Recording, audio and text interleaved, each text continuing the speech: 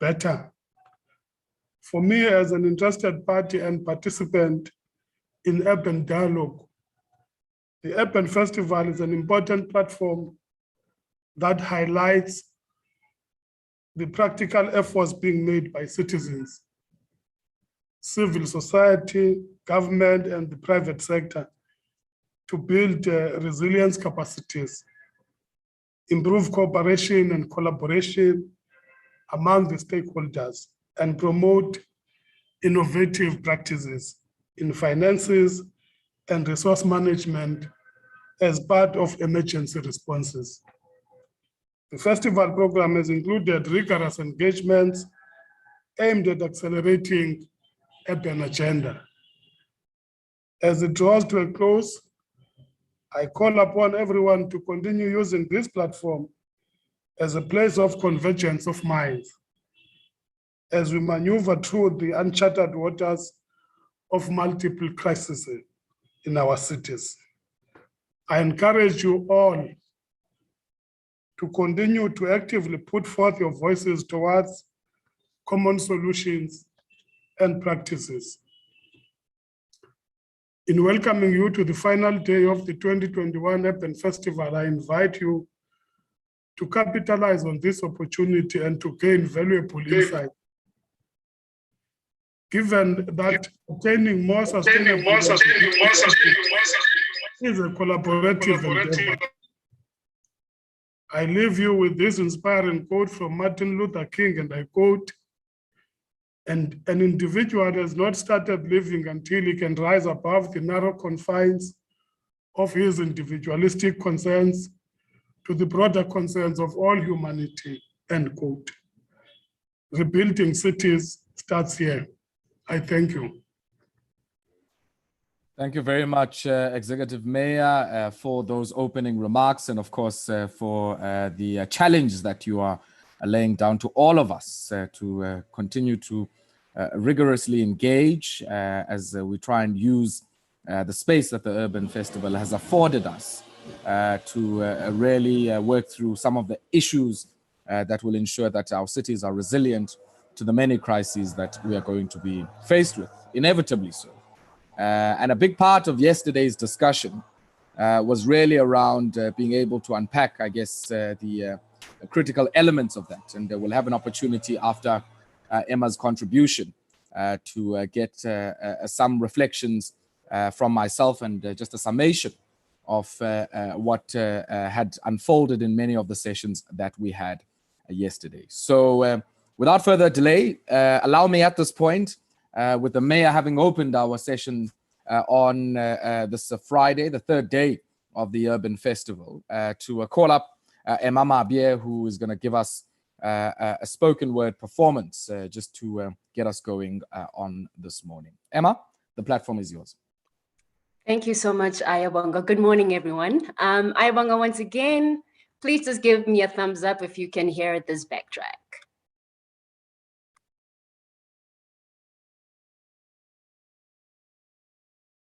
Okay. Super. All right, before I jump into my final performance for this year's festival, I would like to thank whichever voices or hands were raised to bring me back here this year. Thank you so much for trusting me with this mammoth task. Thank you to Urban Festival for giving poetry a platform and for making arts alive in this space. My utmost gratitude. Thank you. Now, in order to rebuild a city, you need to envision it, dream it. So, on dreaming.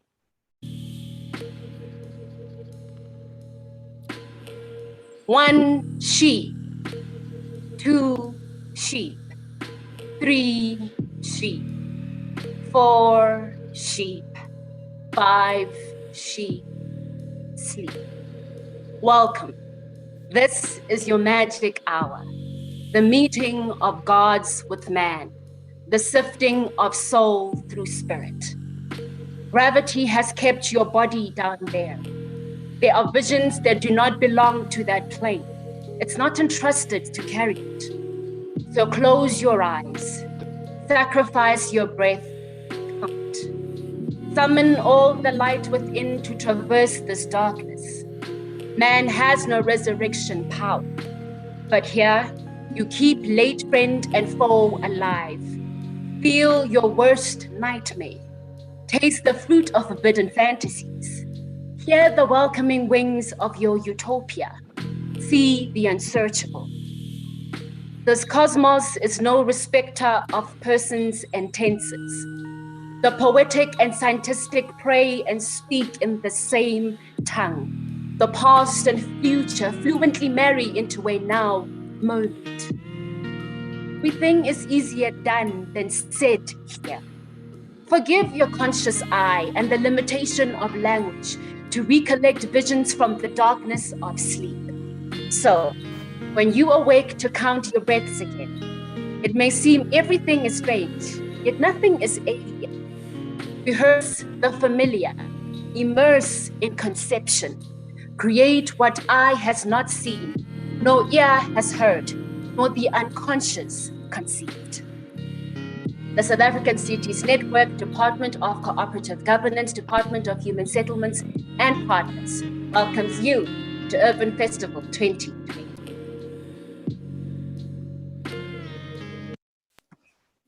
Thank you very much, Emmah, for that arousing performance. And we are now, I guess, have duly opened our third day of the Urban Festival 2021. And it also, I guess, is an opportunity for us to maybe take some time to take stock of how far we've come over the last few days or so.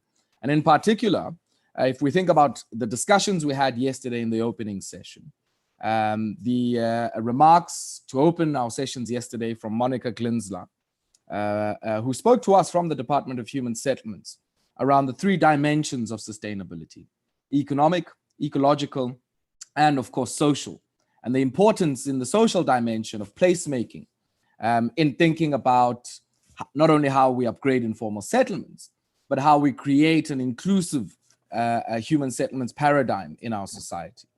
Now, that was very important because, in a sense, one of the things she was talking about was that what we see with urbanization and migration is, in many instances, the urbanization and the migration of poverty. 40% of much of the expansion that we see into cities globally is an expansion into informal forms of human settlements. We also had an opportunity to hear from Monique Cranner, who spoke to us about some of the work that they had been doing around participatory forms of community engagement out in Soweto, as a way of really defining and determining how the urban form and the urban shape takes root out in Soweto. We had an opportunity to also have a session that looked at the race to decarbonize our cities.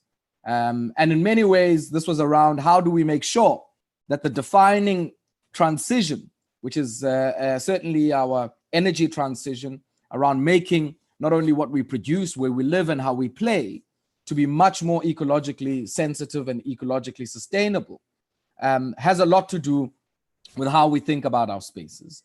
And of course, in this undertaking, we can't lose sight of the many challenges that we have around inequality and poverty, and the link between this energy transition and, of course, the quality of health in many of the cities that we have. We also had an opportunity in session 7 yesterday to look at affordable housing as a key driver of sustainable cities. We spoke about the challenges of some of the massive shortages where demand effectively outstrips supply in the provision of affordable housing, affordable rental stock. In many ways, a critical lever in ensuring that urban regeneration and restructuring takes root.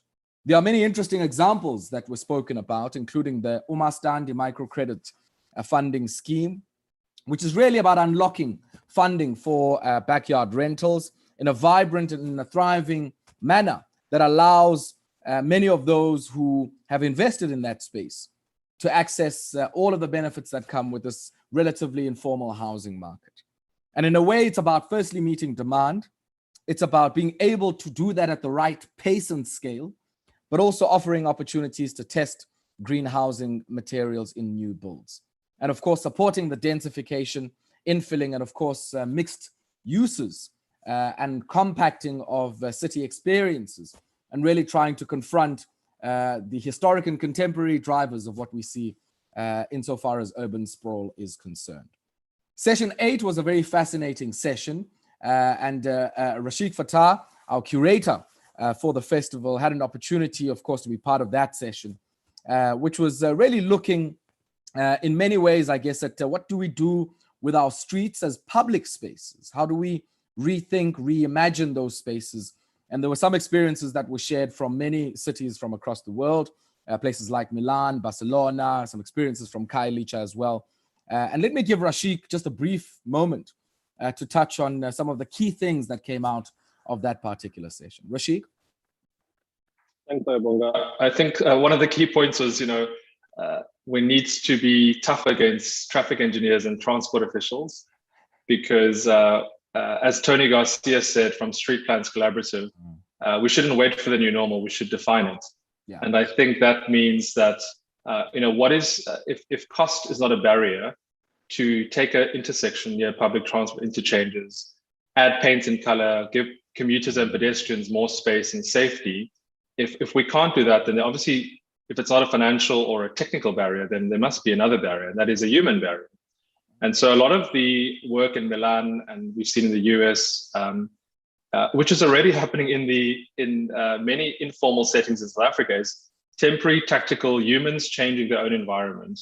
The problem is, once we touch streets and pavements, you sort of upset hundreds of years of a legacy in South Africa where transport was used to divide communities. And so you're not just touching on road regulations, you're sort of hitting a nerve where roads and transport and pavements, was used as a tool to oppress people. And I think when you start to see humans painting large yellow dots on road surfaces within a planned environment or expanding pavements, you're sort of shifting an entire paradigm. So our goal of the session was not to copy Milan or to copy Miami or to try to do what Kampala is doing, but it's just to say that there really are examples where with very few resources, there are quick, cheap and easy interventions, and there must be a reason why in South Africa we are not doing this quickly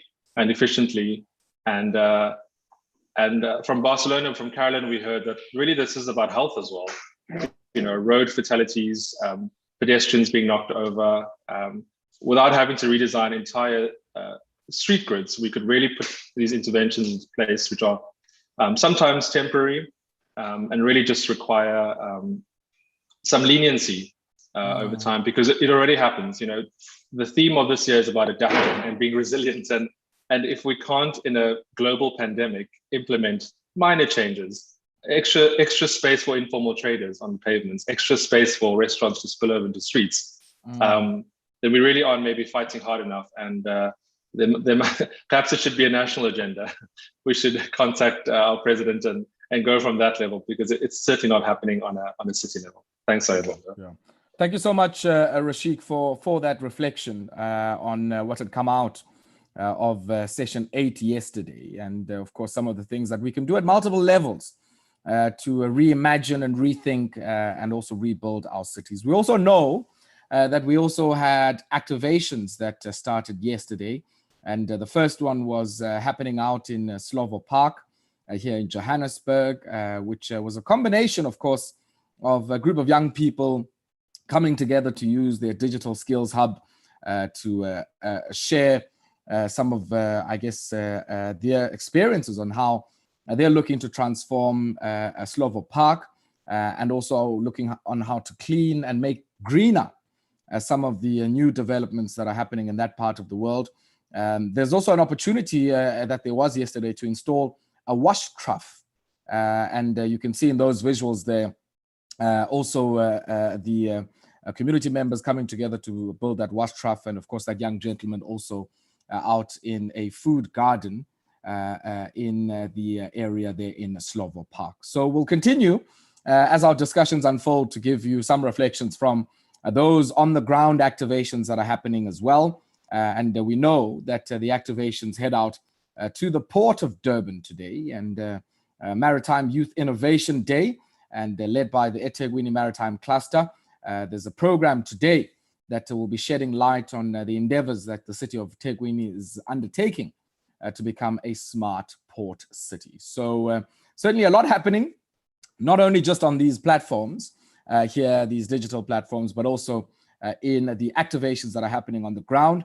And activations are happening tomorrow as well out in Langa in Cape Town, a bus activation day that's happening there, and opportunity to learn a bit more about the Langa Bicycle Hub and the efforts of Mzikhona Mgedle to promote cycling in his neighborhood, Payasquam. So yeah, if you are out in Cape Town, certainly do take some time to go check that out. And the details on how you can get hold of that are also out on the sacities.net website on the Urban Festival page. Without much further delay, colleagues, allow me at this point to welcome onto our platform Yolisa Kani, who is going to be sharing with us her lecture on mobility as the foundation of rebuilding cities. Ms. Yolisa Kani is a board chairperson of the South African Cities Network and also a Chief Business Development Officer at Transnet. And Ms. Yolisa, we look forward to your remarks, and the platform is yours. Thank you very much. Thank you very much, Ayabonga, and good morning and a warm welcome to all of you on the platform. Special welcome and good morning, to the chairperson of the council. Emmah, thank you so much for that beautiful rendition that really got us thinking. Ayabonga, I did not prepare a lecture. I actually prepared a conversation that articulates some of the questions I have around. Even better. I've got nothing to teach. I've got a lot to learn myself. I mean, the president announced the Economic Reconstruction and Recovery Plan in 2020, whose objectives, of course, are to stimulate an equitable and inclusive growth to tackle our historical structural inequalities, unemployment, and poverty. I must say, this is not it's not an unknown. This is something that we've always been striving for. I strongly believe that every sector has the responsibility to assist government in achieving these objectives, but more so our sector, which is the built environment, including urban planning, transportation, and I'd like to say freight and logistics sector, which is the backbone of our economy. It's literally the economy of the country sits on the shoulders of our freight and logistics systems. If I had the time, I would unpack what that means, but I'm sure you're well aware of the challenges that we are experiencing globally in the supply chain as a result of our reaction, and I suppose when you know better, to COVID-19. I do, however, want to take a deep dive into mobility as a foundation of rebuilding cities in the few minutes that I have. I'd like to start by saying that cities are not simply a random collection of buildings and people. They have to exhibit a functional structure that is all inclusive. They have to have a spatial form that allows them to function commercially in terms of production, leisure, education, and social. And when I listened to your recapping of the discussions in the prior days, I suppose we're all aligned on what it takes or what it means to define a city as a sustainable and obviously a resilient city. So what is a sustainable and resilient city? I think, as I've already indicated, that it's one that is all inclusive. It's one that takes into consideration social, economic, and environmental impact. As you probably are following COP26, you're picking up all the stuff that is, we've been speaking about these things for the longest of time, and you have to ask yourself, what are we missing? What are we missing in redesigning functional cities that are supported, specific to my topic, by an integrated transportation system that is functional, inclusive, and efficient? I do want to say that in South Africa in particular, I don't think we have a problem of supply of public transport. I have a sense that we have an oversupply. We have a rail network that is not, it's hardly utilized. even worse since the start of COVID. We have a proliferation of taxis on the road and a bus system that is losing its market share. Is it then a case of a lack of policies? I don't think so. I think they might be obsolete, needing to be reviewed here and then, so that we can catch up with the innovative methods of mobility. But we do have good policies that are well intending. Is it the dichotomy between private sector's innovative solutions like mobility as a service and government's lethargy and reactionary stance? I personally experienced this in my previous profession, as I was the head of public policy at Uber. And I found that in every conversation that I was having with government and the rest of the stakeholders, that it was not a case of not wanting the innovation. It was a case of not understanding how to bring it to the fore as well as regulating it. Is it still a case of transport and urban planners at loggerheads in terms of who leads the pack? I suspect so. I'm not sure. I mean, I'm sure it's been discussed at length in the past days. I do want to say that the coronavirus threw the spanner in the works in the space of mobility, and I would have thought that with the majority of people working from home, it would have changed the way we view the future of work for good. But I do want to say I've observed in the couple of weeks or months how traffic is slowly picking up again, which then means that we're going back to our old ways of doing things. I have a couple of questions that I want us to ask ourselves. We might not be able to respond to them because we have a lineup of other equally interesting topics to take care of. But I know for a fact that the Gauteng train has lost its patronage since the beginning of lockdown last year. And you will know, if you don't, you have to know that the Gauteng train, by and large, is accommodating the market that we usually call the stubborn market. These are the guys that are already owning a car or two cars per household. Not a bad thing to target, because those are the guys who really wanted to migrate from road to rail.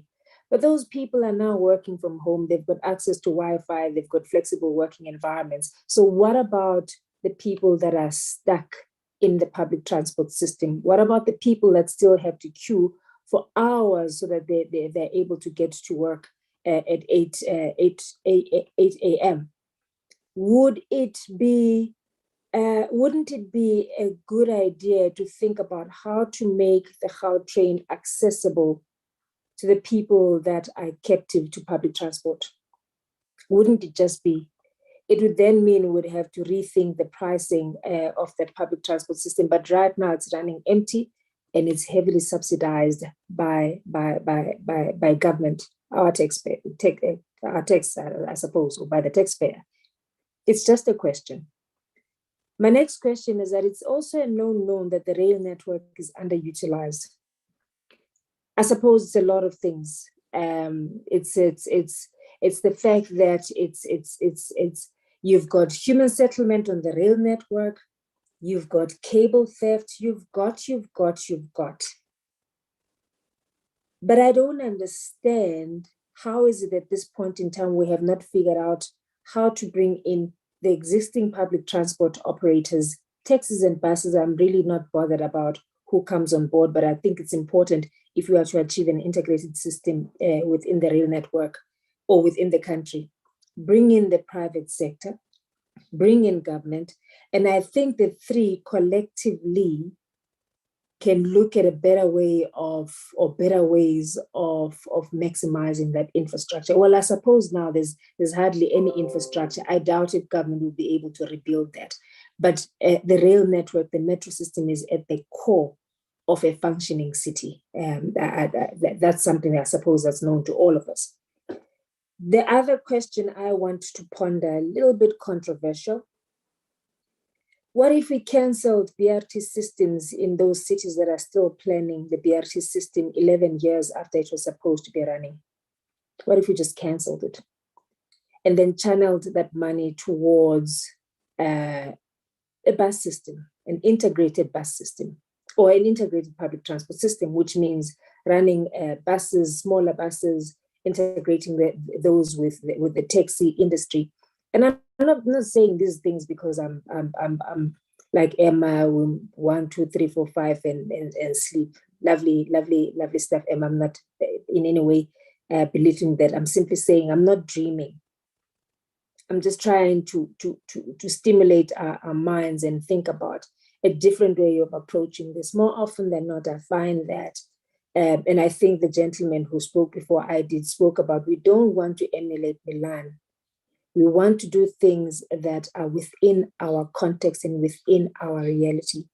So those are my closing remarks. I look forward to hearing new things, new ways of doing things now that COVID has helped us to look at things differently, now that COVID has pushed us to be a little bit more innovative in our ways of doing things. And I wish the next speakers, and I look forward to listening to them, all the best in their engagement. Thank you.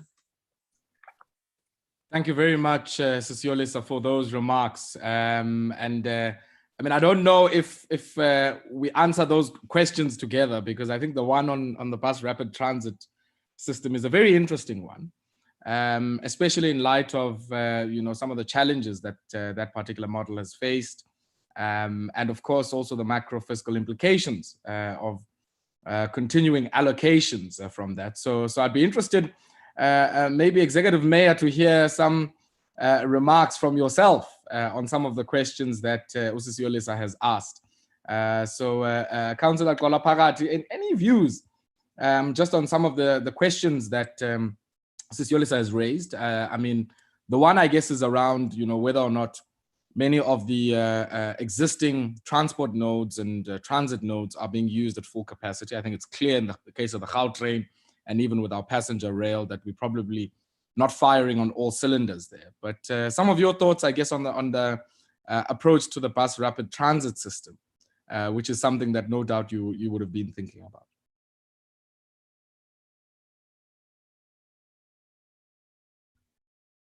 Councillor Pakati?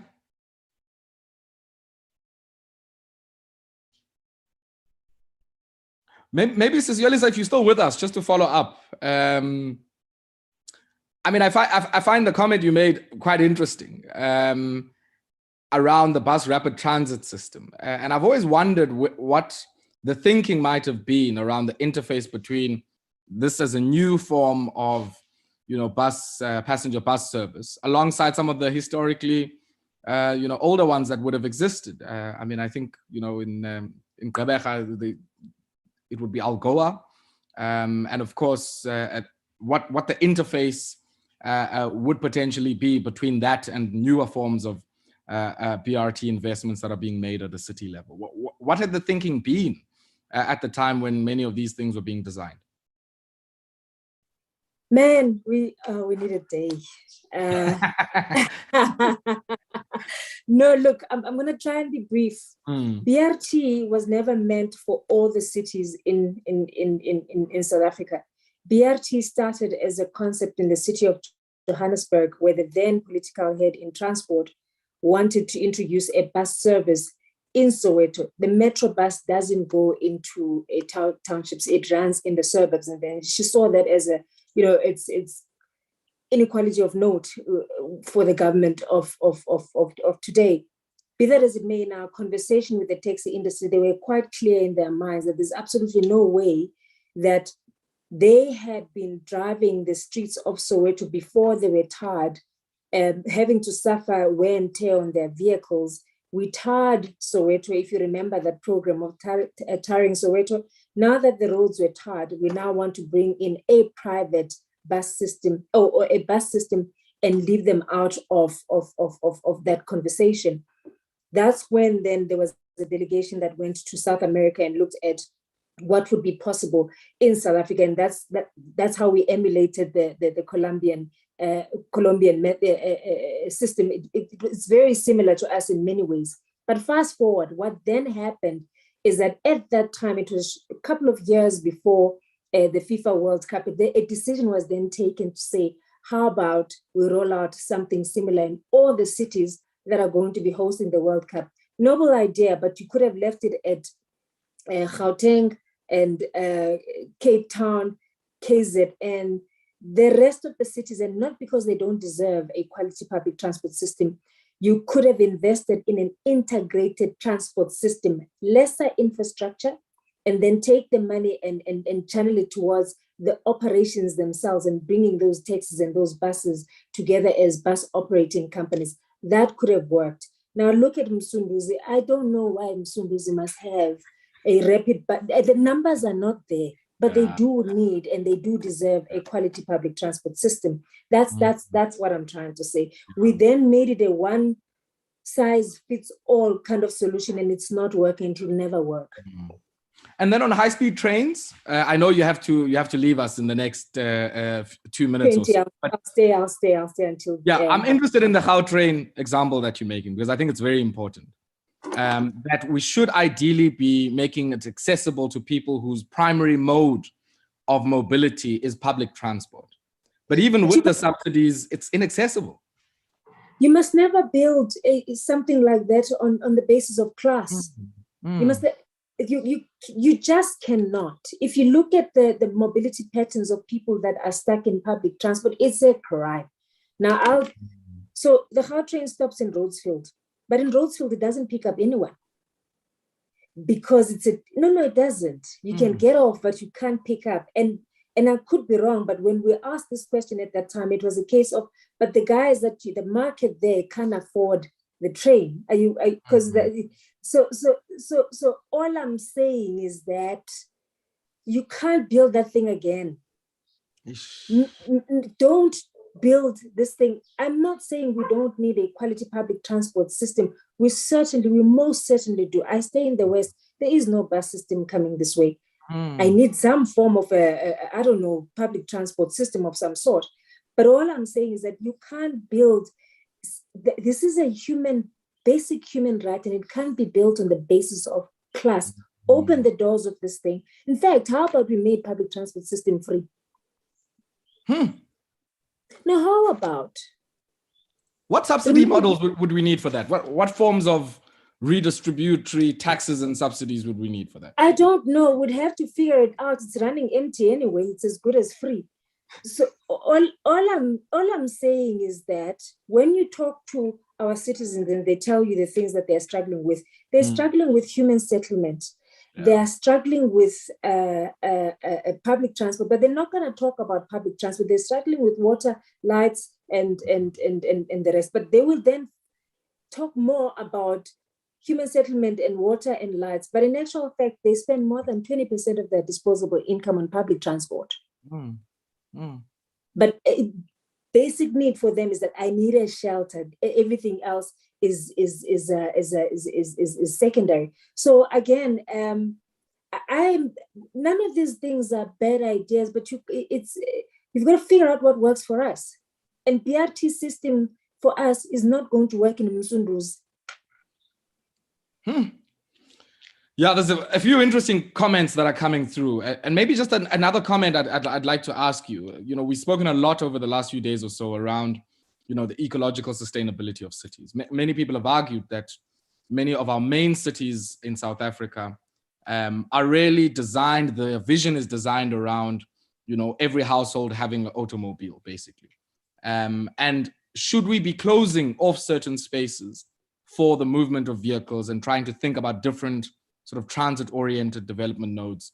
I mean, somebody once said, what would happen if you closed off Sandton to vehicles and everybody would have to, I guess, walk in? What implication would that have, you know, for the free flow of traffic around some of the critical nodes? So rather than the movement of vehicles, the movement of people. Some of your thoughts on that? I mean, you're opening a drum of snakes. Let me take Kempton Park, where I had worked. When we calculated vehicular movements within Kempton Park, we're sitting at about 300,000. Kempton Park, they're not going out of Kempton Park, they're circulating within Kempton Park. And if I'm in the Metropole building and I want to go to wherever the mall, why do I have to take a car? So it's not built for people. It's cities, we're not building our cities for people. We're solving a vehicular problem. And the more you solve it, the more the problem grows. We can expand on that some other time. I want to go back to when lockdown happened. Street vendors could not participate in selling their goods. They were closed out. Only Pick and Pay and checkers could work. It then meant that if you're in Soweto, you must catch a bus or a taxi to the nearest mall.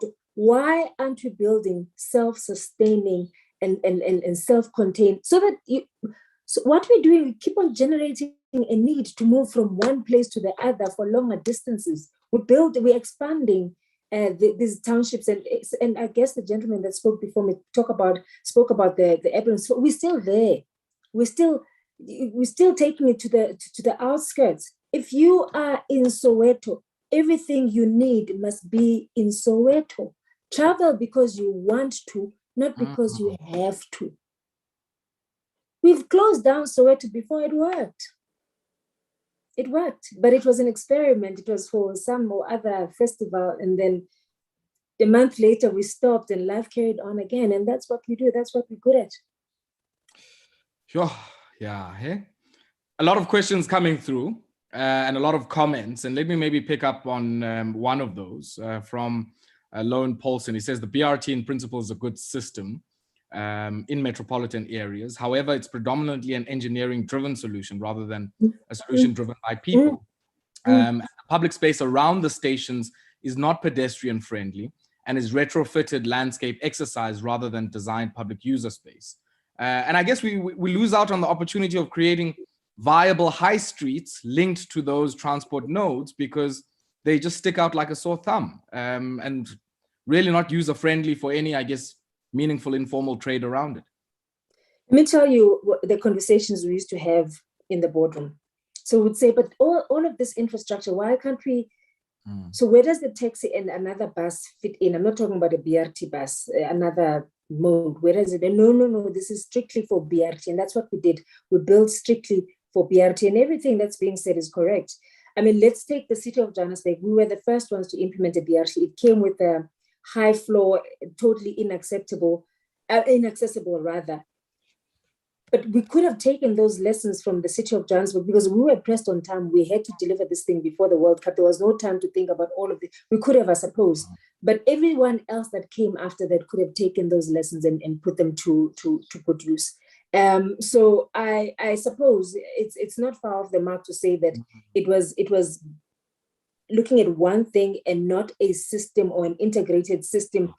If you're selling something at the taxi rank, surely we can find a way of accommodating you. It doesn't have to be at the station. That wouldn't work. But that's where we then have to ask ourselves, how did we fail on transit-oriented development? How is it that those corridors have not been densified? And let me tell you something.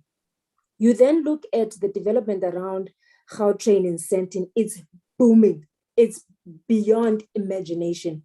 Then go to Thokoza Park in Soweto and see what development is around that BRT station. Nada. Yeah. It's a decision that we make as government, that it makes sense if it's in Sentin. Who cares what happens further down in the south? Yolisa, Rashik, one of our curators here, was saying, how many truths could Yolisa Kani give us in one session? I think we maybe need a few more sessions. So we're going to have to close it off here. But thank you. It's a real pleasure to have you on the platform. And thank you very much for those remarks and sharing some of your rich insights with us. I'll leave it to the organizers to organize a follow-up. Thank you.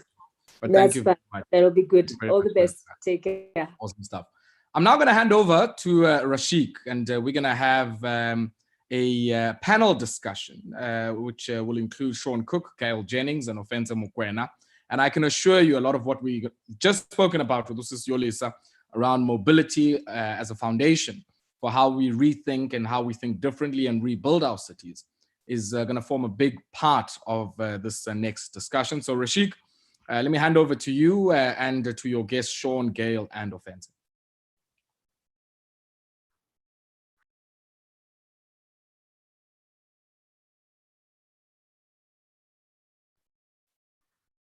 Thank you so much, Ayabonga, and thank you, Yolisa Kani, for the perfect introduction to this discussion.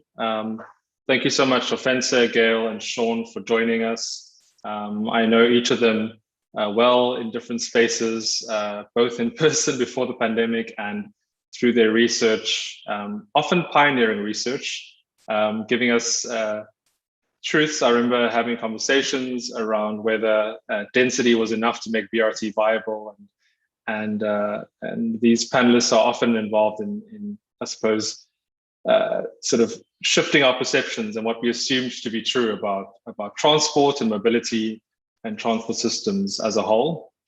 So thank you very much. I'm not going to go through your extensive bios, but Sean Cooke is a doctoral researcher at the Center for Transport Studies and the African Center for Cities at UCT.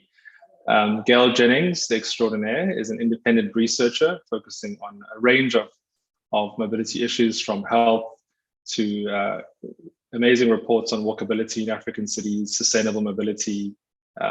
Gail has produced work in terms of the cycling efforts across Africa, bicycle maps. There's an endless list of impactful work from Gail. And Ofentse Mokwena, who's currently, I suppose more recently, apart from being a transport economist and research analyst, and also on social media, sharing these amazing research in these sort of truth sound bites, is also a analyst at, well, it's currently with Uber as of a few days ago, I believe. So thank you very much for joining us. I know this is a big topic to cover. The question we're focusing on today is whether the planning of transport or transport planning can help our cities build resilience, recover from crisis, and actually in the long, short, and medium term, whether there is scope for this to be the foundation of this recovery or not. And so I think I'll start with sharing my screen. I hope the panelists don't mind that we sort of cover each time frame individually. And you're all obviously welcome to contribute. But just a reminder that this is the focus for this session, and we have until about 9:55 to solve all mobility and transport issues and rebuild cities in the process. So just to remind our question, how does the process of transport planning need to change to be resilient to future crises? And can mobility be the foundation for crisis response, rebuilding, and future resilience? I'll start with the short term or the immediate term, and I'll sort of make live notes as we're speaking. Gail, I'm not sure this is where you want to dive in, but how can transport and mobility systems and the planning of it be more responsive and react in the short term? And what comes to mind is the day that I think it was apart from the violence seen between taxi companies, I recall at the Cape Town CBD bus interchange, I think it was people waiting between 6 and 8 hours to get home because a lot of the taxi services stopped, the central line wasn't operating. Gail, is there a way for us to respond and react when faced with these crises? Well, I think there are ways, but we're not doing them. So I mean, so yeah, that's the short answer to the short term issue.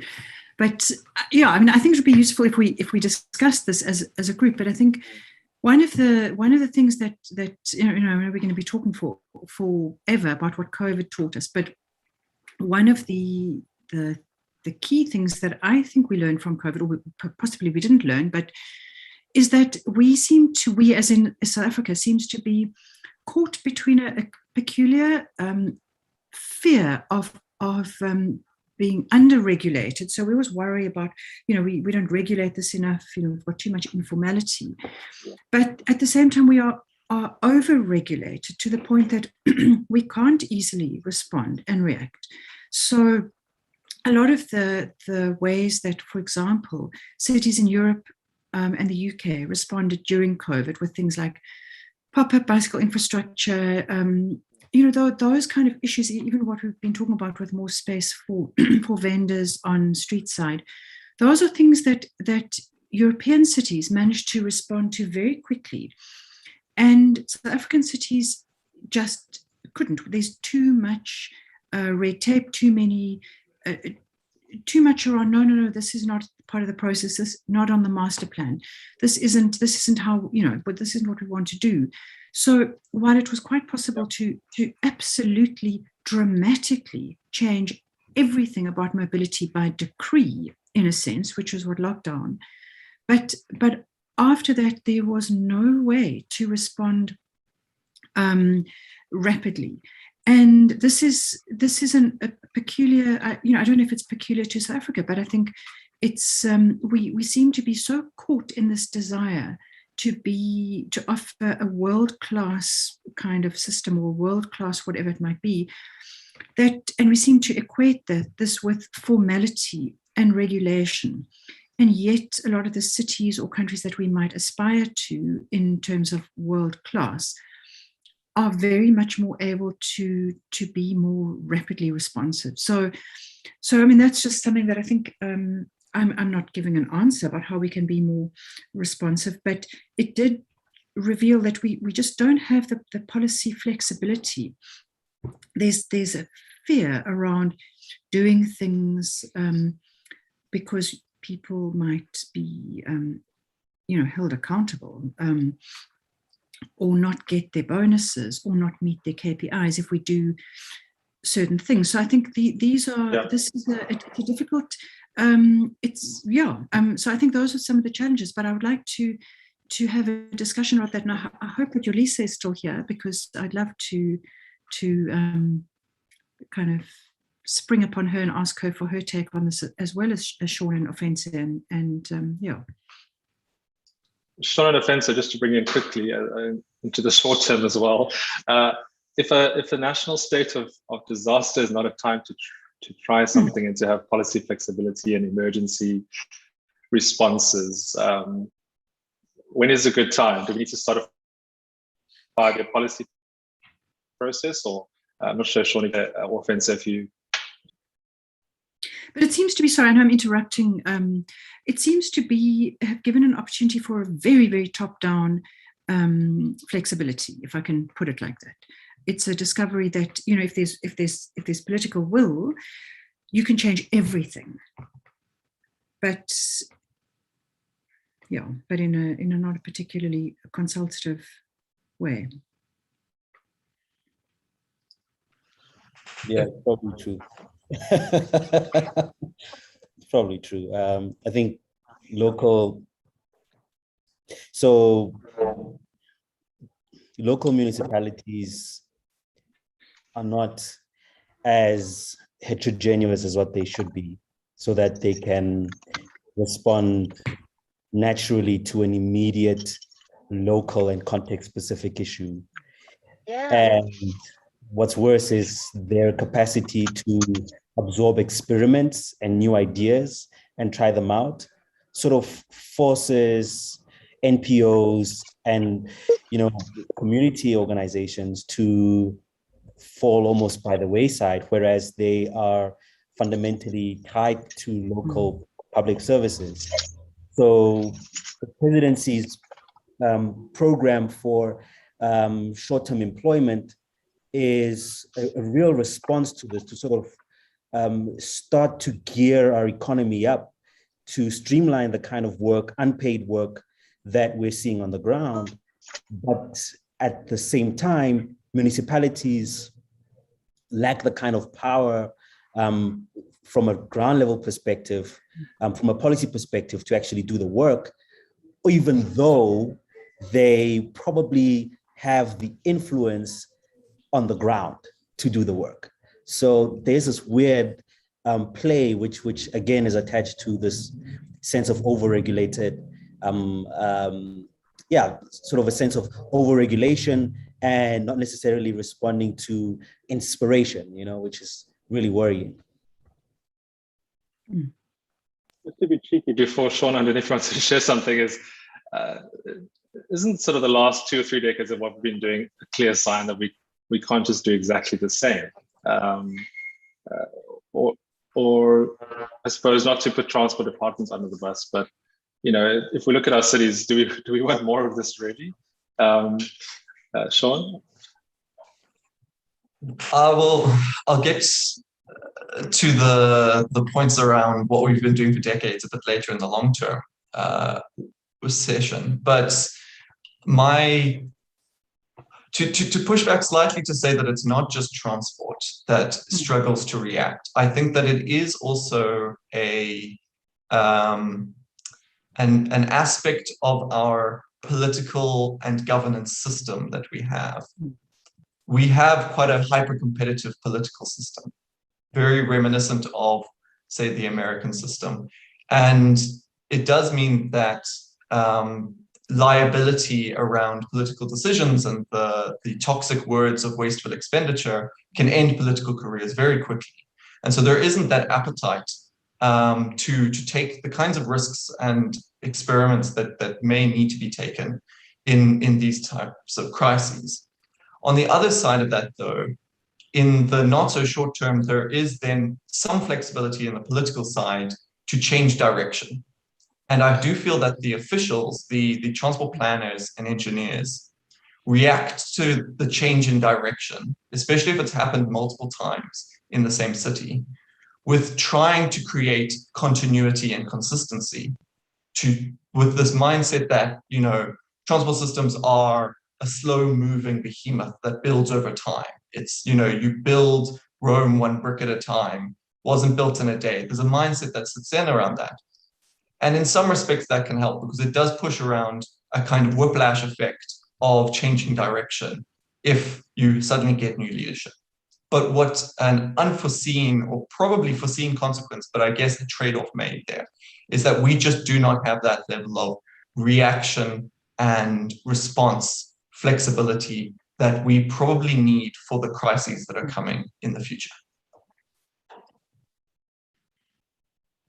Yes, I think your point about political anxiety is very much the case. You know, I think of how even when some possibly bad decisions were made in local government around sort of initial BRT and possibly around electric buses, to some extent those were courageous decisions, even though they might not have been the right decisions. But there are few people who would risk really making those kind of decisions because of the fallout. So even minor decisions like permitting a almost cost-free pop-up bicycle lane. You look at the issues around in Cape Town, things like moonlight mass, permitting people to cycle at night, the way you have to have permits for everything.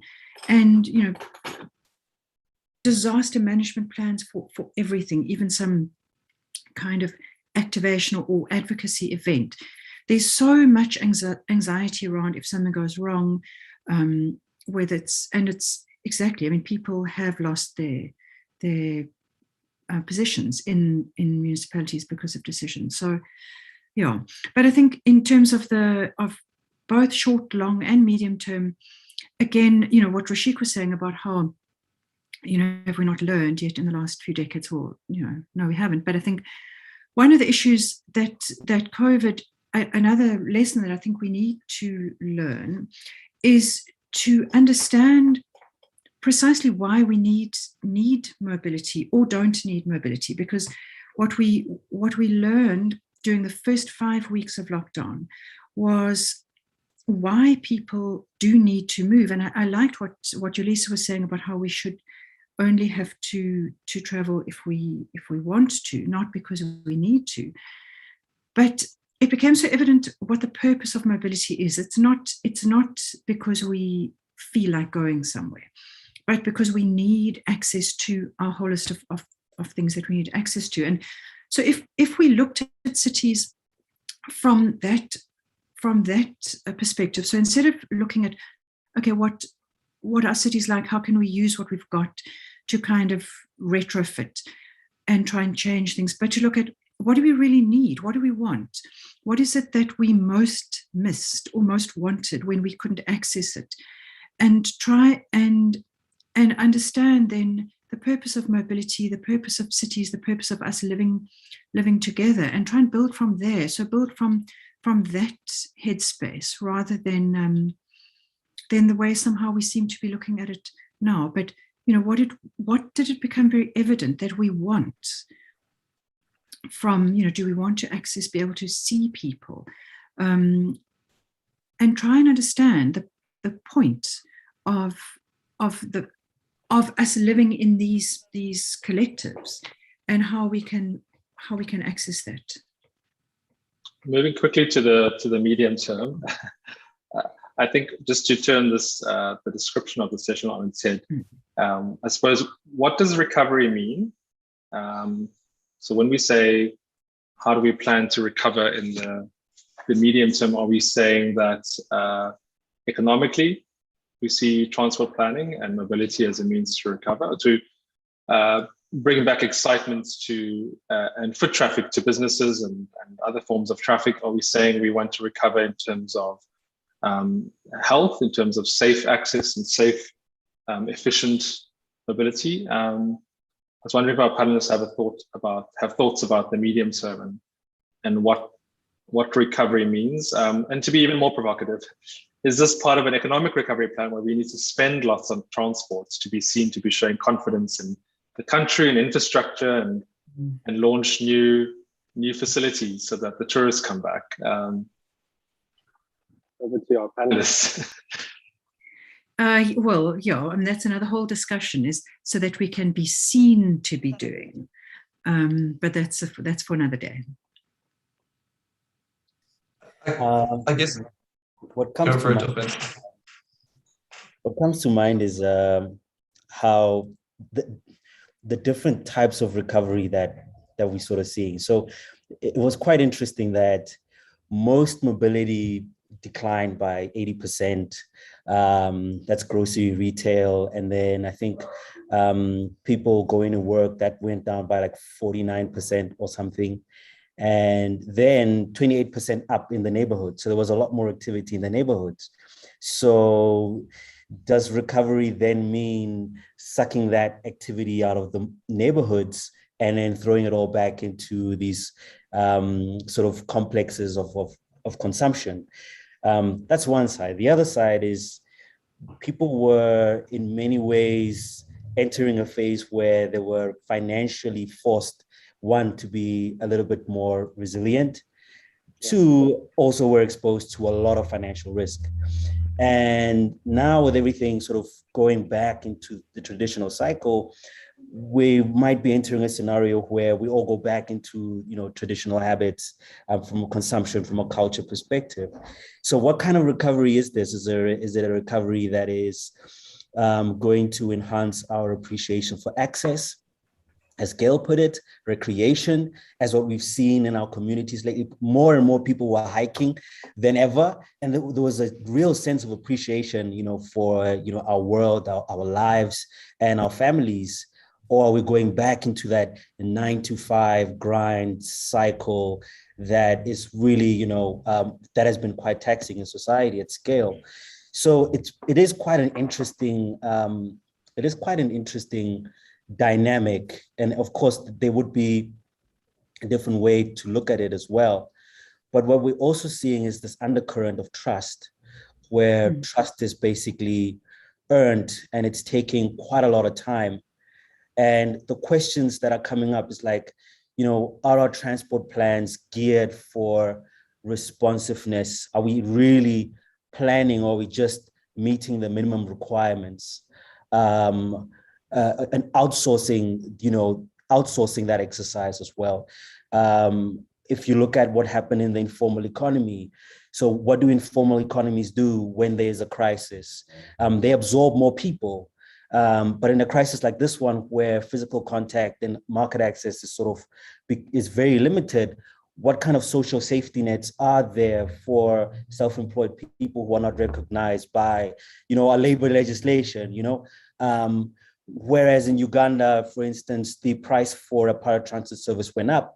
In South Africa, the capacity went down, but the price increases were not permitted.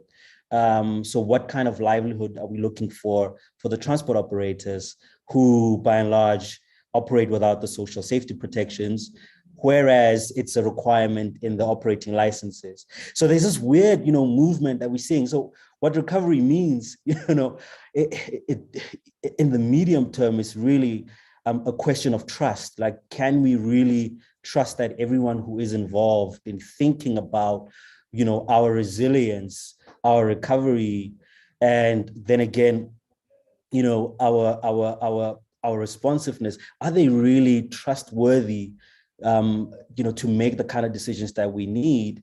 That's short term, but are they also preparing for the decisions that we're going to be faced with in the future, without, of course, being too prescriptive? So it's a bit of a weird situation. Thanks, Ofentse. Don, I know you had a comment as well. Yeah, it actually builds on what Ofentse is saying. And I think that before we start to plan while at least the beginning stages of planning our medium-term recovery, we need to ask who needs to recover and what needs to recover. And I mean, our transport systems are largely designed around the morning peak volume commute. Now, do those car trips to the office need to recover? Because most of us white collar workers, we sat at home and worked perfectly well, and a lot of people don't want to give up that extra hour they get in the morning that they don't have to spend commuting. So largely that volume of vehicles that we used to design for doesn't need to recover. If we shift to what Gail is saying, where we acknowledge the fundamental premise of transport planning is not movement but access, and we plan for access, that gives us a lot clearer view on what needs to recover. Who was deprived of access during the lockdown? Which businesses were hardest hit around access issues? Where is access growing at the moment, and how is it driving economic growth in the post-COVID era, which might lead to the kind of economic recovery you were talking about as well? And I think that at the moment, I don't know if anyone can exactly tell you what the medium-term recovery is going to look like. But if we keep using the same paradigms of planning for mobility around peak hour vehicle commuting, we're going to reproduce the same issues and risks and vulnerabilities that we had pre-COVID. And so I think that there's a lot of really strong questions that need to be had around the assumptions that we use, and a lot of staring into the mirror, self-reflection on behalf of those who utilize those assumptions to make the kind of decisions around investment for the recovery in the medium term. Two things come to mind before we continue to move with the world's fastest panel discussion onto the long term. The first is, it's come through in all your comments, appreciation for life and appreciation for loved ones. And I'm thinking of our big parks, our amenities, our beaches, in the coastal cities, in Johannesburg as well, with some access to green spaces and parks, and there's the wilds. What if we created access to these spaces based on giving people a bit more luxury of time? So on the one hand, we ensure that a 2.5-hour commute, simply because there's no priority given to minibus, paratransit, cyclists, any form of mass transit. What if we gave some priority to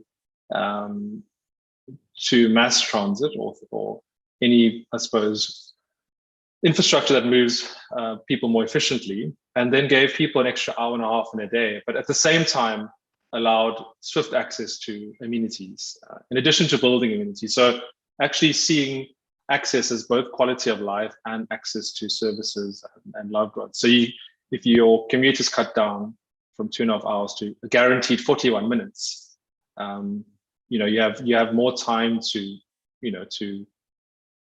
access what we all talk about, hiking and walking. And you can't really, how do you spend 2 hours on the promenade and then go back home in the dark, when the taxis have kind of stopped at certain points? So those are just 2 points I was thinking, sort of, I know it's not one-dimensional, but improving commuting times in the one area, but at the same time giving access to what we all call the appreciation of life and cities and loved ones.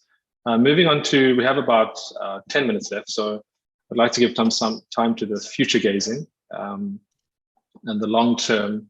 And I was thinking about the Disaster Management Act, and I think this is, I suppose, it affects all the time periods, but we do really plan, and some of the email responses I receive often, you can read into the responses if you want to sort of take up half a traffic lane on a high street for a business to pull over. You can read between the lines in capital words, disaster.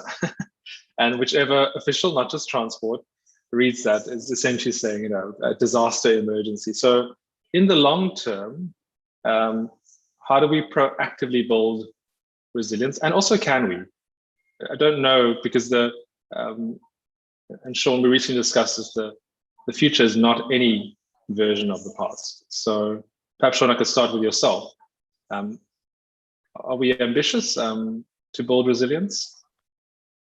No, we have to build resilience in everything. This is really the conclusion of what will come out of the next 2 weeks of discussions in Glasgow, is that we need to build resilience into everything. And so I've done a lot of thinking on this point, and it is from the climate change side in relation to my work on the big IPCC report.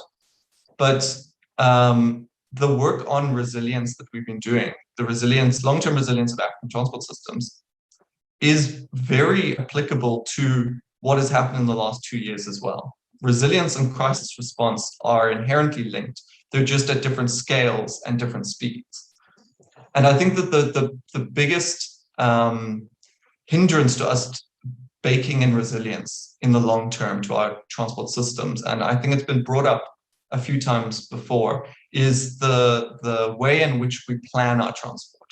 If we look back now to the plans we had 20 years ago or even 15 years ago, the plans that Yolisa pointed out, were our decisions around BRT resilient for what happened in those intervening 15 years?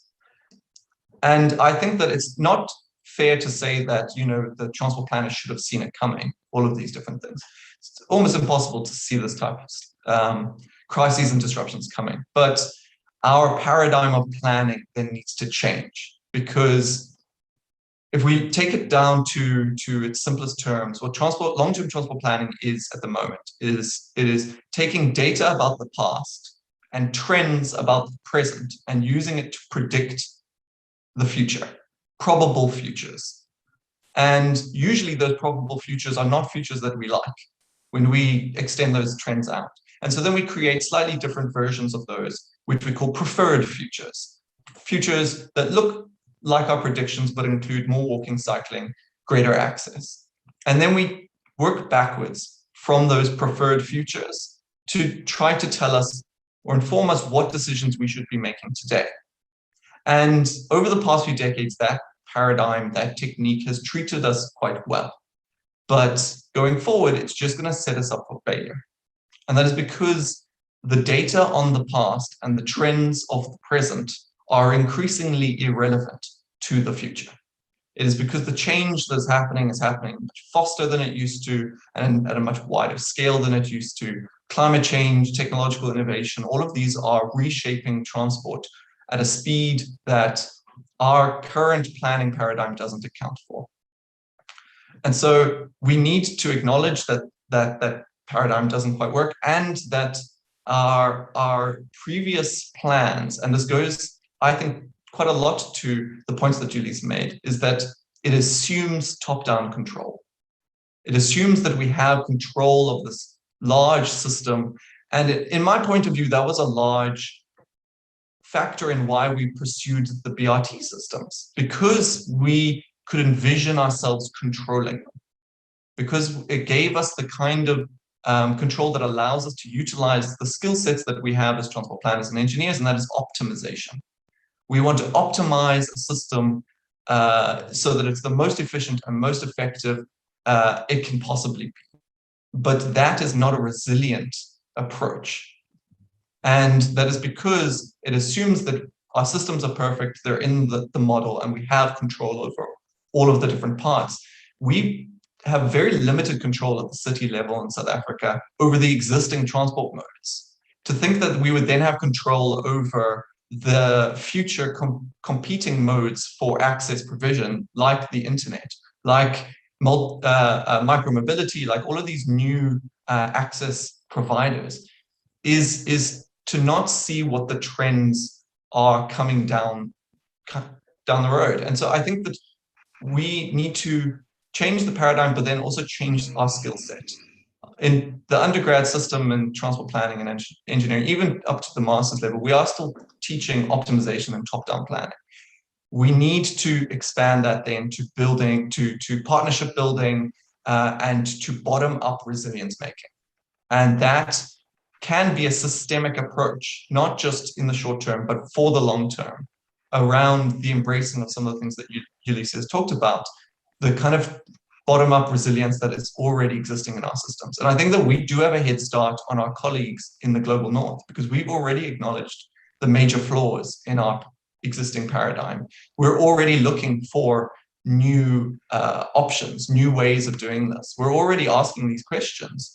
Now we need to start conceptualizing these kinds of homegrown techniques for grappling with the kind of deep uncertainty that is going to characterize the planning of resilient transport systems going into the future.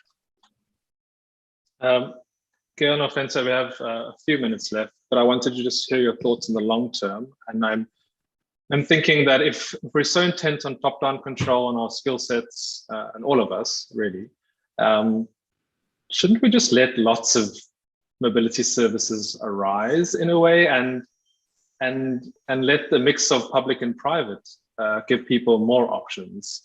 And so in the long term, I mean, we keep harping on about this, but when everything breaks down, it's the minibus taxi industry that's incentivized and resilient enough to respond. So can we just allow lots of different, well, in a semi-controlled manner, allow new services to arise, some controlled, some uncontrolled? I think one of the challenges with that is also emerged during COVID, in that it became clear the dangers of a public transport service that is primarily profit driven. So although the private sector or the minibus taxi sector is more able to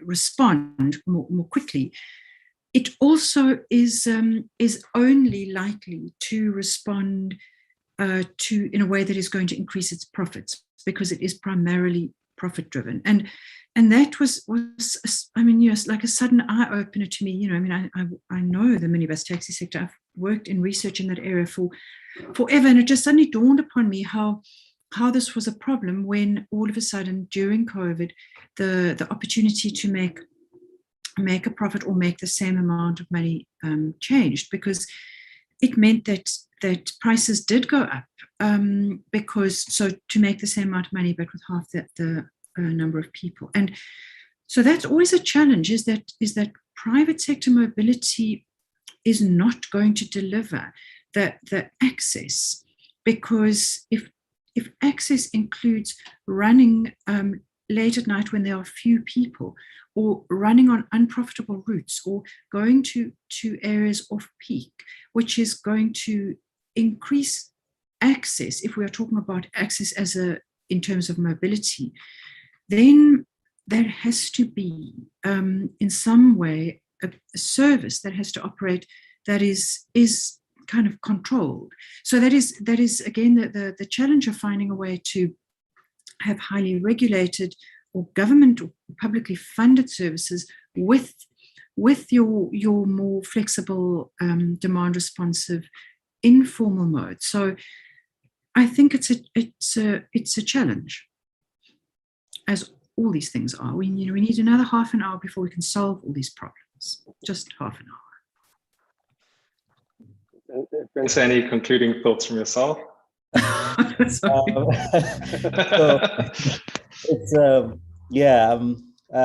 taking a lot of mental notes. So what comes to mind is something that was highlighted earlier. So in the long run, what happens with this, hyper competitive political landscape? Are we, and it's getting so competitive that it's becoming more of a judicial battle.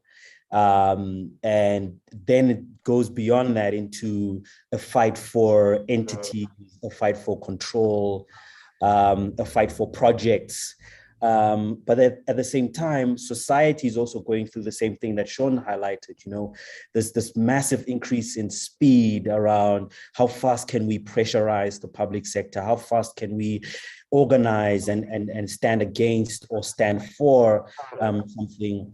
So in many ways, you know, I think our situation in the long run is going to be very, very different from what we actually expect or anticipate. By and large, a very decentralized, highly distributed network of potentially even conflicting worldviews around what should actually happen in a specific neighborhood. Meanwhile, against the backdrop of this hyper-competitive national kind of, you know, energy with so many different ideologies about where our country should go.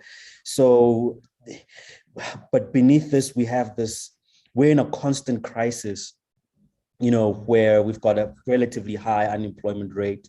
And then we have this unacknowledged, you know, informal economy that basically accommodates 80% of the employment market. And compared to the global north, that's like 16%. And we haven't really caught up to that, and we don't understand what that means in the long run, especially as the informal economy is tapping into the gig workspace or the aggregation space, and what could happen when that starts to be, you know, what we're seeing right now is not even like the end game. I suspect that we're entering a stage where even this conference, I'm probably going to be in another one 30 minutes from now. Sean is going to be in another one an hour from now, and we'll probably be doing, you know, multiple activities and exercises in a single stretch of time, you know, exponentially. I mean, it's ridiculous where things are going. Is that really what we want to access? You know, or do we want to get to a point where we still touch the magazine and have that coffee conversation, you know, and really, you know, shake each other's hands, you know? I mean, it's weird, you know, how things are at this point. Worst of all, do we want a 5-year cycle from an election perspective, or do we want some continuity from a policy perspective?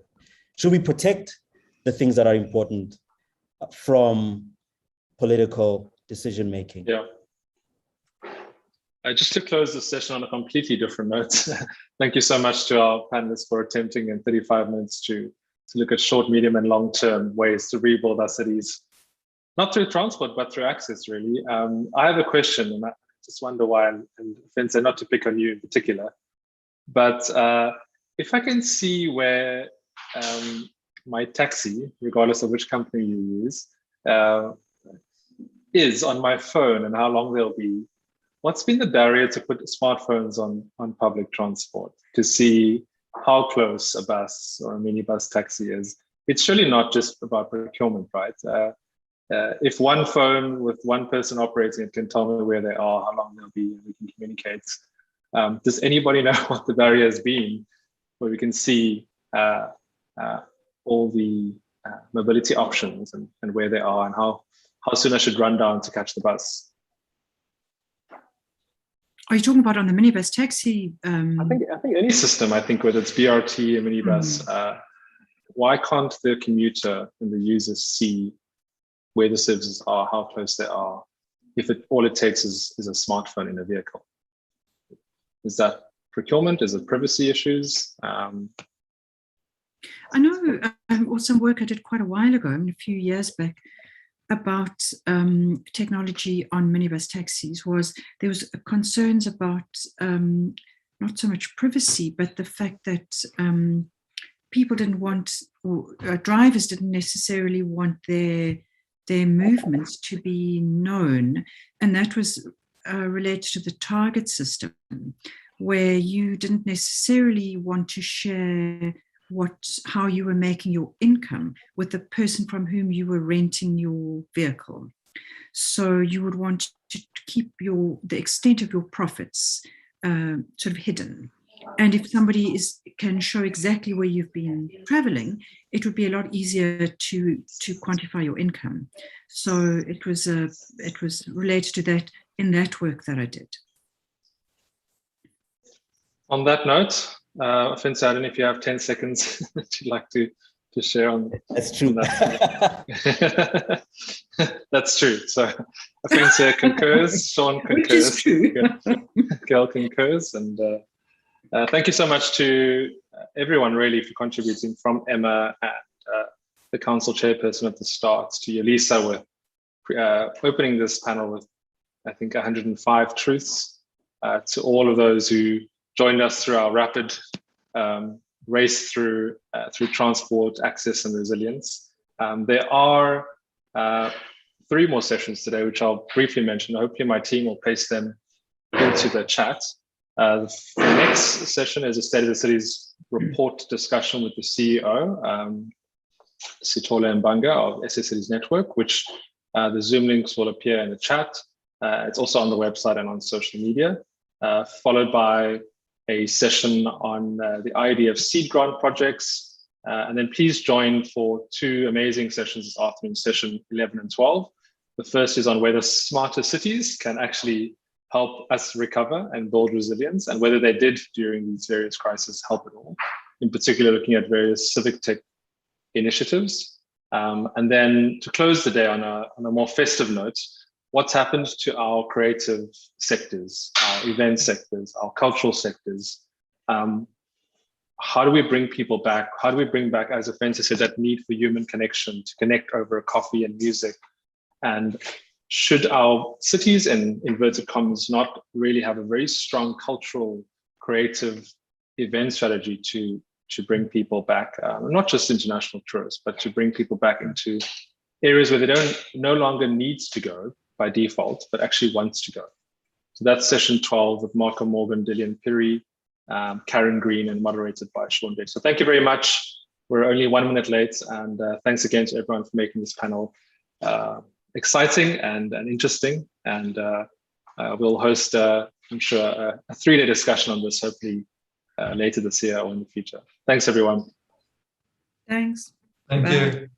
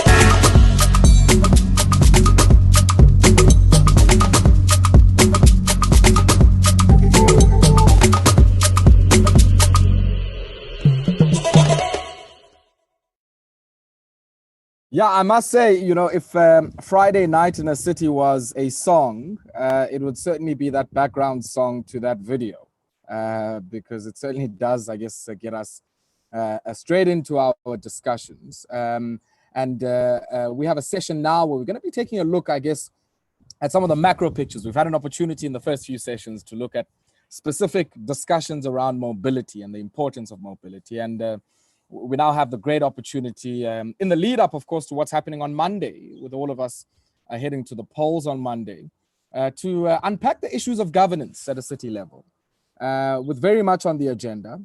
We've spoken about mobility, we've spoken about human settlements, we've spoken about how we build resilience in a very shifting and changing context. And without a shadow of a doubt, cities have been at the center of being, I guess, transmission mechanisms of many of these shocks.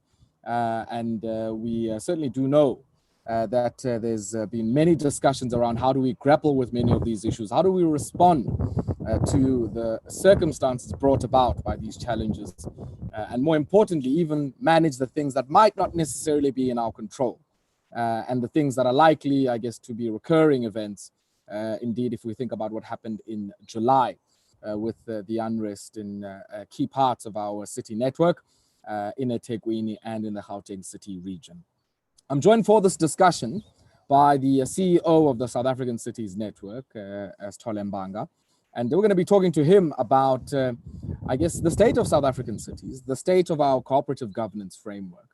And I'm certainly also interested, I guess, in the interface on multiple levels and multiple dimensions between our cities and, of course, the urban periphery and many of the tier 2 cities and towns that we have, that in interlocking ways, I guess, have a shared and a common destiny with our cities as well. So please join me in welcoming the CEO of the Cities Network, Sithole Mbanga.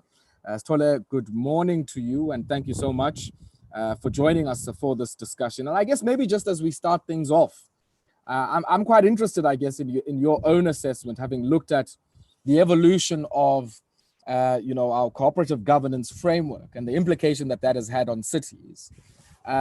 If you were to, I guess, give our cities a bill of health, or say, with where we are, just to take stock of where we are, what assessment would you give many of our cities? And I do understand, of course, we have many, so it would not necessarily be a common or uniform assessment. But just at a broad level, I mean, your view on where our cities are and how they're progressing in light of the many and at times unparalleled changes that we're grappling with. Yeah, no, Ayabonga, thanks to you and to colleagues that have joined through this platform.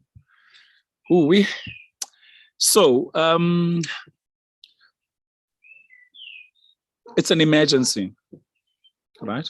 I think for me, that's the one word that we must just adopt to define what the state of the cities are.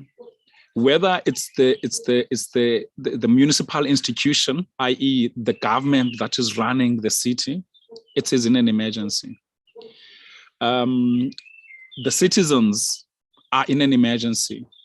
Joblessness, stress, the pressure cooker in which they are in, it's an emergency. If you speak to business organizations that exist to provide goods and services, they are also in an emergency, right?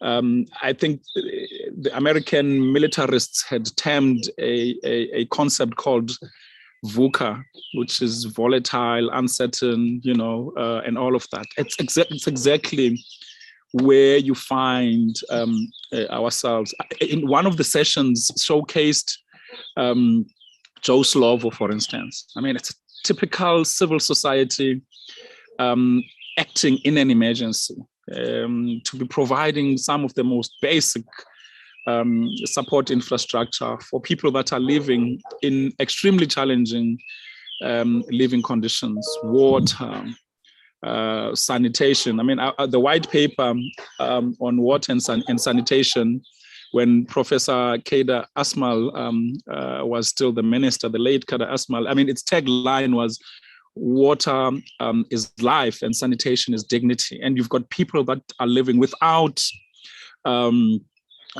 those basic services. So it's an emergency all around. And that for me is the state of the city, you know. Someone was saying, I can't remember in which session, maybe it was one of the sessions, or Rafik was saying that there's nothing like the new normal. This is it. We live in a state of emergency where we must forever be ready for anything. And perhaps that's a very interesting way in which we should be looking at how it is our cities should be. Yeah. So yeah. I mean, I find that very interesting, Xola, because, you know, every day in the media we speak to mayors who say we've had this and the other issue and we need emergency and disaster funds, and they think about it within that particular framework. But if we accept that we are in emergency mode as the default mode, have we learned anything about how we've responded to the many shocks and crises? Might be the global financial crisis, might be the drought, might be COVID-19, might be, I guess, the enduring strain and stress of mass unemployment and inequality that we have in our society. It just seems to me that we really sort of make an event of emergency, make an event of disaster, when in a way it unfolds all around us. In your experience, I mean, are you seeing very interesting and innovative ways that are taking on board this notion that actually this might be the default state of play? There are, I suppose, but I think unfortunately for me, and maybe this is just because I've had not sufficient time to make the observations. Maybe there are others that are observing, that I have more time to observe. My fear is that they seem to be few in between. You know, it's not a lot. And to that extent, for me, the indicator that we have learned how to deal with the current emergency, because it's been at least for 15 years that we've been in an emergency. It's not just COVID, right? COVID has just been one of the many waves. So if we had learned anything in the last 15 years, or even in the last 25 years of South Africa's democracy, and in that analysis, you then also include cities and the role of municipal governments in cities, and the role of the all of society. Surely by now we should be having a systems rethink, right? And I haven't seen it quite coming through. I've heard people talk about the need to change because the system is failing. But I think what I'm not experiencing at the moment is a full recognition by all of us, right? And I'm moving away from the blame game, because there's a lot of blame game at the moment. Government is not doing this, so and so is not doing this. I think we all have to get, I dare call it getting back to another CODESA, because it should not be CODESA. But I think we need, firstly, a universal acceptance of the fact that the system has had loopholes, or holes have been punched into the system of governance that we had put in place when democracy dawned. And for me, there's absolutely nothing wrong with doing that, right? Because we were not meant to live in stagnation. We are meant to have lived and experienced democracy in a changing environment. I'm sure when Deputy Minister Babela spoke about the need for us to adapt ourselves to the changing environment, I suspect that's what he was saying. So is it possible then that as society, we could start to adapt ourselves into the environment, rather than think that the environment is going to adapt to our policy framework? I think it's the other way around. We are the ones that must be adapting ourselves to the environment. And for me, that will be the biggest indicator that recognizes that things have changed. or that the system is beginning to fail somewhat. And I think the less we change, the more we are propelling ourselves towards a crisis. It's so interesting when you talk about the capability or the agility to be able to adapt, because there was a discussion I was part of yesterday where people were talking about the, I guess, design features that are baked into our local or cooperative governance framework, and certain things that they assume. So if we talk about cities, there's an implicit assumption that cities, by their nature, have some industrial base, which allows firms and households to contribute to the self-sufficiency at a financial level of many of our cities. I want to hear from you whether or not that's still a safe assumption to make, because we tend to focus, yes, on the subjective factors of weaknesses in our administrations, the political questions and all of that. But at a design level, are the assumptions that are baked into how we finance the activities of cities and the development project at a city level still safe assumptions for us to be making? Definitely not. I mean, certainly not. Let's just use one specific one, right? The provisioning of electricity or energy, right? At the time when local government was conceptualized,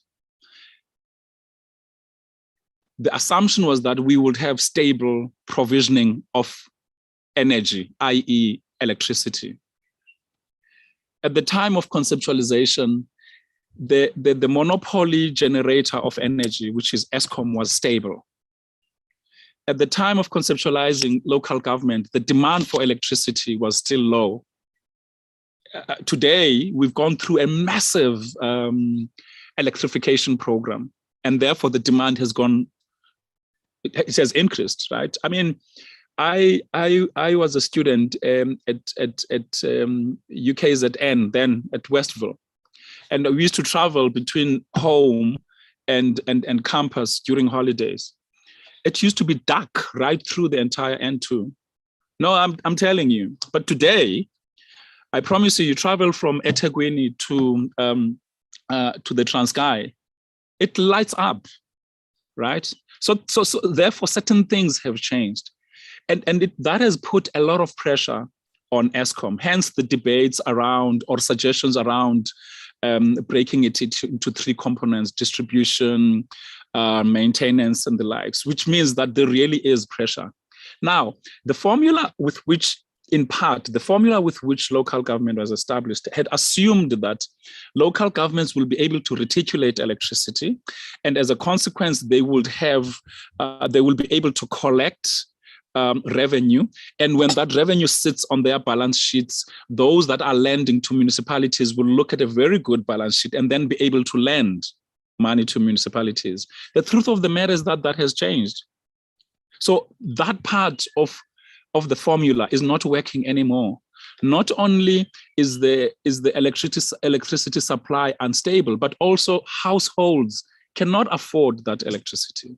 So the massive electrification program has yielded the results of electrifying as many homes as we possibly could, which was a good political return on investment. I mean, because we all need electricity, right? There's lots of benefits that come with electrification, but unfortunately, the economy is not pumping, which means households do not have sufficient revenue with which they can be able to afford electricity, right?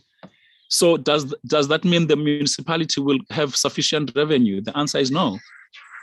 So there's something in that, and I'm saying I'm just used the financing formula. It's just one example out of many. So that part of the system has to change in one way or the other. And I think we must give it to national government. I mean, the decision to get municipalities to produce energy independently not only means that they will be able to increase supply of energy, right, to households and business organizations, but it also means South Africa's contribution, right, to decarbonized energy production is also going to be on the rise, because we're being encouraged as municipalities to utilize green energy or to produce green energy, which is great. right? But it's not going to come through now. That's number one. And certainly it's not going to change the unsustainable platform of financing municipal governments. So there's something that needs to change. Yeah. I mean, a lot has to change, and as you rightfully said, across a few dimensions. And I want to maybe touch on another one, which I find very interesting. One is the spatial design of our cities, and by extension, the settlement patterns in those cities, which have been exposed now during COVID-19, where the issue around sanitation and dignity that you were mentioning becomes very difficult in heavily densified, informal, no longer temporary settlements that mushroom, in many ways linked, I guess, to the weaknesses in the rural and peri-urban economy to be able to create opportunity, and people then move to the cities in what is a natural movement elsewhere in the world as well. So it's not unique to us here in South Africa. But has our planning paradigm taken that into account? I often think, there's sometimes the sense of despondency that, we planned for X number of people. And then somebody was making an example of a settlement that had emerged called COVID and another called Sanitizer. You then have people coming into COVID and Sanitizer, which effectively makes your planning cycle out of kilter just by implication, because you are now having a much greater, I guess, service demand that arises as an outcome of that. How do we deal with that? And is the entire solution to that just in the city, or is it also about making sure that our cooperative governance framework is able to manage this interface and create that bridge between city, town, and village? Yeah, there's lots of things to say just around this issue of cooperative governance. Some of it is historical, right? And some of it is also about the now. So let's just go back, and because it's quite important, and we tend to forget this. I think the negotiations at CODESA that yielded democracy in South Africa, we have to remember that during negotiations, there was a war that was taking place, right?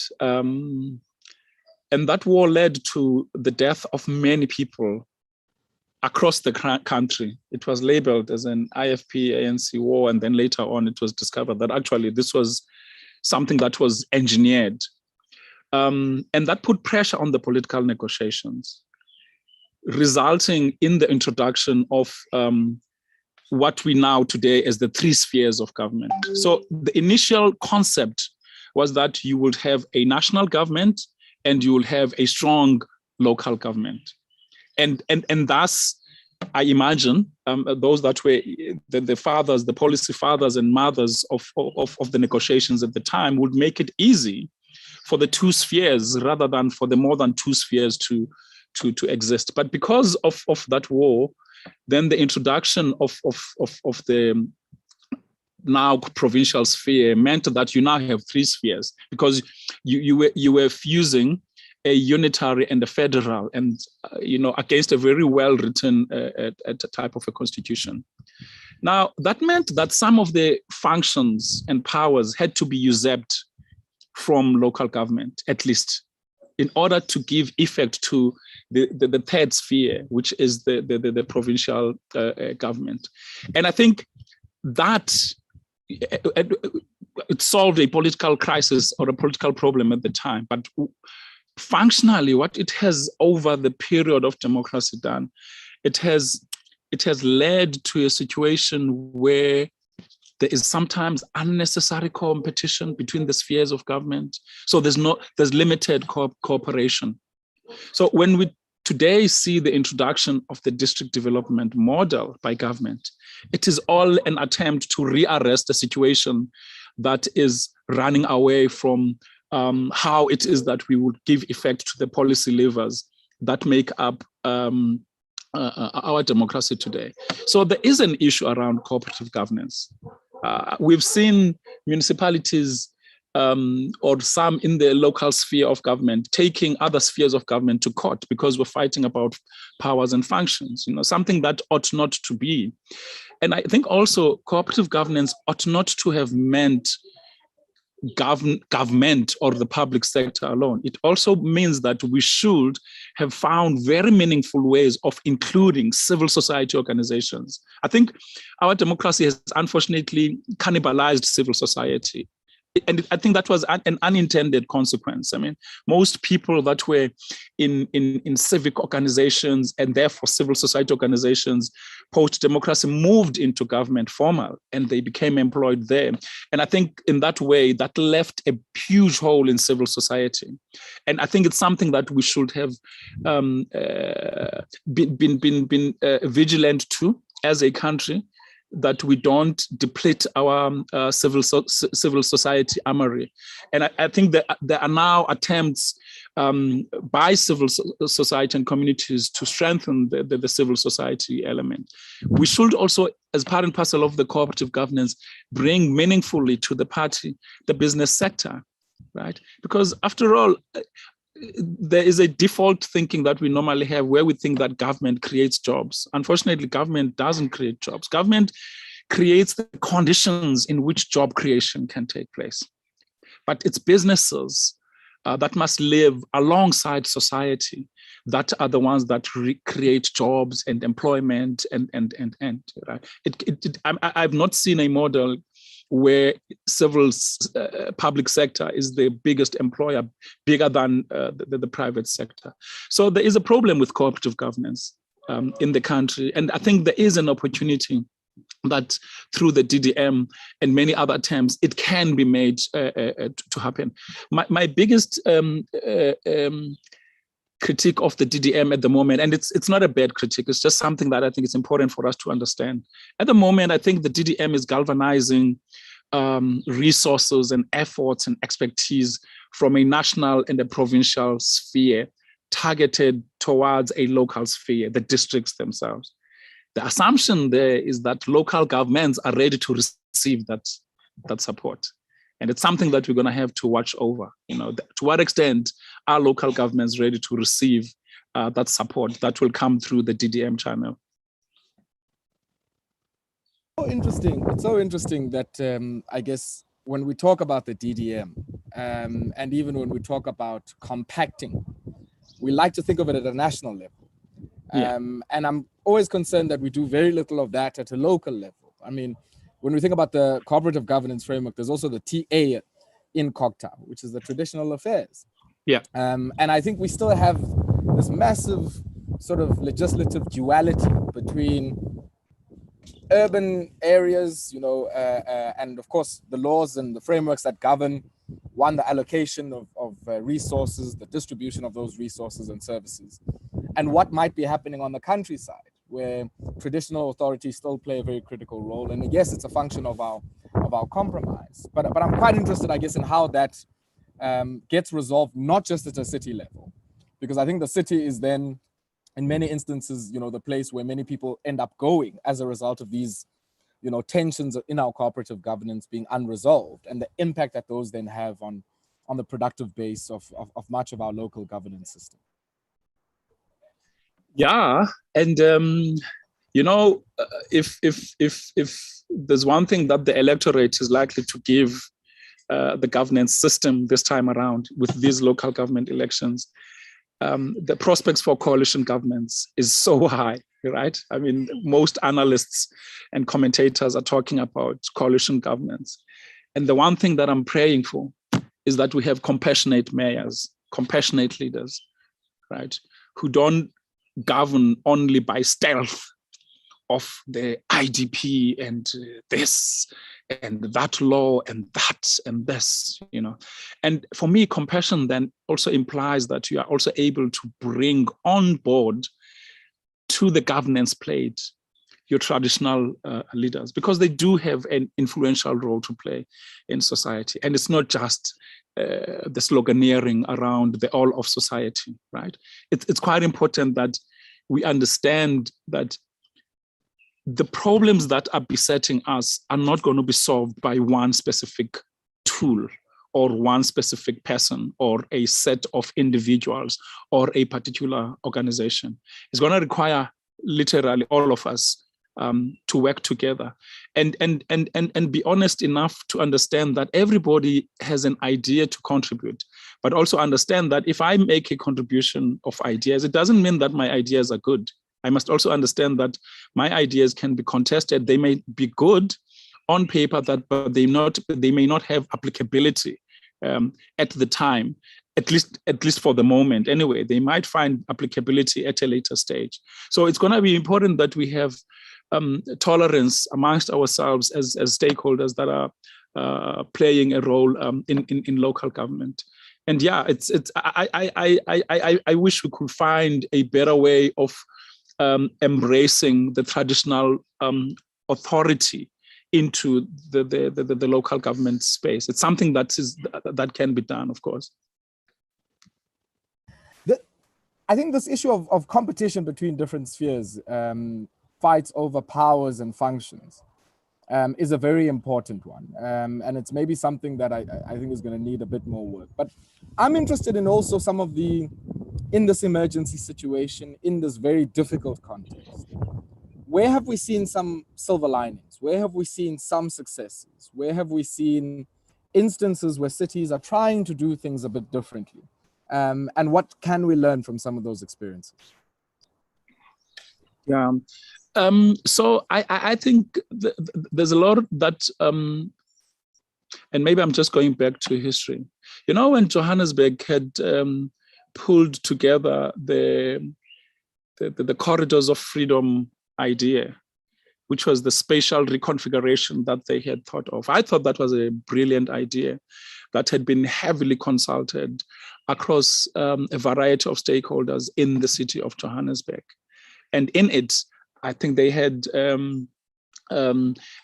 youth jobs creation type of a program in which they work through non-governmental organizations. So they had a register of non-governmental organizations in the city that they were utilizing to unlock jobs, to also get these non-governmental organizations linked into the expanded public works programs of the city, including getting them to create new jobs, green jobs, and all of those things. And I think it's a pity that that program had to be abandoned or got to be abandoned, but it was just one very specific example that was good. eThekwini has done, in fact, even Ekurhuleni as well. I mean, they've done similar initiatives in which they are more embracing of what communities are doing, and then they formalize those into the systems of government. Because it's not all the time that your governmental organizations are able to meet the procurement rules and criteria of formal government. So there have been those types of instances. And again, I'm saying that there's very few. In this cities network, through the IUDF, we've also engaged in some seed funding, where we seed fund small projects, right, that are about recycling, that are about cycling, the mode of transportation, and the likes and the like. And those are small initiatives that you don't need a lot of money. I am hoping that Rihanna and Siwe, will find the time to speak about how those have been done. And I'm sure there's quite a number of those initiatives across the country. But as I'm saying, there are just few in between. You wish there could be more, and then you are able to congregate them and turn them into programs rather than the small projects that they are at the moment. When we started our discussion, you came with a very interesting formulation, which was there's an emergency in the ambit of the home, there's an emergency within the ambit of the city administration, there's an emergency within the ambit of the firm. And I'm quite interested in how, at a national and a societal level, we grapple and respond to these multi-crises or polycrises, as some people often say. Because in many ways, it's critical to the economic recovery and the reconstruction that needs to happen across the entire country. A big bulk of productive activity in the society rests in these cities, where this emergency is unfolding, where this crisis is unfolding. And I'm quite interested in your thoughts. If I read the State of City Finances report, it unpacks this crisis at the level of the administration and the financial sustainability questions that raises. At the level of the home, which has experienced retrenchments, which has experienced not just in relation to COVID-19, but the broader deindustrialization of our economy that we've seen. And also, I guess, within the firm, where critical inputs, water, roads, electricity, have unevenly been supplied and in some cases have been in short supply. It just seems like there's a universe of multiple crises. How do we approach this in a way that at least one resolves maybe even micro manifestations of it while signaling some hope that we're going to be able to deal with, I guess, the mega crisis and all of its different manifestations? I guess, I mean, look, I might sound repetitive, but for me, the starting point is this all of society. I think we need to understand and accept that government on its own is not going to, and I underline, on its own. Government on its own is not going to be able to solve the challenges because they are a huge magnitude. And they are different from one community to the other, or from one aspect of society to the other. So it's not one problem which you can solve with one pill. It manifests itself. These problems and challenges, they manifest there. So for me, the first part of the formula is about working with others, right? The notion of all of society, as well as the notion of whole of government.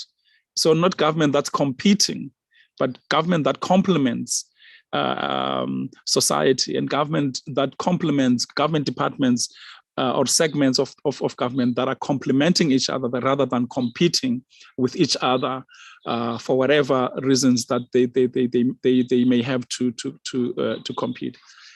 I would like to offer, just under the current circumstances, that I think there are at least 3 areas that I think we must look at and see if whether or not, if we're to interact with those 3 areas, wouldn't we be able to solve joblessness, poverty, unemployment, right? The first one is human settlements. I think there's a massive opportunity that if we were to just solve the human settlements problem, we will create massive jobs. The value chain there of goods to be supplied, that can also then lead to employment of as many people as possible is there. I think the most important and easy thing about human settlement is that the demand is there. Right? I think anyone that is in business or economists will tell you demand and supply are very fundamental to whatever it is that you do. So we know that there's a demand for human settlements, right?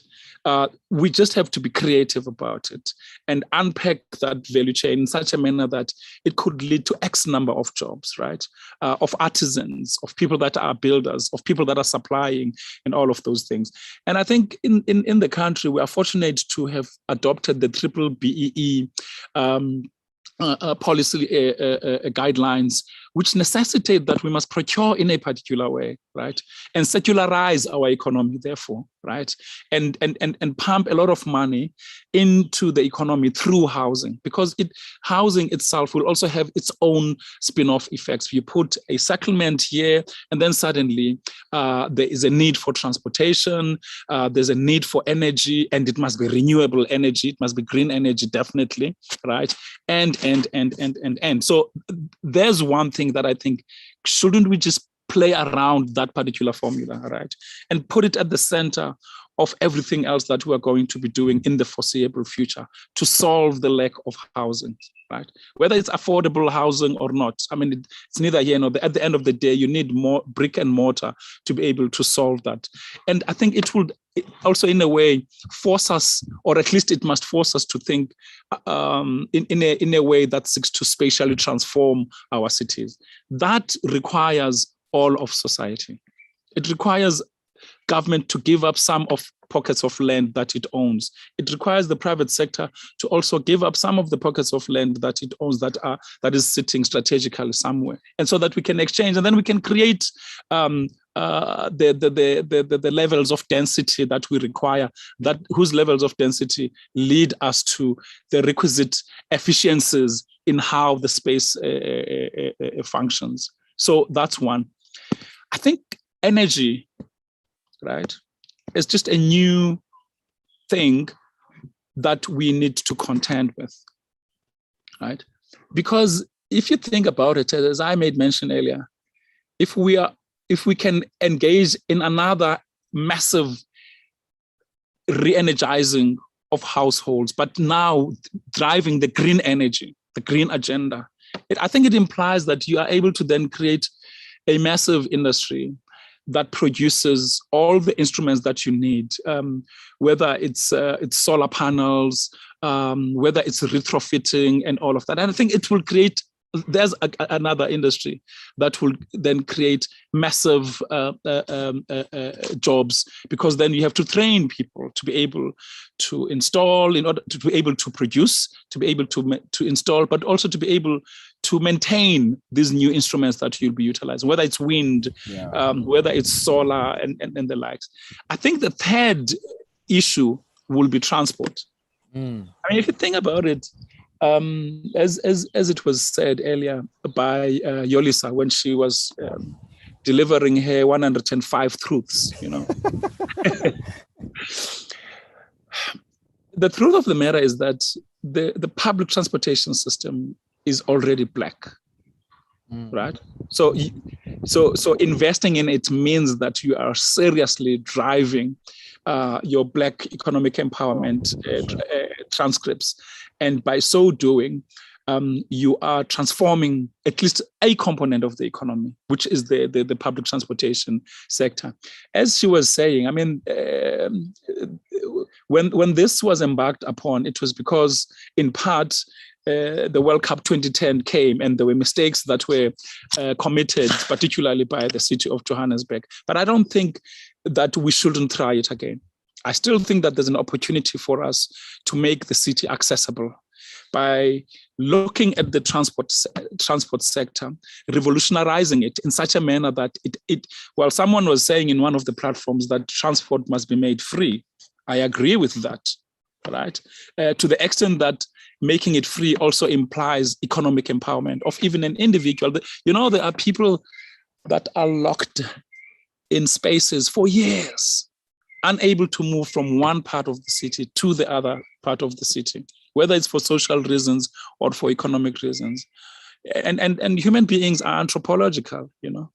They'll never sit in one space. They're always wanting to move to seek a better life. So can our public transportation system help in that type of an endeavor, which will release a lot of energy in the human being itself? So I think if we could just play around these three things and make it a national agenda. Well, it is a national agenda, but a national project, if I may put it like that, right? Sure. And work around these three things as a sector, as the municipal sector. And let's experiment and let's see what will happen in order that we're able to change lives. I am running out of a battery a bit, and I am load shedded, so I have about 20% on my battery, but I think we're still I think we're nearing the end as well. I think we are nearing the end. Okay. So that 20% should be able to hold you in good stead. Okay. I think the more I entertain this idea of free transport, the more I realize all of the positive spillovers and multipliers that come with it. Especially if we realize, you know, the NDP speaks about reducing the cost drivers for, in particular, poor households. And in so doing, unlocking the competitiveness of the South African economy. And I think that for me is a critical intervention. The other one I wanted to hear your thoughts on. I mean, you're correct as we started that, you know, the INEP program, the National Electrification Program, is probably one of the most successful programs that we've seen in South Africa in extending electrification.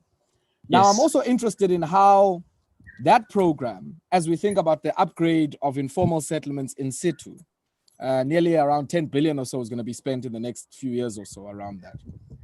what type of electrification do we have in mind? Because the current situation is one where many informal settlements are either informally connected or not connected at all.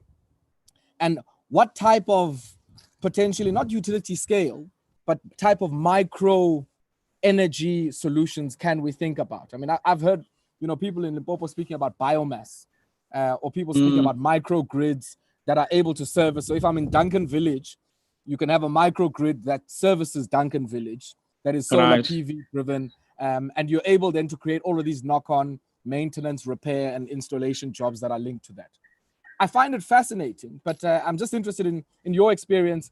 Is that the direction where the upgrade of what initially were temporary settlements but are now permanent features of our cities, is it moving in that type of direction? If it's not, it should, right? I mean, there's no two ways about it. You really don't want to increase the footprint of carbonized energy. What you want is to increase the footprint of greener energy. And I know that at some point there was a lot of skepticism around the solar technology and sometimes wind technology. But I think over a period, I mean, surely between 2010 and now, and I'm using 2010 because this is when the COP negotiations were really beginning to put targets, right? And the industry improved the technology, solar and the likes. I think solar has proven its worth at this point in time. It has become reliable. It produces. Batteries are becoming cheaper, right? But also they are having a much more longer lifetime warranties and all of those things. So technology has improved. So there's no need for us not to explore alternative ways of producing energy because it's there and it has proven. And I think perhaps what we need is to communicate that, in fact, during these days of load shedding, I think people that are happy are people that are on solar because they're always having lights on, right? And that's where the proof of the pudding is at. That actually reliance on the grid only is not a sustainable way of accessing energy. So where there are new townships. And when I say townships, I don't mean it in a traditional sense, but I mean where there are new houses that are being built, new establishments that are being built. I think it makes sense that we should embark on these new technologies. Way back, metropolitan municipalities had started to experiment with solar on street lighting and all of that. And I think you see this still taking place. And I think it's about being able to demonstrate that these things work. And I think it should just not be permissible that we should only be relying on the ESCOM type of grid in order to produce, or in order to supply and reticulate energy in one space. I think it should, at least at the bare minimum, be a mix between green and fossil-based type of fuel, but ideally it should just be green energy. I think you raise a very important point there, that if we're interested in making sure that the energy transition is a just one, it's not just about reskilling, retooling, repurposing the people that might be working in legacy technologies like coal, but it's also about expanding the scale and even the scope of the type of technologies that are going into places where if you had just given it to the marketplace, they wouldn't go there. I mean, if it was just given to the market, they wouldn't go to Duncan Village, Nyanga, and many of those other places because there's no capability to pay. But a big part is also about saying, how do we get the technology there and how do we create and unlock those opportunities for economic participation around that? Yeah, and I think also, how do we get to industrialize this? I mean, they have to be produced so that there is local beneficiation out of the production of those technologies. And again, I mean, this is where I'm saying it will lead to new jobs, green jobs at it, I guess the timing of this discussion is interesting because the Minister of Minerals and Energy, we heard, announced 25 bidders as the successful bidders for that. And yeah, yesterday was it? Yes, yesterday. Yeah, and I think it's sad that, you know, I make this example of a wind, a tower, a manufacturing, or I guess they manufacture the propellers and some parts of the turbines out in Cooke, which has been closed since 2019 or so. And it was actually a state-led investment. I think the IDC had a stake in it at some stage, DCD. And the reality is that that has closed up shop. And you not only lose those jobs, but you lose the know-how as you are expanding your renewables program with the critical investments, for instance, in the Eastern Cape and wind. You lose the domestic capability that you could have built in that ecosystem at a city level that could have had very strong linkages to other wind investments in other parts of that province and even nationally as well, you know. So I think it's all of these things that are left on the table, all of this value that is left on the table. Maybe just a last comment. I think you mentioned three things. I think there's scope, yes, for greening even in the transport space, but I'm very interested in the building supplies space. I don't think we use enough timber. Maybe that's also my view in how we build. So if you go to many parts of, you know, the renovations that are happening at a city level and even, you know, in peri-urban settlements, everybody wants to build a Tuscan type design home. So there's also, I think, a big question at an aesthetic design level to say, how do we make sure that aesthetically we are creating aesthetically appealing designs that can be localized, you know, in terms of the building supplies, and so we can industrialize on that basis. Yeah, and I think it's another thing also that's also about a particular culture, you know, that a South African culture is very much married to the idea of brick and mortar.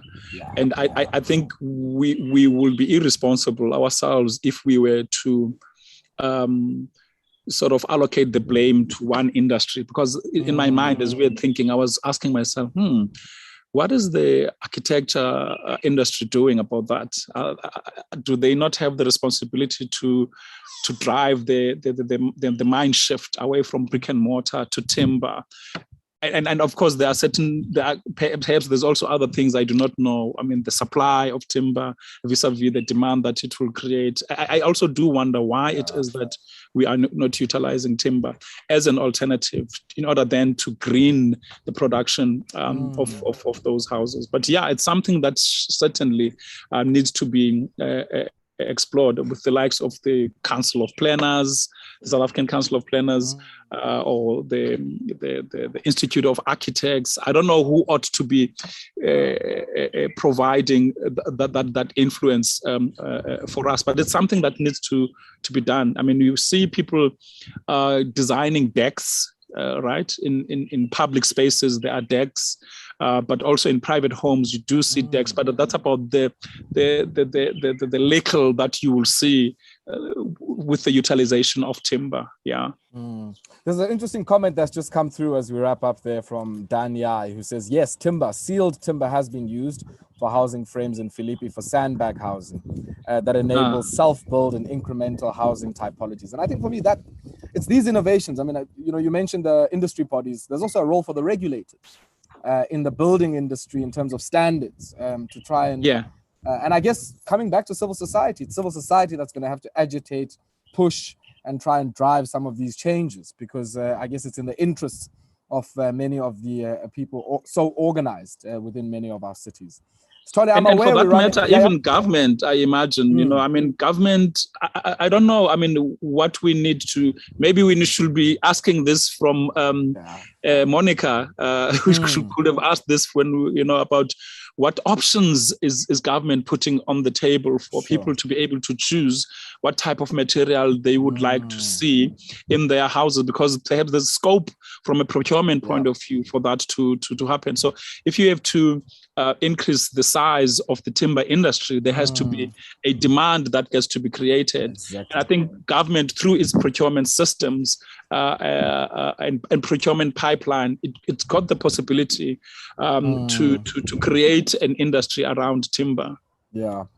So we're going to have to leave it here. It's so unfortunate that we've run out of time. There's so many other things that I would have liked us to cover, but we're going to have to close at this point. And I want to take this opportunity to thank you for sharing those rich insights with us.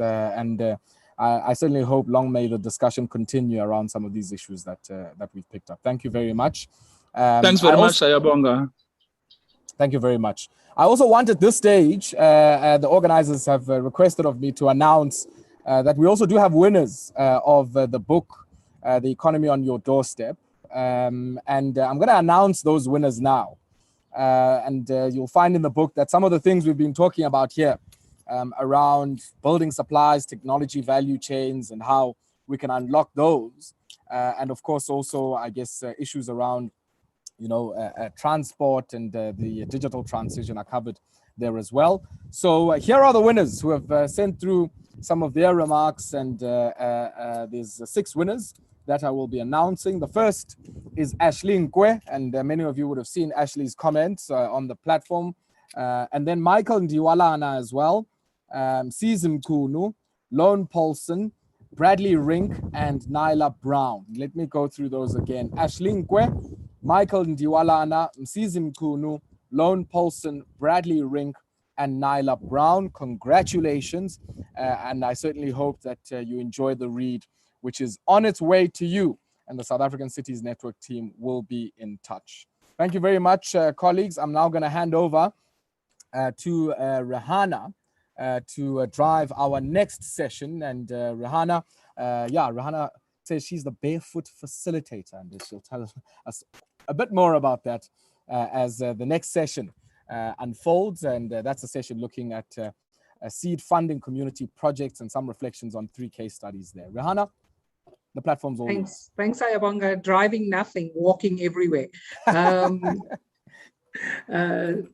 Thanks to you and Sithole for a great discussion. It's been, I think, very, very thought-provoking. And I think Sithole had, in part of his input, raised some of the seed funding ideas. So to those of you who have joined session 10 of Urban Festival 2021, the Rebuilt City, welcome to this session. And I'm going to kick off by handing to a colleague who inspires at South African Cities Network, Siwe Ntombela. Siwe, you have been, this is the second round of seed funding, IUDF seed funding, that in many ways you've kind of had the responsibility to run with. I want to get a little bit of insight just for people who might never have heard about IUDF seed funding projects as to what has it felt like to be on the receiving end of all of these ideas. Just give us some insights into that, Siwe. Wow, thanks, Johanna. That's not where I thought the question was going. I think it's been incredibly inspiring.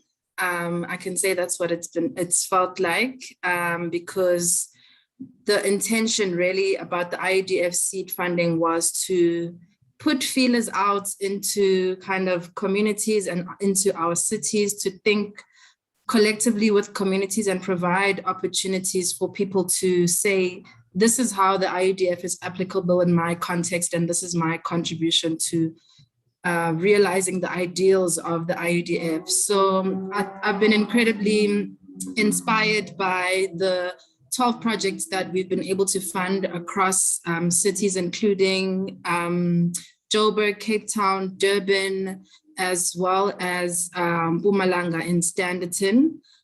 So we've had quite a lot of inspiring projects that I think I'm incredibly proud to have witnessed in terms of their growth and the impacts that they've had at the small community level. So I think that's one word, Rihanna, to kind of describe how I'm feeling from just being engaged in this process to just being incredibly inspired. Okay, so Siwe, as you were talking, we were getting flighting of just some visuals of some of those projects. So just give us a sense of kind of in the second round, because there've been 2 rounds, in the second round of seed funding, how many projects were approved? Because this morning we're going to have the opportunity to do a deep dive into 2 and half a dive into 1 through a virtual interview or pre-recorded session. But just as we lead into meeting Mzi and Nontobeko, just give us a high-level sense of numbers of projects, some of the issues that were being covered, the kind of thing that Sithole was saying, you know, communities are rolling up their sleeves, civil society organizations are actually trying things out, they're learning. So if you could give us some sense of the numbers and you know, we've seen some visuals, but maybe just to hear your voice on some of those projects. Sure, Rihanna. I can start in Durban because that's where I'm from. We had 3 projects this year actually that came from the city of eThekwini.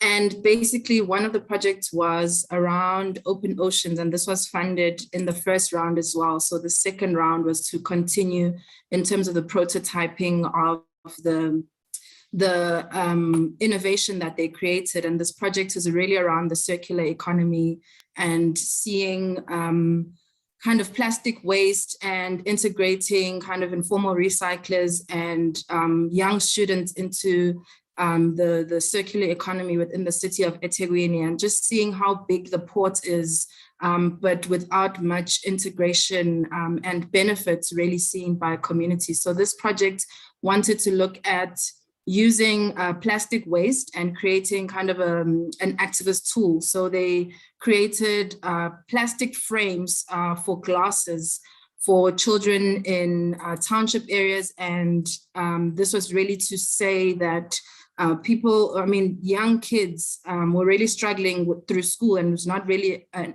issue of understanding, but they literally just couldn't see well. So it's also to see how this tool of plastic recycling and the circular economy as well can be used as a developmental tool if really considered in different ways. And that links to another project called Designing Out Waste that was trying to tackle the massive fabric waste within the city of eThekwini, which are found in a lot of the production houses and in the fashion industry within the city of eThekwini, but also as a result added onto by the kind of international dumping of thrifted and secondhand clothing from overseas and received in the ports of Durban. So there's really a really big issue of material and fabric waste in the city. And a lot of young artists became involved in trying to create better linkages with the city as well in terms of managing this waste problem and really continuing to think through ways of how to use this massive waste as a way to create employment opportunities for young artists in the city. And another one within the city of Durban as well, it's called Data. It's really about bridging the linkages between policy ideas and information, as well as communities, because there's a lot of kind of a big disconnect between the data that we have about our cities and how people receive it. So it's really just trying to bridge that gap of using art to understand and communicate the community's issues and using art as a tool to communicate those issues and infuse those into the policy and decision-making processes. And I think interestingly enough here, one of the reasons why we wanted to support this project was around the linkages to our own platform, Skoda, which is really trying to take information from cities and really using it to assist in decision-making, because data for decision-makers is an incredibly important developmental tool. So this is also providing ways for us to see how we can bridge that gap between big data and addressing community needs as well. So I'll leave Nontobeko and Mzi to talk through their projects, but perhaps another really exciting one was the Transforming Slovo project that's really been incredibly inspiring to see the work that we've, as SACN, just really trying to support the upgrading of an informal settlement and just the quality of life of people and every day in the community. So with the small amount of 50,000 that we granted to each of the projects, Slovo has been able to establish a community garden and flushable toilets. They have now been able to paint and refurbish a container which has been turned to a digital skills hub. They are troughs, it's for washing basins, where before there was not really a good drainage system, and now that it's more organized and kind of just improve the urban environment within the community. So it's also been quite exciting to see how this project has been able to attract further funding and support from other organizations and individuals that are really wanting to see and support this kind of community-led transformation.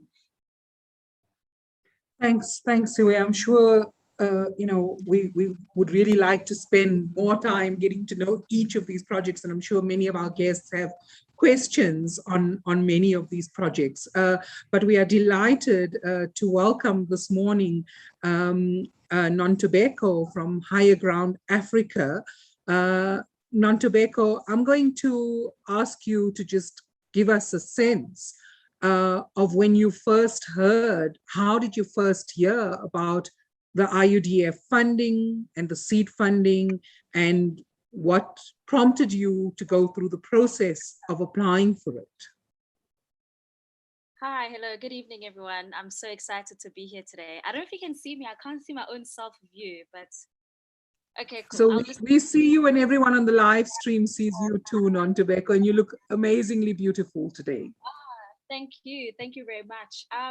Coincidentally, I had always started Higher Ground initially for my own sense of therapy after losing my grandmother a couple of years ago. But the more I got deeply involved in my project of Higher Ground, the more other people resonated and the more other people saw the work. So funny enough, when this specific seed funding came through, a friend of mine approached me and said, hey, isn't it time that we do something now and stop just, keeping the healing to yourself, but rather sharing the intention and the healing. So I was fortunate that I've had friends who've been able to identify where my passions have been, and they've been able to help me out with this specific funding. So I'm so glad that they were able to connect this particular opportunity with myself as well. And I can say it's such a rare opportunity to be able to get someone to hold you by the hand and be able to say, what is the vision, what is the dream, but how can we be more intentional with it and more strategic with it? And I find this is what this opportunity has really been for me.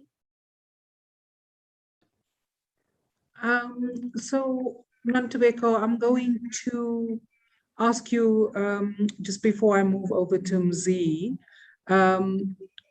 to just tell me a little bit more, because I'm really interested. Sithole and Ayabonga were talking about these really big issues and big systems change, but you actually introduced that Higher Ground started from your grandma and your relationship with her.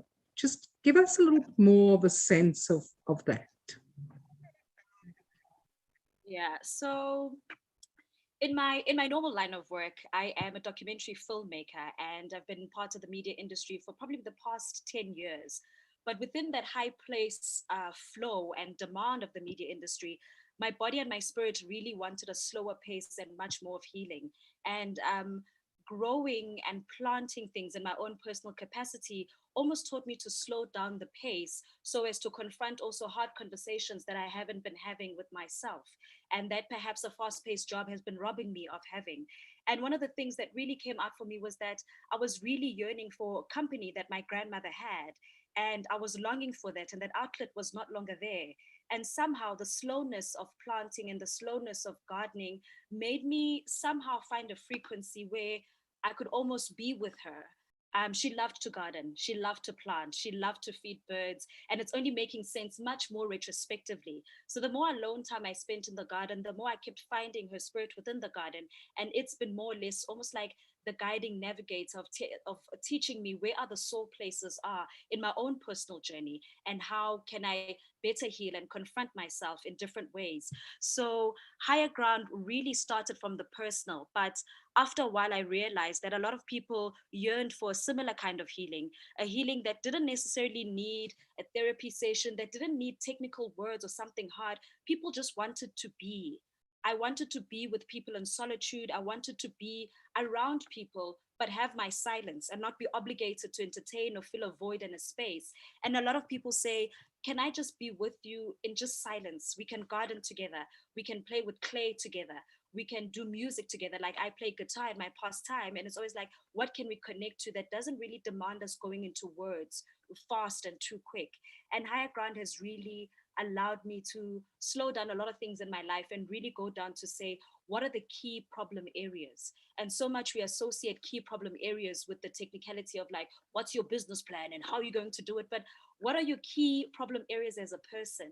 And we've gone through a rough time, and Higher Ground has been able to intimately go into little nuggets in people's areas and hearts to say, hey, this is where you need healing. And sometimes you just need to be around a genuine community, people that really do care, people that are interested in tapping into indigenous knowledge to say, I want to use the past to heal my present. So it's been a multi-generational, beautiful mixed match of just healing that I've really enjoyed being present to.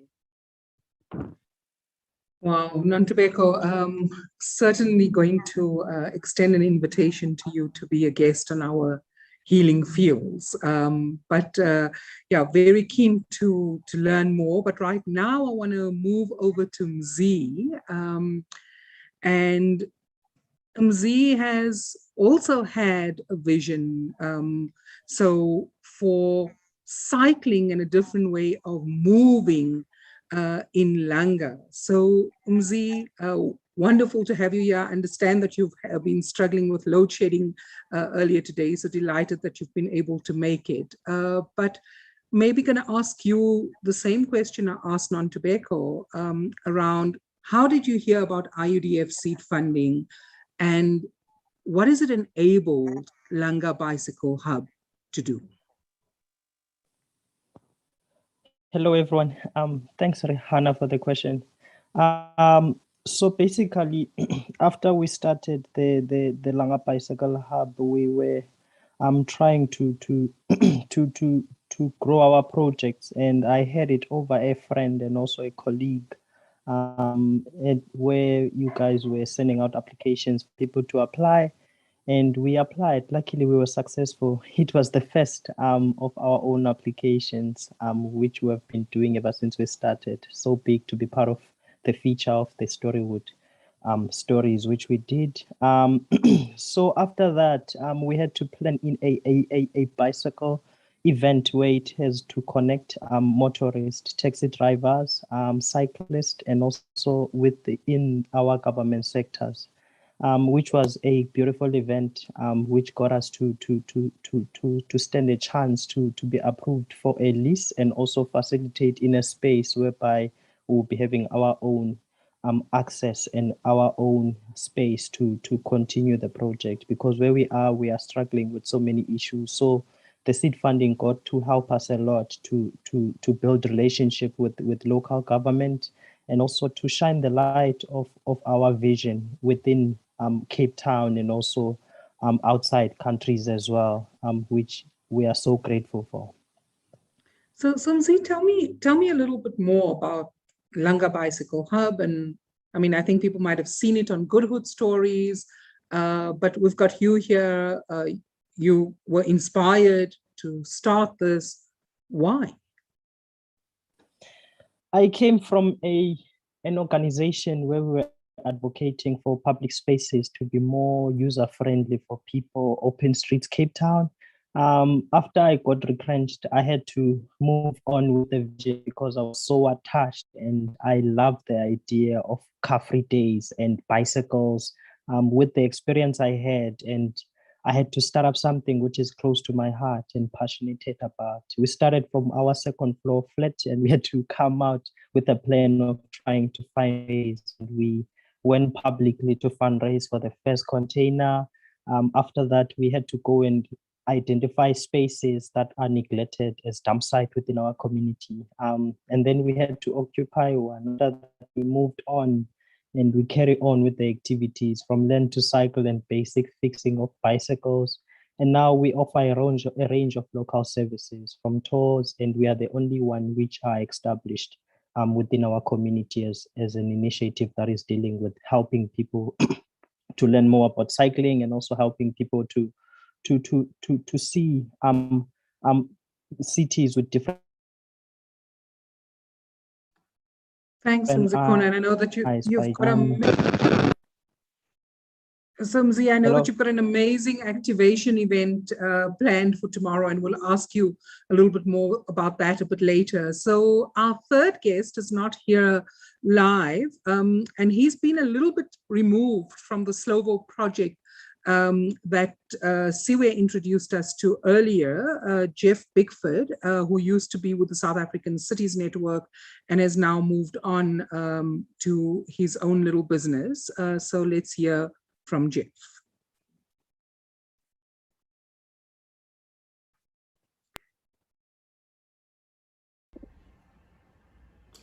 Hi there, lovely to connect with everybody.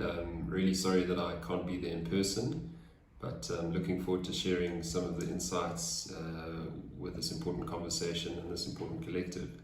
So my name is Jeff Bickford. I am an urban development practitioner who has been working with the large municipalities in South Africa for many years, and more recently working more deliberately within communities and trying to action development solutions with communities, in communities, by communities.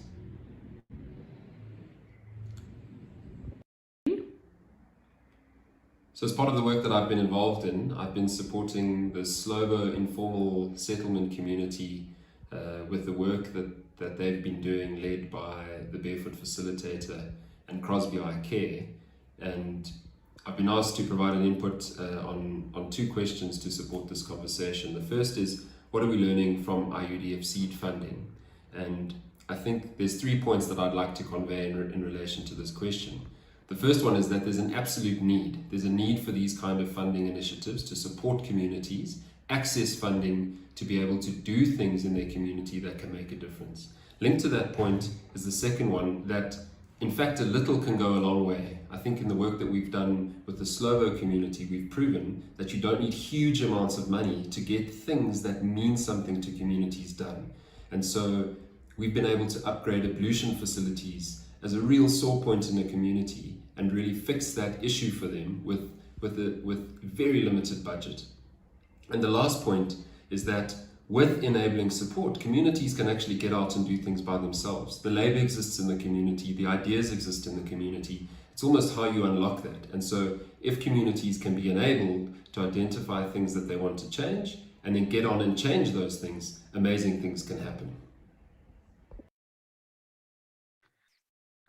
So those are some of Jeff's reflections, having kind of followed the Slovo project more from a distance and watching it unfold as one of the SAC and IUDF projects, and documenting how that process unfolded at community level. And so Nontobeko and Mzi, I really want to come back to you now around, having listened to Jeff and based on your own experience, what is your sense of how, and I guess, Nontobeko, I want to work with the, this was seed funding, and to work with the gardening metaphor. What's possible? What can grow from these seed funding ideas based on what's happened at Higher Ground Africa, and how do we replicate the harvest many times over? Yeah. I mean, first and foremost, to have an initial growth such as this is quite huge for anyone that understands having any business idea or any dream, just to get any sort of backing almost validates to you and your journey that what you're doing is kind of working, is maybe perhaps working, especially maybe as someone who may be doubting. So in terms of validation and a way of healing, it definitely really helped me. But more than anything, I think it was one thing to have an idea of how I wanted it to flow, and some maybe be caught in the romanticism of it. But obviously, it's also hard when you get to the ground and you're working with people that have obviously, I mean, when you talk about issues of land, it's quite a sensitive issue. It's quite a sensitive topic. When you talk about making money from the land and people coming in to work with you, a lot of people are sensitized to what's your agenda? What are you getting into it? Why is this free? Why is it social entrepreneurship? How come you not for profit? There are many, many questions. And for me, the one thing that I, even in one of our meetings with Cawe, it was like, I really hope that I always stay and I always remain passionate with the idea especially by respecting the source of it, because the source of it comes from my grandmother. And I knew that I'd never wanted to disrespect the source of that. So how do I remain true to that source? I have to go to these communities and really have conversations with them and do the groundwork in saying, Sawubona mama, what is your current problem? What is your problem? If it's sales, what kinds of sales? Is it digital sales, or do you mean digital sales in terms of digital presence? Or maybe it's a means of you seeing other people online selling monthly boxes, but you don't have the language to articulate that I want a similar system of monthly boxes and weekly boxes. It's up to us to refine our intention and make it pure and go back to the people that we work with and saying, how can we make this beneficial for you too? Because if that is a crucial part of the conversation, then we can really honestly start talking about sustainability. Because what is sustainability if it's just for Nonto's profit vision, when it's not inclusive of the farmer? That's when you get a deal of saying, she just didn't pitch 2 months later. We had such a great conversation. It's because it wasn't thorough enough to say, what are your key problem areas and what is the tangible help that you can get? So that for me was very important. I made sure that with each and every collaborator, I sat down to have a much more of a sustainable collaboration so we can see that how can we better trust each other and how can we best have both of us in mind. And I find that's where I've been able to start connecting the idea in people's head to say, I actually want to work with her long term. I like her value system. So I think it's just another way of attaching it, of going about this to say, how can we better work together when we both have long term in mind? We're in this house. We have to live in this house together. But the best conversation is, how do I know you? And how do you know me? And what's the collective vision? You know, some people could become collaborators and saying, I want instant money. You know, I want to see thousands falling on. And you're like, well, see, intention again, you're getting it for the wrong reasons. Right now, it's getting to know each other, the important part of building community. And I think so often we don't look at that in a micro lens. What does it mean to build community? Building community means I care about you and what we're doing together. And that's the important thing for me when you talk sustainability and scaling up. It's that basic conversation. So Nontobeko, I mean, in your responses, and if we go with the theme of Urban Festival, the rebuilt city is not just the bricks and mortar. There's a whole range of things you can't see and you can't feel. And that in fact, when you have to kind of account to SACN about how you spent the seed funding money, it's not that easy to quantify the relationships that will lead to a rebuilt city. So I'm seeing Mbali Utilezi saying, well said, Nontobeko, but I want to invite in the audience, because as much as we obviously have the spotlight on Mzi and Nontobeko, we want to be in conversation with the rest of you about your ideas, because I think when you take the conversation from the scale at which Sithole and Ayabonga were talking, and then these really kind of grounded, seeded projects, how do we move from both of these, kind of what's happening at the top, what's happening here, and how do we meet in the middle to show a different way of rebuilding our cities? So Mzi, I'm keen to hear from you in relation to your experience with Langa Bicycle Hub. Any ideas or thoughts on kind of how we can use resources to bridge the gap from the micro to citywide impact? Thank you. As Langa Bicycle Hub, we have tested a lot of initiatives, and we have so many mistakes that we are grateful for. We have so many short success stories.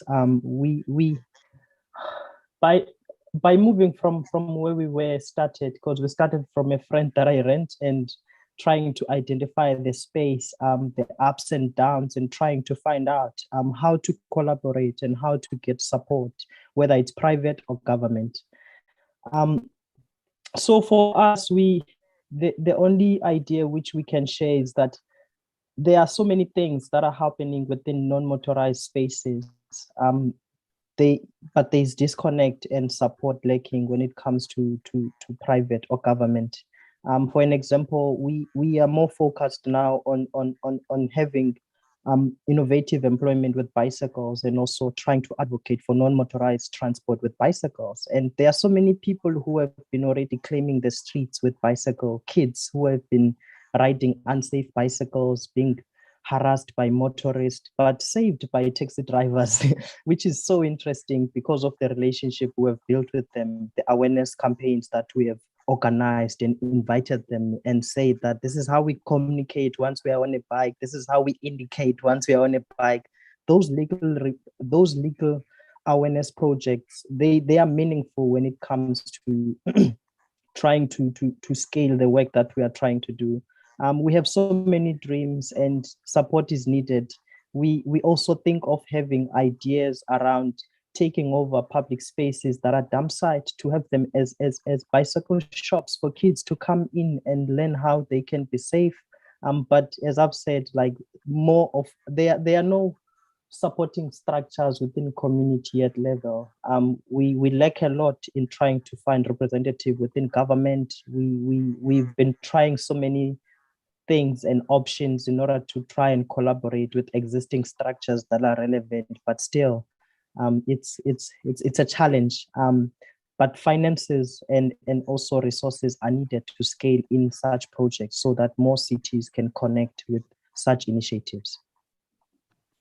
So Mzi, if you were given, I mean, someone's listening to this conversation now, they're an advocate for active mobility, and we're moving to COP, and people are talking about emissions and all of those things. And if someone just came and said, here's the funding for Langa Bicycle Hub, scale it.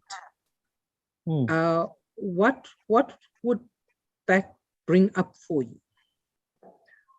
What would you do? So since we have tested a number of projects with bicycle mechanics, yes, we need more, because communities, especially in the Western Cape province, more communities, especially townships, are into bicycles. People are looking for services, spaces to service their bikes. And we have so many young leaders who have been trying to provide employment for their families, and they do bicycle deliveries for medication and groceries.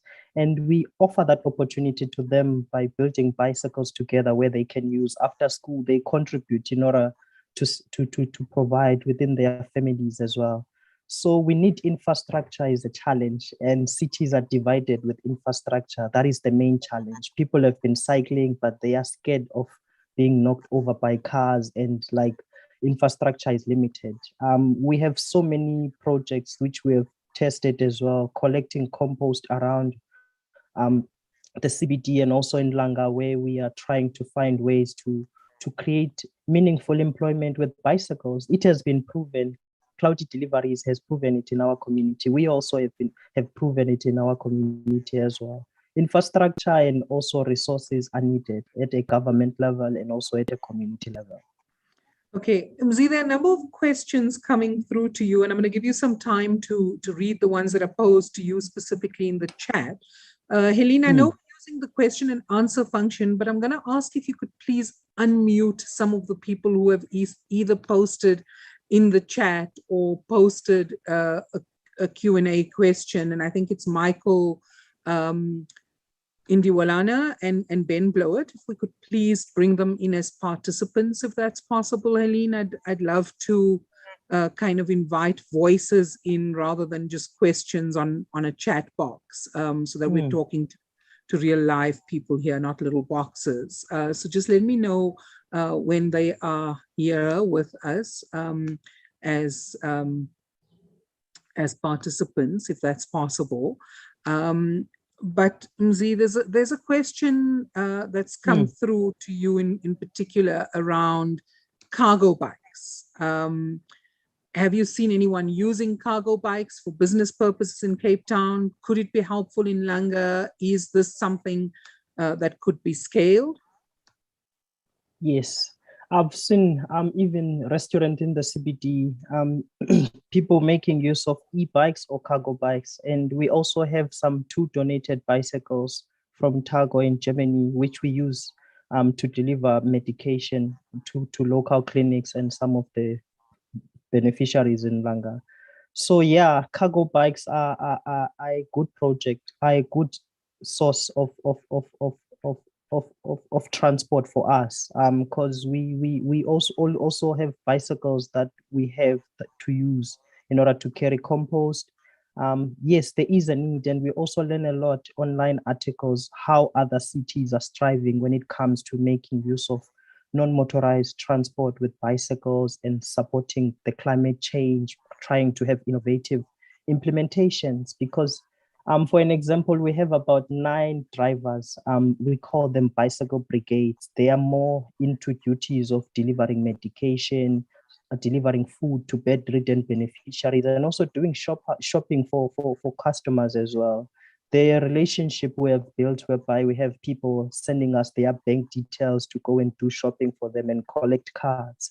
There is trust even within the systems that are informally that we have established in order to try and have some meaningful opportunities for young people with bicycles, because there is a number of people who are coming to us to buy bicycles, and they would, once you ask them, what are you going to do? They will do deliveries. Why? They don't have employment. This is the only way which provides quick employment. So we want to go more into...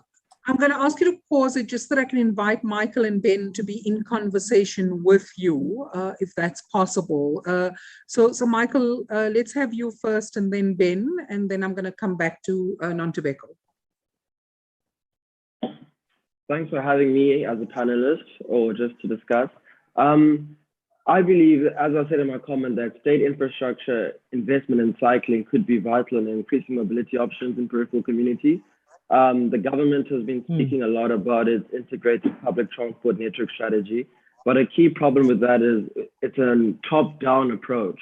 So in communities such as Langa, where the community members themselves have innovative ideas, I think we should look for more of a co-productive approach where, although the state has an overarching policy that wants to guide transit investment, it should go to communities where the fragmented urban fabric creates more issues and understand what solutions do they have to improve mobility within their communities. And as the speaker was saying as well, you know, the government is also speaking about economic renewal and attracting foreign direct investment. But, you know, in the long run, that's just cash that's going to the people. If we can put infrastructure that promotes mobility and cycling within these communities, we can have a situation, as the speaker was saying, where people who lack economic opportunities and might not be able to afford an Uber, a Corolla for an Uber or a bike, could then stimulate the township economy through, if this Chisanyama needs to transfer their meat to another subsection in the community, then you can bring local players into the economy. And that's also important because a lot of the times in the township economy, you have the likes of ShopRite and Pick and Pay who move in and create business, but they're not really helping the community because their competition is killing the people in the community and the profits are taken out. Whereas if you can stimulate local industries, you can actually improve the flow of money within the community and create a situation where more people are actually, even though they might not have access to opportunities in the city, communities can uplift themselves through their own determination and self-will. Thanks, Michael. Lovely to have that perspective. And I think it's echoed somewhat by Lone, but I'm going to ask Helene just to invite Lone into the conversation as well. Ben, let's move up to you. Yes, hello everyone. I just wanted to know if you think that self-service bicycles could be a sustainable solution to tackle traffic congestion in South Africa. Okay, so the question is around self-service bicycles and I guess kind of bike share schemes and so forth. Mzi, what's your view there? Can it help us to deal with our crazy congestion issues in cities where 2/3 of people actually don't have access to private cars? And Lona, you know, happy for you to also weigh in because I think you've already posted some stuff in the chat. Mzi and then Lona. Thank you. Thank you. Yes, it can contribute a lot because I bike a lot going to work. There are so many people who have been biking also as well, long distances to work, especially the low income communities. But the challenge is that our our streets in Cape Town have been disabled by the apartheid planning, whereby some of the roads will take years in order to change how it can connect communities, but it is doable when it comes to a centered communities whereby they can have bike shares, maybe from a train to a clinic or a library station, because there are people who are already making use of informal infrastructures to cycle, and they do that on a regular basis. It's just that the support is needed and some plans for the future to be implemented. Thanks, Mzi. Lone, I know that you've been kind of inspired in this conversation to say maybe we've been going around it, looking at it like citywide, and we should be much more localizing. Lone, just unmute.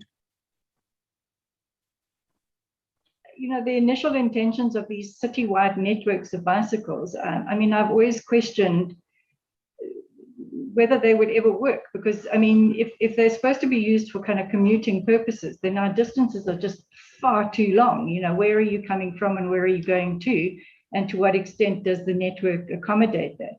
So I think this idea of more localized networks within community areas, within townships, within suburbs, wherever, would be much more profitable, because it also enables local mobility and it enables small business. I mean, I think what Mzi is doing is fantastic. You know, there's sort of delivery systems and encouraging small businesses to be able to operate is really the way to go. So it might be, you know, the scaling up then would be, if this was replicated in many places, we might also engender a culture of bike riding, which is sorely lacking here. I mean, when I was at school in Zambia, which was many years ago, I used to ride to school on bikes, because there were pavements and there were really wide lanes, and 4 of us used to ride to school together. And I mean, within local kind of community areas as well, you always see kids walking in big kind of crowds and stuff. You know, why isn't bicycling to school encouraged and that sort of thing? So I think,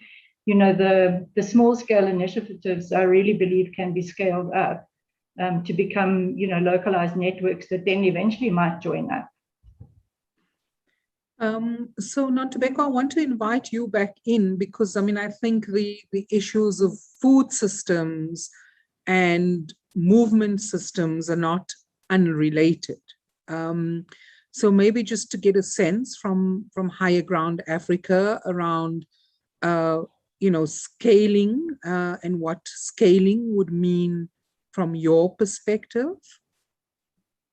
I think for me, my passion revolves around how can we be more inclusive of rural knowledge and urban rural knowledge. If we talk about Afrofuturism and taking our indigenous knowledge to the future, how can we best be in a multi-generational collaboration with our grandmothers and our grandfathers? It's not nice being forgotten. It's not nice being seen as someone who's old, myth, and whatever, but it's more of how can we tap into that knowledge pool that you have, that knowledge pool that makes you and us so much more important. So for me, scaling up is how much more can we be included with my grandmother, with our grandfathers in this field of ecotherapy. You say ecotherapy, you already say, oh, abelungu bodwa, this is for perhaps just a white people environment. How do we get into the space? It's wellness, it's health, it's healing. But it's no. Ecotherapy, you know, urban gardening is part of ecotherapy. Spending time in your wild forest, wild harvesting is a form of ecotherapy. So how can we include our people in these new definitions that we have, where we use terminologies and languages to exclude a big part of a market that's so important? You know, we go even to the coastals of KZN, where a lot of women are wild harvesting some of the natural resources that are happening there. That is a space on its own for us to learn. That is a space where indigenous knowledge is being cultivated. And for me, that's exactly where I want to go to. I want to spend some silent time and some good time with the women that are there. So it's almost going back to the activities that our forefathers did and used to plow into, whether it's for their own economical building or their own personal development or our own family development, or how we gather. But I want to tap into more, my hands miss clay. I want to be able to touch clay with more that the people that I have. one of the people that love to come to our gathering saying, one of my best parts is not necessarily the gardening, but it's being able to touch clay and to try remember what could possibly be made out of this. What did my grandmother try and make out of this? Whether it's a little incense bowl that is round where you can do your own personal practice that doesn't need much technology or anything, but something that you can connect to and say, I have made this incense bowl with my own clay, with my own hands. So it's a matter of allowing people access to activities and to healing ways that they never thought were for them by definition, in terms of how technical they've been in this world. So I don't want to leave indigenous knowledge and our people out of this. We have to include them in saying, how can we, with dignity, with respect, financial respect as well, because hello, they're running a lot of this market. How can we include them in the conversation in a way that matters, in a way that doesn't feel like it's me using them every time when I come to KZN to take some of their resources? It's to say, Mama, I like what goes on in your head and what's happening. How can I tap that more into that? And how can I bring my friends to tap into that conversation? So Nontobeko and Mzi, I'm going to leave you with a question which you'll answer after we take Jeff's video, right? But I'm sitting here completely, and I'm noting in the chat box that everyone's feeling inspired by what you've done, what you're sharing. And it's great when we're amongst like-minded people, but in the bigger scheme of things, right? Here's these little, with due respect and gratitude to SACN, here are these little 50,000 Rand seed funding projects. We up against multinationals with billions, with access to corridors of power. And we're trying to influence a system that goes really fast. I mean, I'm thinking about both bicycles and agriculture and urban farming and the slow nature of it. And we're up against a system that's about greed, about accumulation, about the individual. And how do we get these two worlds to be in authentic conversation with each other so that we can replicate these amazing things you're doing, not through scaling and making them big, but through just planting these seeds in many places over. But I'm going to ask you to think about your responses to that whilst we listen to Jeff just sharing around replication from what he's learned on the Slovo project.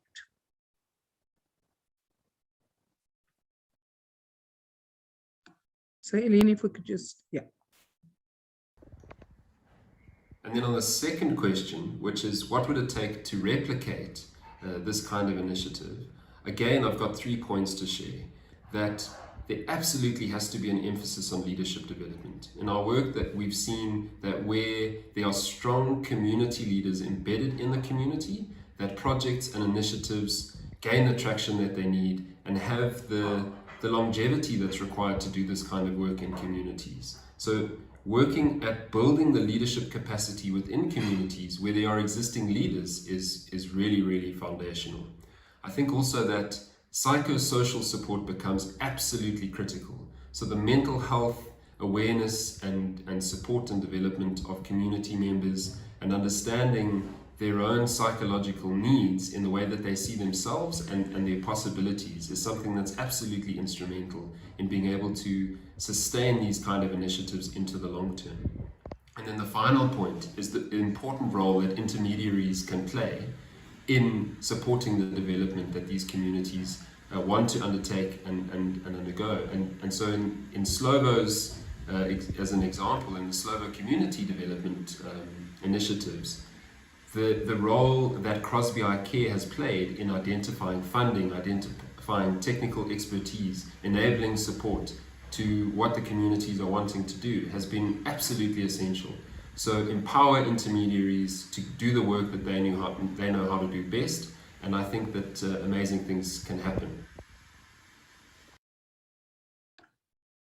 So I think we're certainly agreeing in the deep dive we've taken on the 3 projects this morning as we move into the afternoon, whether it's Higher Ground Africa or Langa Bicycle Hub or Slovo Community Youth Desk, that these are amazing projects. But I want to come back then to the question that I posed before we heard Jeff, because amazing projects that absolutely need to be replicated, that absolutely need to be scaled, but up against a system that doesn't necessarily understand, embrace, and want to do replication and scale, because these things, I think, as you've all shared, are not easy, Mzi. You got to go and find city leaders. They're time consuming. It's not like you put the seed in and something pops up. And I'm going to ask Given, who's just joined us here, he's also from the Slovo Community Youth Desk, just to sit down next to me. But I'm going to allow Mzi and Nontobeko then to give your reflections.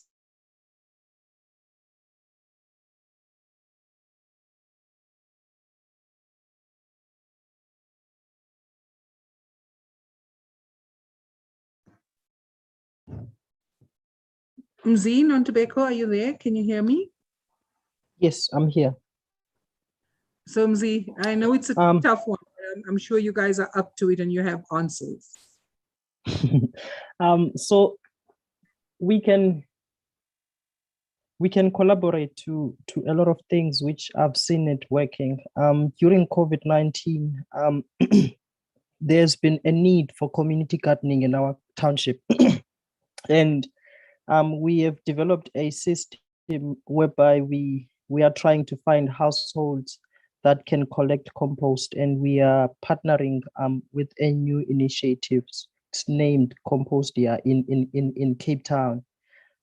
So what we do, we have young people who are collecting compost in household and small businesses, and then they take it to a local to a local gardening or a farm in the CBD. So this is contributing a lot, and also it is having so much potential because agriculture is also interested to see more innovative projects that linking up with bicycles. So this compost is collected by bicycles, it's put it in a carrier or in a cargo bike, and it's taken to community gardens. So that's what I have in mind for something that might be sustainable when it comes to both projects. Amazing stuff, Mzi, and like the connections are phenomenal. Nontobeko? For me, I think in projects like this, definitely, obviously, collaboration, but I think it obviously starts at a point of transparency. In some industries, or some collaboration, wherever you talk business or money, it's always like, oh, who wants to take the more money? Who wants the bigger profits? Who wants in some instances or other, there's always some misunderstanding somewhere or the other. But I find that when we really do genuinely have our intentions set, transparency is such a big thing of how are we doing? What are we looking for to make what we're doing possible? So I find that being transparent with some of the collaborators helps put us in one page so that there's no blind spots that leads you to assumption or that leads you to start creating some idea that was never there to begin with. So transparency for me, as much as possible, especially if our business values are in line and our personal values are in line, I really do feel that transparency is the key of most collaboration, because you're saying to people that I have no other information to hide because I'm in this for what we're doing, for the purpose of what we're doing. And if we really are to build a society and to make this a better place, what are we doing working with variables of secrets? That's not the intention. You're just diverting the intention completely. So it has to come back to the question of what exactly are we doing, and our steps in line. But I find that if I can link that first point also to the crucial thing of business development, it's not easy running a business at all. And, a lot, you go online on Twitter, start a business, start farming, start gardening. It's not that easy. Business development, entrepreneurship skills are one of the hardest. And you ask yourself, why is it so hard for us to be able to tap into this information? Why do people assume that, no, just have 5 cabbages and start selling them? There's much more to business development to that. And unfortunately, in some collaborations, when you have partners, one who understands what business development is and the other who is just passionate, there could be a way where there's a misalignment there, because the one is trying to make business decisions and the other perhaps is maybe trying to make marketing decisions or relevancy decisions, And again, it goes back to what are our intentions and what are we setting out to do. So I find the conversation of business and development and how are we really going to do this from a business strategy also usually falls away on the wayside. Also, the language of collaborative entrepreneurship. When we are collaborating together and trying to make money while collaborating together, what are the variables that we're working with? What are the possible blind spots that we're working with? You know, what is the end product for you too? And I think for me, those are the foundational conversations that you always need to have before you run with your magnificent great idea, so that you're both on the same page. Otherwise it could just be a disaster and you become that person that's like, oh, the idea, that was my idea, she took it from me, because the foundation was all very long. So I believe in that. But lastly, the last one is definitely diversification. If this is how we start out, how can we diversify the model that we have? If I'm talking about bringing the real market to this Afrofuturistic place, how can we do it digitally? How can the idea lend itself to an app system where we can connect to indigenous knowledge activities online and know that I can find Mams Banbani if I want to go wild harvesting for Impepo. I can find Baba Smang Mang when I want to go touch with clay and be integrated in that community. You know, how can we bring our people to the fore? Because there's a lot of knowledge that's there that our people don't know that it could be commercialized, you know, and we're leaving a lot of that knowledge to the wayside. So I've even taken it as a challenge for myself to start, you know, being much more of an agent to these communities and really taking the time down to sit down with them and saying, how can we be much more sustainable and much more intentional in this relationship that we're building? Because I'd like to think my passion is not here for a year or 2 years. I've really found something that I know I'm going to spend a lifetime doing. And I'm really happy starting the sustainable work. And I'm so glad that I also got to start it with you guys. So yeah, a lot of work to be done, but the passion's already there. And I'm just excited to see what more can come from this. Sure, Nontobeko, as Nikki says in the chat, I'm really looking forward to see where these seeds, what the harvests are going to be. It's going to be phenomenal. Michael, I'm noting your hand. I'm also noting that we have 5 minutes left. So Lone, we have been cutting ribbons at Slovo actually. Yeah, it's fun when communities get to cut ribbons and there's no politician that has to take the credit. But let's take Michael, and then I'm going to ask everyone just to post in the chat one thing that you're taking away from this afternoon's session about seed funding and urban initiatives and how we can replicate and scale. So please feel free to type away in the chat as Michael is talking. Thanks to both panelists. So the question is, how does government's current approach to land reform and possible policy change concerning expropriation of land, how will that influence the potential and the capabilities of small-scale agricultural community farms in South Africa going forward? So Nontobeko, it's a really big question, which probably warrants a full other session, but shall I allow you to respond there, and then just keep inviting into the chat your comments about what you're taking away as you depart from this session. Nontobeko? I mean, yeah, a very hard and technical session for this time, but simply put, give the people the land that they need, that they want to be able to work the land. Give the people the option and the choice and the freedom to decide how do they want to work with the land. And of course, the more government can meet us halfway, the better. But if it's not happening, what are our alternative? You can't just sit down and wait for one specific dream. How do we keep pushing the other parts of the dream to get to the end product?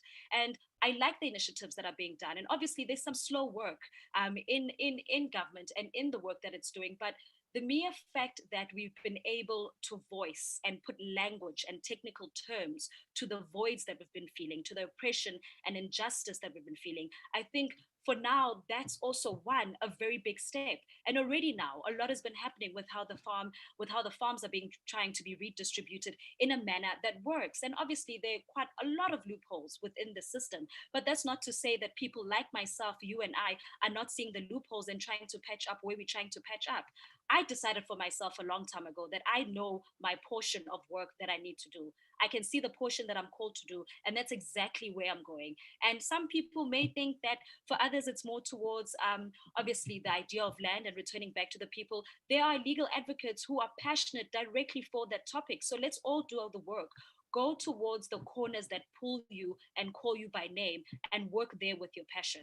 And I know we can all definitely play our parts. So let the legal minds that are there do the legal work. Let's see how we can contribute to the bigger legal conversation. And let's see how the land comes back. And even if it doesn't come back, either way, we'll get it, whether we earn our way back or we buy our way back. But we should not let go of our relationship with the land, regardless whether we have it or not. We push it, whether if it's not primary agriculture, it has to be by secondary agriculture.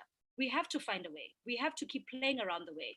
I don't have a farm exactly right now, but I know for a fact that the way I'm going about it, by visiting smallholder farms, I'm getting knowledge about land. I'm getting knowledge from chiefs. I'm getting knowledge from people that are saying, maybe you can rent the spot out. Maybe you can do this. So there's a different way of having the conversation of land and how we utilize that specific resource. But in terms of the legality, we in South Africa, you know how the cookie crumbles at the end of the day, but I don't think we should be despondent. It's how do we individually take agency in a bigger and much more technical conversation. Thanks, Nontobeko. Lots of compliments to both you and Mzi coming through on the chat. And then there is a question from Stephen, feedback on what government can do to reduce the barriers for local businesses. So I mean, I think, Stephen, I'm just going to hop in the interest of time here.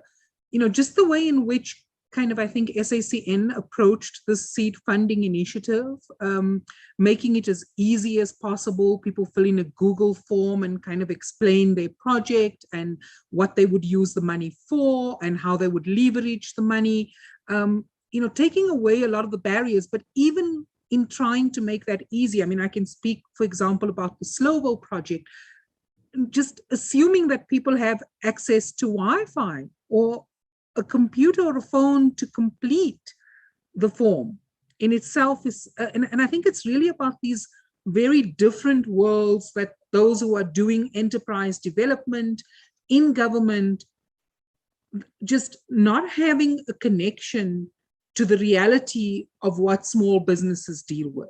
And I just wish people in government would spend a little more time understanding what it is like to run a small business when you're everything in your little business. So, you know, I'm sure again, that's probably a topic for a whole other session, and delighted to see some of the things people are taking away from this conversation. So to those of you who have posted in the chat issues of long-term sustainability, Nikki, the partnerships, the funding, the community building, big impact that small initiatives have, Naila, the sense that Shopi Jane loved Nontobeko's description of the authenticity. And I think to see where, as someone who has been adjudicating these projects, saying small change is massive and new businesses can emerge from localized efforts, businesses that are built on respect and compassion. And so as we close the session this afternoon, and Sithole talked about compassionate leaders, I don't think we only want compassionate mayors. I think we're seeing what compassionate leaders in communities can do. Thank you so much for joining us. And I think we've just had a post in the chat about the next session, New Landscapes Towards a Greener Future, featuring works from Tazama Muta, Tessa Chittenden, and Tessa Poole. So please feel free to grab your lunch and join there. Been wonderful. Thanks to the team behind the scenes who've technically supported us.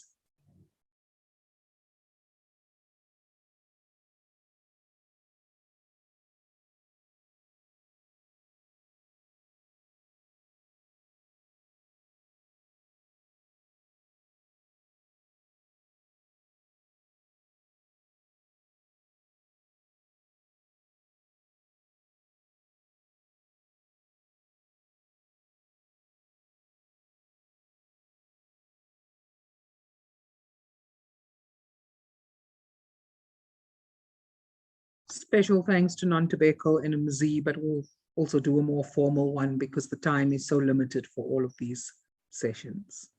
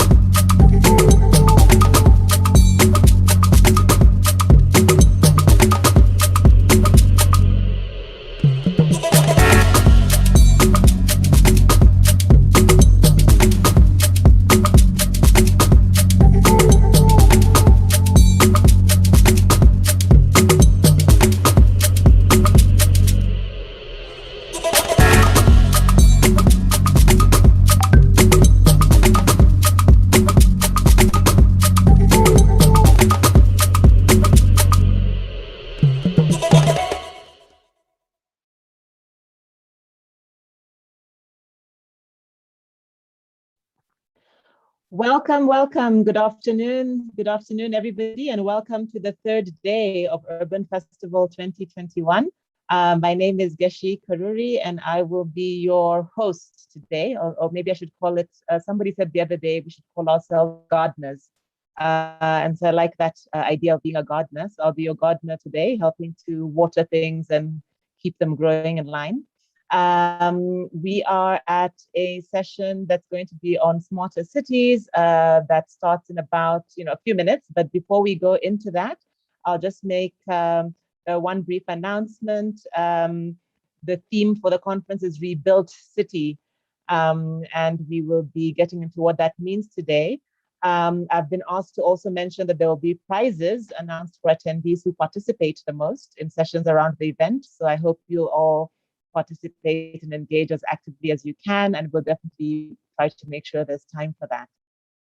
So before we get into the webinar section, we've got two exciting first pieces that we'll go into. And so I'd like to introduce first Lucinda Miedema, who is joining us from the Netherlands today, and will be sharing on the next movement, Cartooning the Future competition. She'll be telling us a bit more about the competition and some of the submissions, perhaps some of her own reflections on the initiatives. So Lucinda is the COO of the Next Movement. She's an educationalist, passionate about helping young people flourish. Over the years, she's transformed from academic research into programs in the areas of peace education and global citizenship. With the Next Movement, Lucinda has been using editorial cartoons as a tool to open important conversations and make the voices of young people around the world visible and heard by murals and exhibitions. Lucinda, I welcome you to South Africa, and we look forward to seeing your presentation. I'll hand over to you now. Thank you. Thank you so much. And may I start my video, because I see the host has enabled the video part. Okay, so maybe the host can allow Lucinda to show herself, just so we're sure it's her. And yes, you can certainly share screen as well. Yes, ma'am? Fantastic. Are you able to share video now, Lucinda? So I can't start video, but I can share my screen, I think. So we'll do that one. There we go. Okay.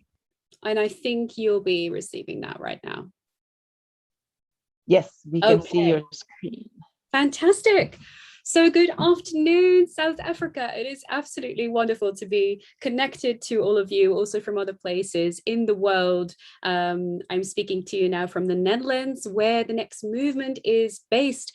And I will first briefly tell you a little bit about the Next Movement, where we come from, before I jump into the visuals, because it's nice to have a bit of background. And I think connection is a very central word for all of this. This is why I'm so excited to say hello, South Africa, and letting you know that I'm speaking from the Netherlands, because this is how the Next Movement was born.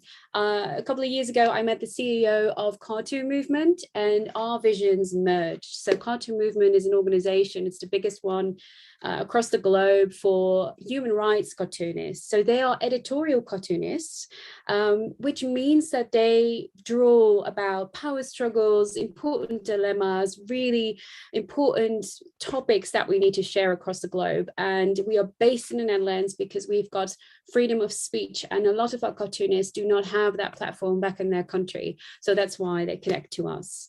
My background is not in cartooning, but thank you for explaining it already. I'm an educationalist, and I'm passionate about helping young people, the next generations, flourish, especially against a backdrop of the current climate, of the challenges that they've got right now. It's a bit of doom and gloom for young people. So we want to give them a little bit of hope. And the Next Movement, it leans on that. It leans on the pedagogy of the power of visuals. So I would like to ask you to close your eyes just for a second and imagine how you would like the future to be. What does it smell like? Is there a sun shining? Is it more detailed? Is it about particular topics? So you can open your eyes again. What the Next Movement is based on is for young people across the globe to start that imagination. So we think that a lot of change, a lot of positive change leans heavily on the power that we have of visualization of ourselves. So the conceptualization, our image that we have of who we are and the world around us. And then from there, things start to open up. So we do two things. On the one hand, we ask young people across the globe to share their voice, to share their wishes for the future that we need. And this opens up conversations that they want to have. It allows a little bit of breathing space. It allows things to open up, to release that need to be said. But when we use the cartoons, it goes a bit further. We ask them to send in a sketch of their vision of the future. And we ask then the cartoonists across the globe to choose one of the sketches that they get inspired by to turn this into a professional cartoon. And this then starts a magical process, because the young person sees that a cartoonist from the other end of the world has really understood them. They see themselves understood and the visual that the cartoonist has created on the basis of their ideas. And that really does something. It helps them feel less alone. It starts this process of feeling a little bit more hopeful about the future. And when they want to get into a positive development, being hopeful about the future is key. So it goes even a step further than that, because the power of cartoons is the visual. It is that a complex dilemma is visual in just one image. So you've got beautiful journalism that already says what needs to be said, but you can choose not to read it. So cartoons, they live everywhere. They go viral very easily. They live in social media land. They do also go to musea, but you don't have to go to a museum. So they are everywhere. And this is also why cartoonists need protection, and also why we decided to capture the voice of youth across the globe in an image. So the commitment that we do together with the next movement is that we show their voices captured in that image in very strategic places. So it's seen by decision makers, it's seen by people in power. And this gives young people a bit more feeling that they've got ownership about the future, that really, if they participate in a program like that, it doesn't collect dust, on a shelf after they've participated. It lives on and it creates a domino effect. So my bridge to South Africa is that we're also doing that with young people across South Africa from all different corners. And I have a preview to give you, because we're going to announce the winners of young people sending in their sketch on Monday to the young people. But I am privileged to share it to you. And I will end my presentation with that in a little bit to share with you what the winner is. So for South Africa, we've chosen on initiative of the embassy, the Dutch embassy in South Africa, and the city of Joburg, to have one winner, and that one becomes a mural in downtown Joburg. The mural will be on a beautiful building, Downtown Music Hub, who have donated their wall. So this links beautifully in what you're talking about with smarter cities, because it creates a ripple effect. The mural sends out a positive image, and we will end this with showing you the mural. And that then gives a ripple effect. It boosts the environment, the context of where the mural is. Many people see it, young people see that their voice is heard, and a domino effect starts happening. So I'm gonna now move over to the visuals. You've already seen on the background, send in sketches. So we've got sketches for South Africa. It's been like around 50. And what you can see are all different kinds of themes. What's interesting is that themes across the globe are very similar. So you see a lot of gender-based violence, you see a lot of sketches that are about climate, you see a lot of sketches about mental health, equality. So I'm just showing you now what the different sketches have been, and you'll see that some sketches have been turned into cartoons. So yesterday we've got to get a look at this. This is not a cartoon. This is actual sketches of young people sending this in with their messages for the future. Some of them are pretty dark. It's really to give them an outlet to share what needs to be shared. So I'm just checking my time. I will now show you. There we go. the short list of the winners. So we have yesterday sat together with a massive team from all different kind of people in South Africa, because the mural is going to be a co-creation between an amazing local street artist from Cape Town, Raz Art. You can check him out. Also in a city of Joburg, the Embassy, Downtown Music Hub. So we've all come together and voted for the 3 winners, and this was the 3rd one. So I'm going to tell you a little bit about the idea behind it. This was the sketch sent to us by Avash Shupal, and I do apologize for my pronunciation. And he wanted to show the Earth running a daycare center that is fostering themes of principles such as inclusivity and love. And notice that if you look at the sketch, it's very smartly done. Exclusivity, patriarchy are outside, they're not allowed to go inside. And this is also, we've been helping them, teaching them a little bit more about cartooning and about how you can use metaphors to bring across a message very fast. They were supported by world famous cartoonist Shafiro, who also is involved in this project, to give advice and to let them know that their voice and their sketches can make enormous impact. As you probably all know, Shafiro, otherwise check him out. He has made incredible change by his cartooning. So this one was picked up by a cartoonist from Iran, Bahram, and he made this out of the sketch you've just seen. It really symbolizes beautifully caring about the earth, having the dreams, having the positivity, really wanting to foster positivity and just get rid of all the negativity. So this one is going to receive 3rd prize, and they will know this on Monday. They get invited to the closing event where we unveil the mural in Joburg. You're all welcome to come. It is the Co-Create My City event on the 11th of November. This is the 2nd place. As you can see, we've told them it's okay if you're not an artist, because it's all about the power of an idea. So you can see this is a very simple sketch, but the idea behind it is incredibly powerful. This image is about how in South Africa, that these are their words, people are so poor that they have to often choose between school literacy and warmth. So it really is about, you know, showing that education, real equality in education is key. The sketch was done by Rilani Maminze, and it was beautifully created into a cartoon, again from Iran.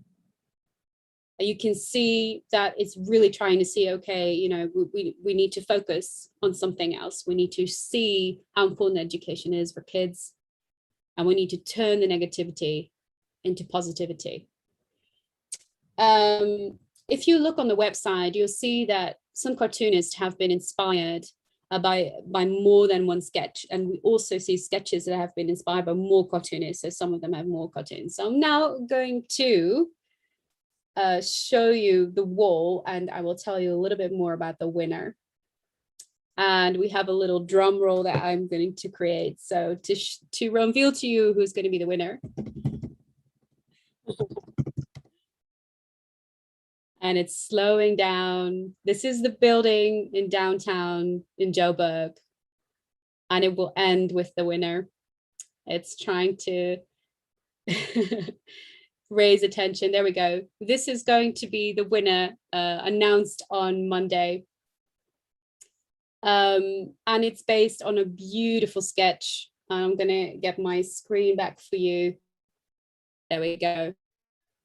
This was the sketch. A sketch by Zahir Suleiman, and he says 2 hands holding up the earth.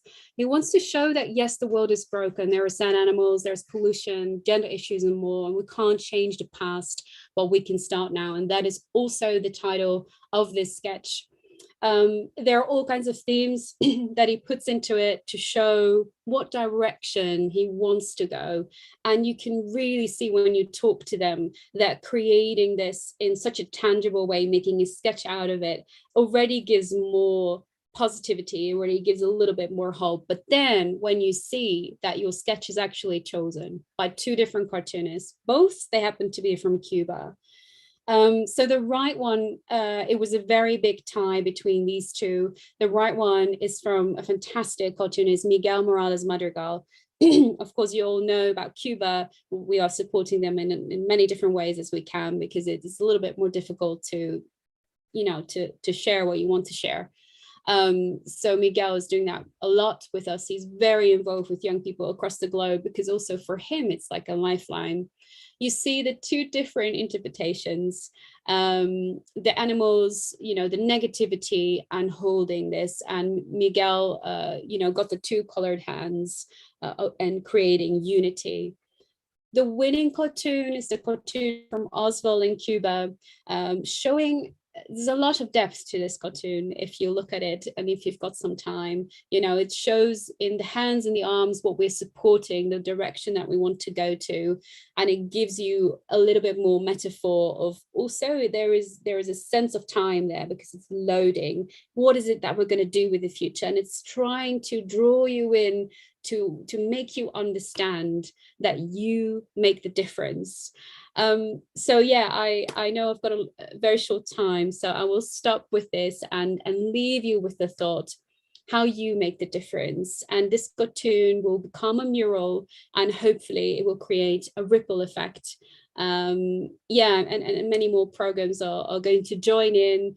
Portugal is next up, Hungary, and we are going to try and connect those young people, Lithuania as well, Cuba as well, to each other, to give them the feeling that they do make the difference, and together they are connected, and together they're stronger. Thank you very much.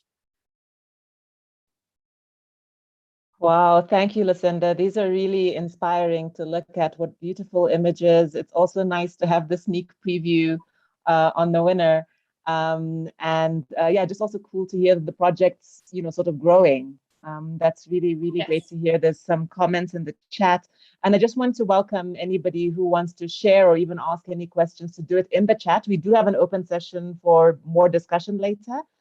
We are going to move ahead now to the next item.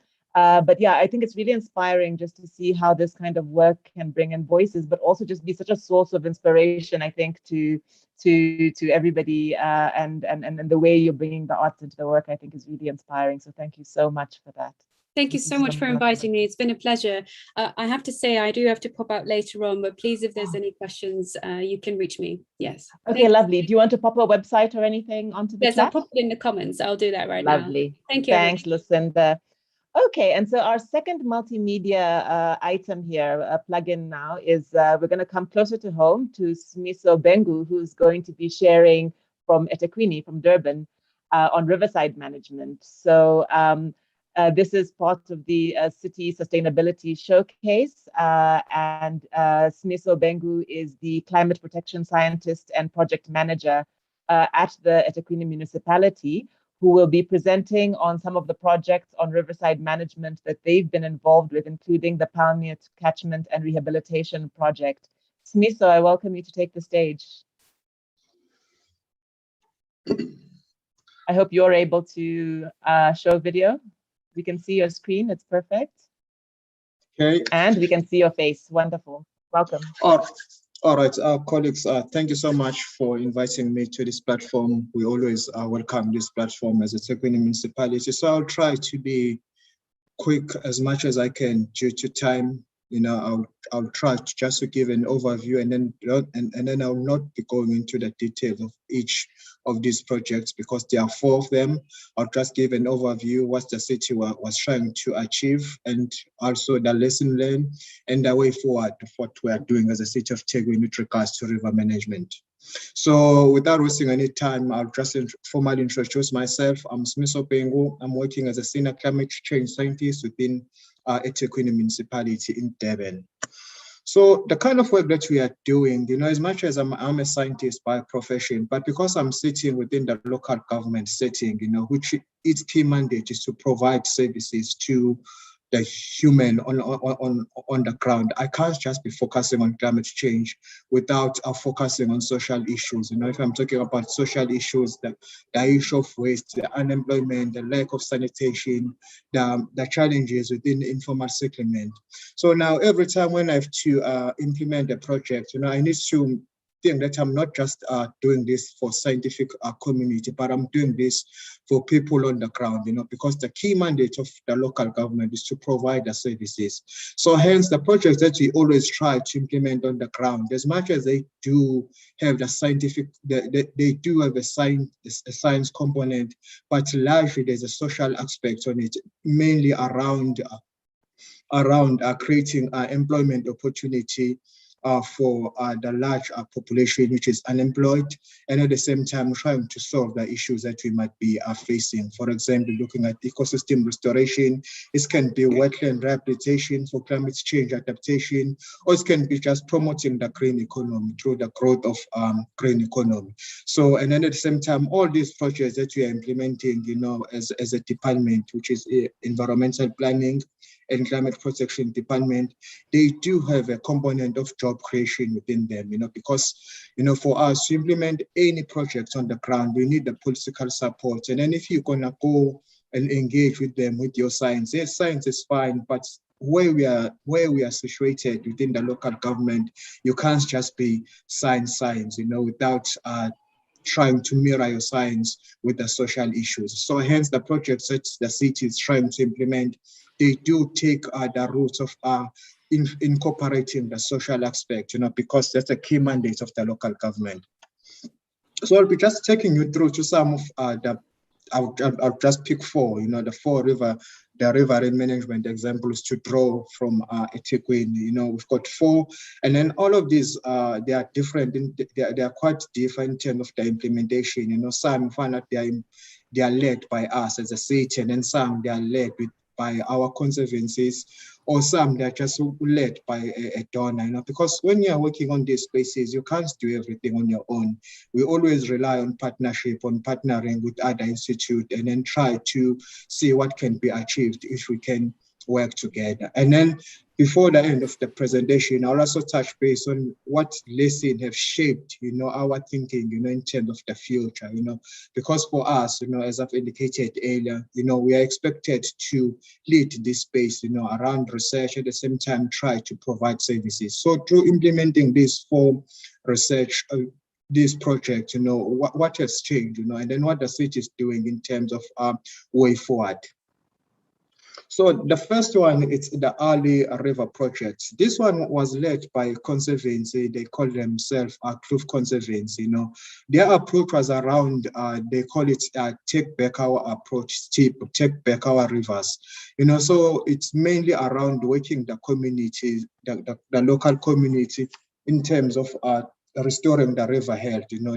They do that through river assessment, rehabilitation interventions, and then again, it's also required partnering with other stakeholders. It might be school, they go there and engage with the schools, in terms of promoting environmental awareness or environmental education. Strangely, the first phase of this project, because it's got different phases, it was strictly funded by us as a city, but now they're in a fourth phase, which is, I think it's funded by a Norwegian agency. I might not know the name of the agency, but it's not funded by us. And then that fourth phase, it's mainly looking at the issue of nappies. I'm not sure what colleagues feel about the nappies, but engaging with our solid waste guys, nappies have become a huge problem on our system, on our catchment, both in our ecosystem as well as within our landfill sites. Most of our sites, they are receiving large quantities of nappies, so now it's created a big challenge. So that fourth phase of nappy projects are led by Kloof Conservancy. It's looking around how to effectively do the waste cycling around nappies. They've just started, and then we are hoping that maybe they would come up with some innovation in terms of dealing with the nappies.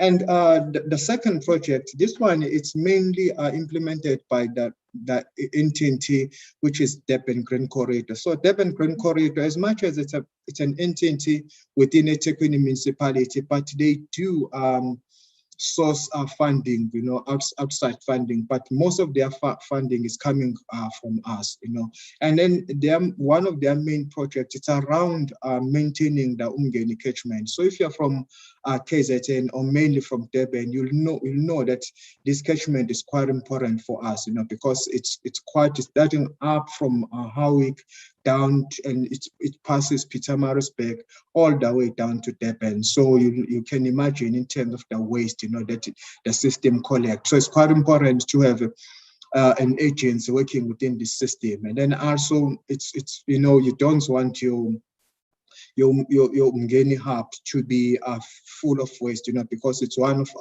the tourist destination. And then also, I think if you are a Kano person, you'll know that that's where the Duzi Kano Marathon is taking place. So for us as a city, it's quite important to do some work within this system. And again, as I've indicated earlier, their funding is coming from us. They're expected to do the waste management within the system. As you can see on the picture on your left, on the left of the screen, you see that they've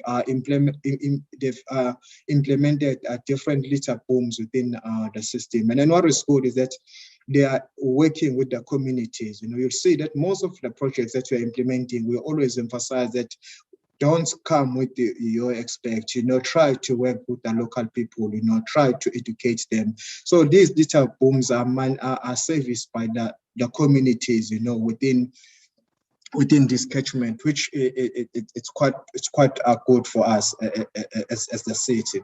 And then this one is quite different from the two, in a sense that this one is led by us as a city. This is we call it Sihlanzimvelo. So if I do that dialect translation, because Sihlanzimvelo, it's a Zulu name. So if I do a direct translation, it's cleaning the nature, if I do that direct translation. So this one, it's led by our coastal and stormwater department. We are working with the local cooperatives, so if, we engage with the communities within our areas. So at the moment, it's only in ink areas. So the ink areas is Inanda, Duzuma, and Guamashu. Those are your typical township within Durban. And then also recently included some part of Umlazi township. And then again, we emphasize communities to form a cooperative. Each cooperative is tasked to maintain or manage at least 8-kilometer strip of a river, so they have to do the waste removal, and plant removal, and then also making sure that, the river is clean, and then also doing some environmental education with the rest of the community. So in a sense, they are our eyes and ears, what is happening within this system. And then also the reason why this was initiated by our coastal and stormwater department is because the recent floods, when they do some studies or some research, the reason why some houses were flooded is because our drainage systems were blocked by waste. So it's quite important to make sure that this drainage system is clear of waste. So hence they started to implement this project. And then the last one is the Palmis Catchment Rehabilitation Project. So this one is different because it's donor funded. It's funded by DBSA, Development Bank of Southern Africa, as part of I think it's Integrated Investment Program of Southern Africa, IPSA.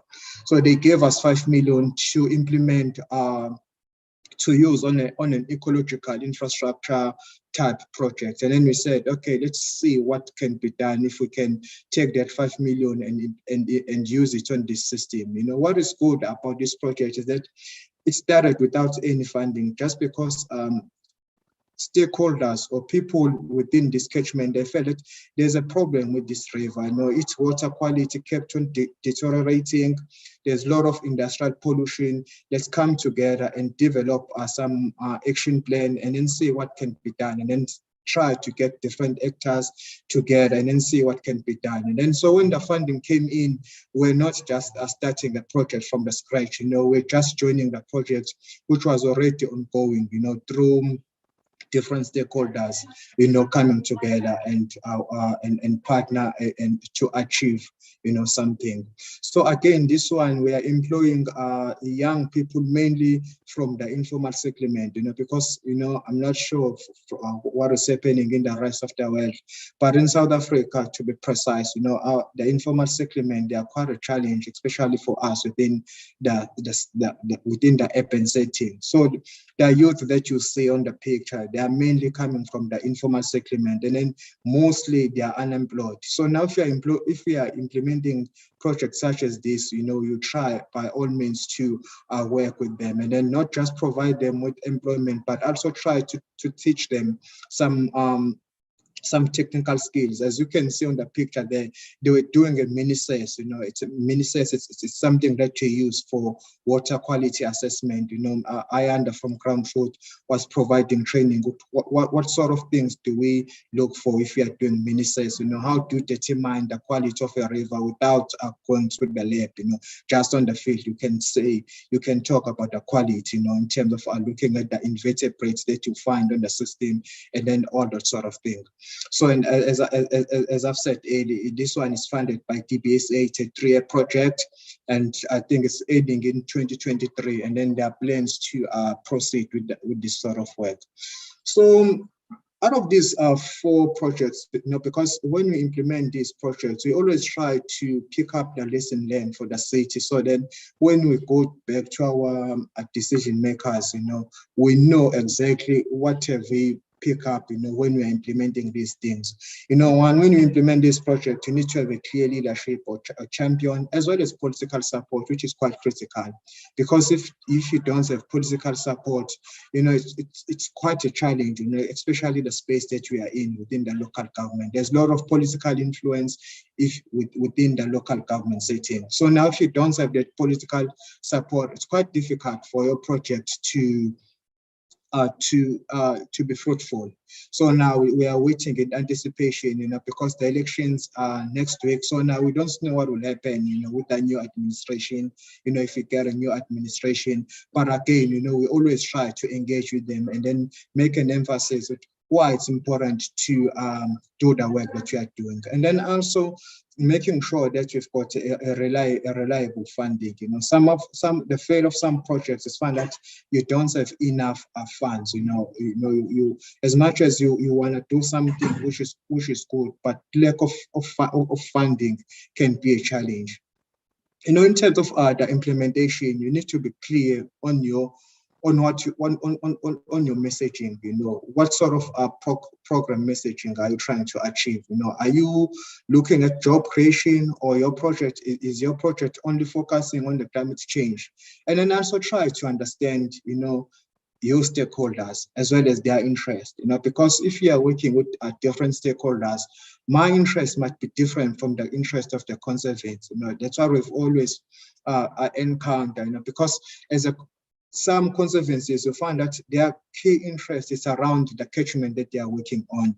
But for me as a municipal official, my interest is quite wide, because my area is quite, it's quite wide, And then also I'm working across board, So now it's quite important to make sure that you understand, their interest, and then try to find a common ground.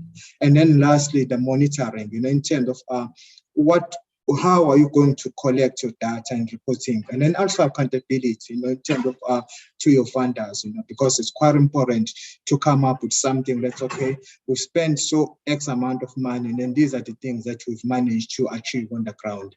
And then lastly, looking at the learning opportunities and reflection, it's always important, because reflection gives you an opportunity to improve and shape your future project. So for us, through these 4 projects, we've managed to say, okay, let's combine them into one bigger project, which will be implemented across the city, because we realize that if we leave our rivers as they are, it's quite a problem. So now our rivers needs to be properly managed. Otherwise, we'll have a problem in the future where the water quality from our rivers is completely trash. So now we said, let's develop one big program, which we call a transformative river management program. And we were lucky we got funding from C40 to help us to develop a case study. So now this case study is more around going to our decision makers or politicians, showing them exactly that if you manage if I make an example, if you manage a 10-kilometer strip of river, these are the benefits that you tend to benefit. But if you are not, if you don't invest in such, these are the things that you're likely to lose. And then in terms of the monetary value, this is so much you'll be losing, from a municipal budget. So we are busy with that. With that case study through C40. I know that my time is quite limited, so I think this is a last slide. So because our area of municipality is quite diverse, we've got area which is under public land, so it's easy to do a case study there, because the land is ours. But now we need to be aware that some of the land, large land, it's under private land. So now you need to develop a specific case study for that land because it will need different intervention, as well as looking at the area which is under Ngonyama Trust, and then these are the areas which are still in a near to natural state. They are quite important, so the areas which are under ITB areas. So I'm not sure whether I need to explain what do we mean about Ngonyama Trust land. So it's more like areas which are under traditional authority. And then at the end, we are busy trying to consolidate that into one integrated case study, which will be presented to our officials within city center. So this is more what we are at. This is more. Mr. Sorry to interrupt. If I can just ask you to wrap up, please. Yeah, this is the last one. So this is more like building a compelling business case study for plus 7,000 kilometer riverine corridors, looking at how are we going to be resilient to climate change, and then trying to close loop. And that's all. I will not go through all the points due to time. Thank you so much for this opportunity to show the work that you are doing. Thanks. Thank you, Smiso. And actually, sorry to have to cut you off because I think this is really, the work you're showing is really a wonderful example of how sort of government and governance processes and partnerships intersect with this very important issue of environmental sustainability and management. The aspects you've picked up on community engagement, contributing to employment, education, I think it's really quite important. And we hope you'll be able to share maybe a link to the work your department is doing. And we thank you for this short showcase. Thank you so much. All right, thank you so much. I'll share the ideas. Thank you. Wonderful. Okay, great. So colleagues, we now go into the webinar portion of this afternoon. And for that, our title is Have Smarter Cities Enhanced City Response and Resilience. So I think our first two presentations to me are very important aspects of whether we are being smart and who's being involved and how we're finding inspiration and better ways of managing the spaces around us. But we also know that in South Africa, since the last two SONAs by our president, Cyril Ramaphosa in South Africa, there's been this emphasized role of smart cities and a lot of talk about the fourth industrial revolution and how this will play an important role in managing the challenges of urbanization in South Africa. Now, it's very clear that we have to be aware of, and we certainly have to innovate, given the changing technologies, but also the urban challenges we're facing. But the question we try to ask today and through this conference with this theme of the rebuilt city is, as cities navigate through this world of emergency governance and crisis, can smarter cities and how can smarter cities drive decision-making to support response, recovery, rebuild processes? Is there substance to all of this smart city stuff, or is it just hype? What is possible and what could we be learning from? What should we be learning from? So in the session, we bring three wonderful panelists who I'm proud to host today to help consider and propose ways forward for how open data, civic technologies, smarter city ideas could assist or not in the response and recovery to crises and emergencies. We'll also be seeing and sharing some video conversation among a range of practitioners at previous sessions about the challenge of thinking about sort of sustainability in cities and this whole smart idea, but also the institutional challenges that we sometimes face in being able to embrace those innovations. I want to welcome to our virtual stage then our three panelists who we will be hearing from. We'll be hearing from Richard Gevers, who is not to be blamed for where he's sitting. He's sitting in Cape Town, but he likes to remind us that he's from Durban. He's the founder of Open City Labs. I think he's not a stranger to any of us who are in the urban space, especially if that intersects with issues of data. OCL is a civic technology lab which focuses on the development of open data for application to urban challenges in cities. He's also the CEO and co-founder of Tenji, a data science startup that focuses on building data products and tools. And blah, blah, blah, blah, blah. You know, Richard does so much. I think what's really important about Richard is that he's always the guy who reminds you that we can do so much with tech, but what really matters is what are we trying to do? And so he really is, I've gotten to know him as somebody who's really dedicated to sort of the socioeconomic ideals and social change that we're trying to bring about. And then even more importantly, he somehow uses his spare time apparently growing his beard, brewing beer, and appreciating good coffee. And so maybe he'll have time to tell us why. And apparently he also listens to vinyl, so we'll have to compare collections with him sometime. So welcome, Richard. Our second panelist is Judy Backhouse. So we're going to progressively, so I've gone from Joburg to Cape Town. So Judy is again known to many South Africans, but is currently actually based out in Portugal. But we mainly know her from her time here. She is currently a senior academic fellow at the United Nations University. But this is after many years working here at the University of Witwatersrand in Joburg. Her recent research has been in the role of governance of smart cities, and her previous work examined ICT for development, as well as aspects of education. So Judy has previously worked in the private sector. She spent many years also working at the South African Council on Higher Education in the area of advice and monitoring. She's also been an entrepreneur. And so she's kind of straddled these different spaces, and we really look forward to listening to some of the lessons she's been drawing from some of her international research on these questions of smarter cities. And then even further out, for a more international perspective as well, in fact, oddly, an international perspective on Africa, so it's sort of both out and in, is a new and well-appreciated collaborator, Simina Lazar, who joins us from the Aston Network. Simina is very passionate about cities, communities, and innovations. She is working with local governments and organizations in Europe, but also in Africa, to design sustainable urban policies and tackle complex local problems. She currently leads the Aston Network, and this is a network of 11 African cities around the continent who are using digital tech to transform their cities with this focus on sustainability and livability. So I think you can hear that we've got pretty good coverage here between practitioners, between researchers, between people who are overseeing programs, all speaking to smart cities. So without further ado, we want to get into it. We're going to show a brief video, and this video is actually, and the reason we're doing this is that these conversations have been going on and we'd like to see them building on each other. And so there was a conversation back in September at the DIY Africa conversation that began between the Civic Tech Innovation Network and the Aston Network on these very same questions.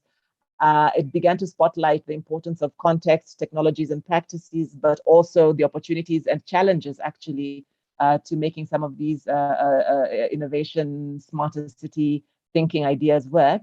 And so we thought we'd use it here today just to begin bringing it into the conversation, building it up from there. And South African Cities Network was a very core part of that. So Yasmin, we're going to hand over to you. I must say it's a work in progress, this video. So we've given Yasmin the tough challenge of jumping around between bits of it. We're still busy pulling in some supplementary footage and all of that. So excuse the talking heads. But I think it'll just in a few minutes give us a bit of a sense of where the conversation stood back in September. Let's go for it, Yasmin.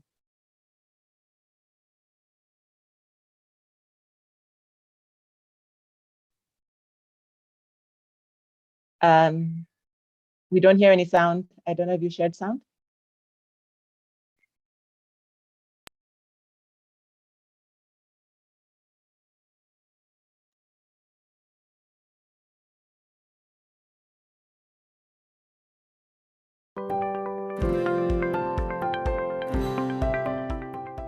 My primary interest is this ecosystem role of government, because government can't do it alone.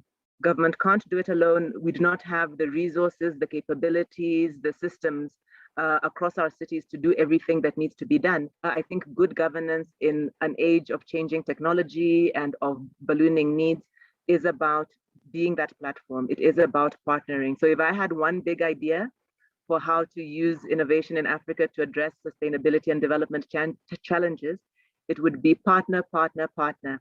Partner with the non-state actors, figure out how to make that work. There are a lot of amazing capabilities in the tech space, but also other non-tech innovations in civil society.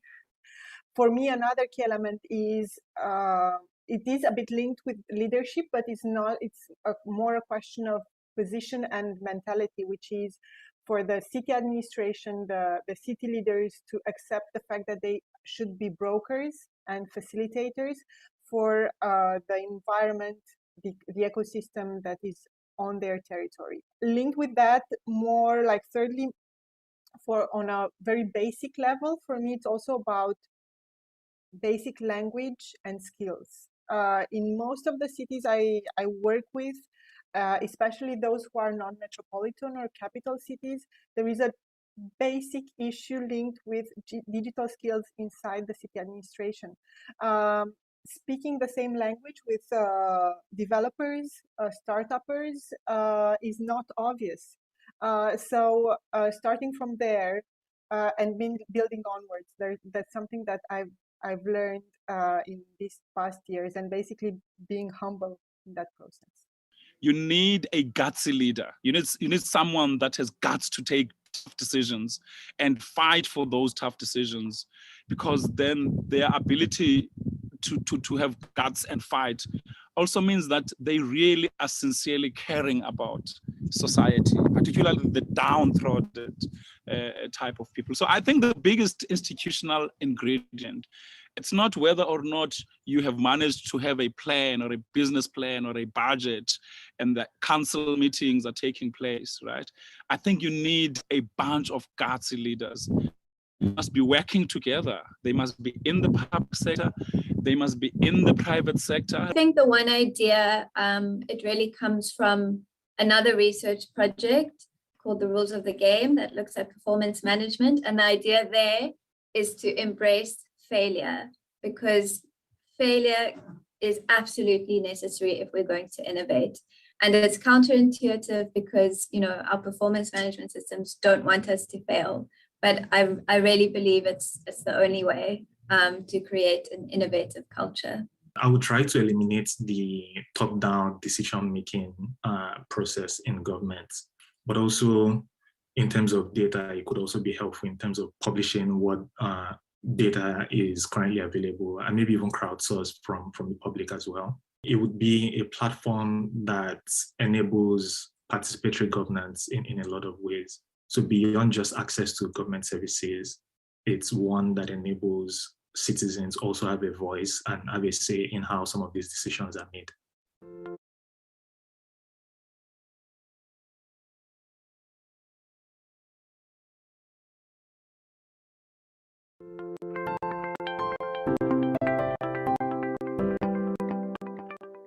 So we've got all of you saying that in the space of academia, we need one common language, and that's something academia, it looks like it's overlapping with NGOs, could contribute to. We've got academia, public-private partnership. We say the academy can also help to fund research that can assist entrepreneurs with real-world innovation. We say the academy can also help building the digital literacy that people are saying is lacking both in government and the civic space.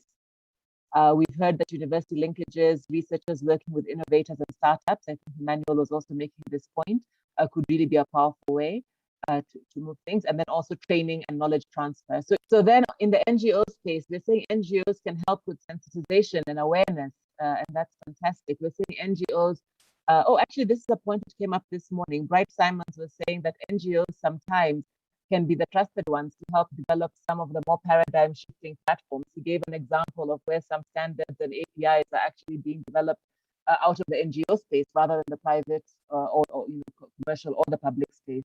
So there are roles there for NGOs. We are not seeing too much else more there for NGOs other than the common language. Private sector, we're saying private sector can help with access to funding. So I think that's been brought up by at least 2 or 3 of our speakers, that's a major issue, especially where the capacity isn't there in local government sometimes to pay for this experimentation. The viable business creation, venture capital, trust between entrepreneurs and government linked with understanding of each other's roles, and that one is obviously between the private and the public space. There we see the public-private partnerships as well. Obviously, large private sector entities and obviously mobile ecosystems across different African countries differ, but generally speaking, mobile operators can be quite good partners for both digital innovators and government institutions. So, for instance, there's a natural interest for mobile operators to, for instance, work with public sector utility companies, but also other public sector institutions on digitizing payments, right? Because it drives digital payment activity, which is of the interest of mobile operators, but can also help a public sector institution to improve its regular revenue collection. And what we find is that obviously startups bring innovative business models, but mobile operators often have a huge brand recognition. So if you're rolling out a new service and you want to let everyone know about it, usually partnering with a mobile operator is a good way to get the word out, or even introduce different promotions or incentives for people to adopt the service.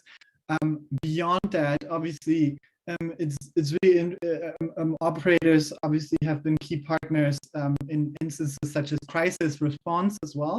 So oftentimes, certain emergency services might want to leverage free calls, right? During times of emergency. So in instances like that, infrastructure sharing also occurs. One thing that might not be as relevant in the South African context, but is relevant in maybe the Nigerian or Congolese context, for instance, is also like looking at the way telecom tower infrastructure is powered, and looking at whether there are synergies with the energy needs of the surrounding communities.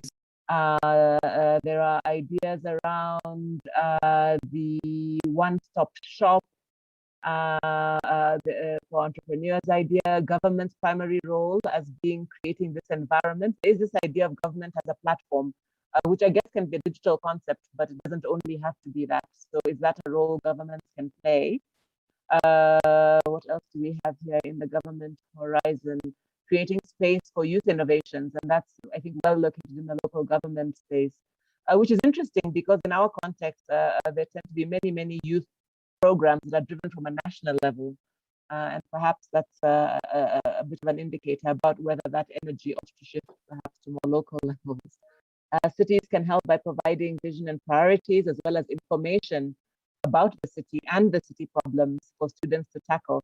I think that's a good one that could also speak to universities. So this idea that cities can begin signaling a demand agenda, things that people could actually be innovating into as opportunities for those who are problem solving.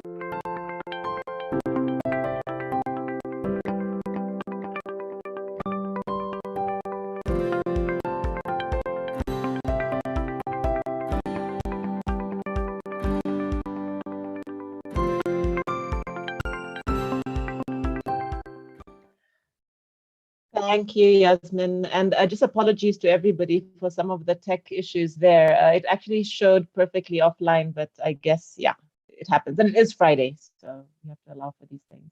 So without further ado, what we want to do is to say, well, those are conversations that were happening and were quite rich in September. We are now sitting on the cusp of World Cities Day and November.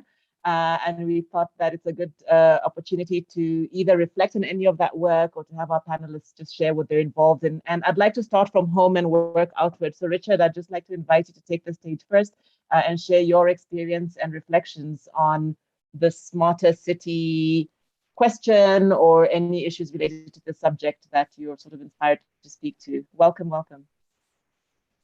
Thank you so much. And thank you for having me here today, Geshi. And yeah, just to say that this is a lot to talk about. It is Friday afternoon. And so I'm going to take a little bit of the short time allocated to just point your eyes to the right-hand bottom of the screen, where there is a bit.ly link that will repeat in any slides, where this slide deck can be found, because there's going to be a ton of links and other sorts of things. And if any of them are useful to you, I think maybe will be more useful to you if you're able to look through that. And then, yeah, just obviously you can find me at Richard Gevers on Twitter, but go and follow our Future Cities, go follow our Cycling Cities network. There's a lot of dialogue and discussions happening on this space. And so encourage you to go and, if you're not already, seek those out.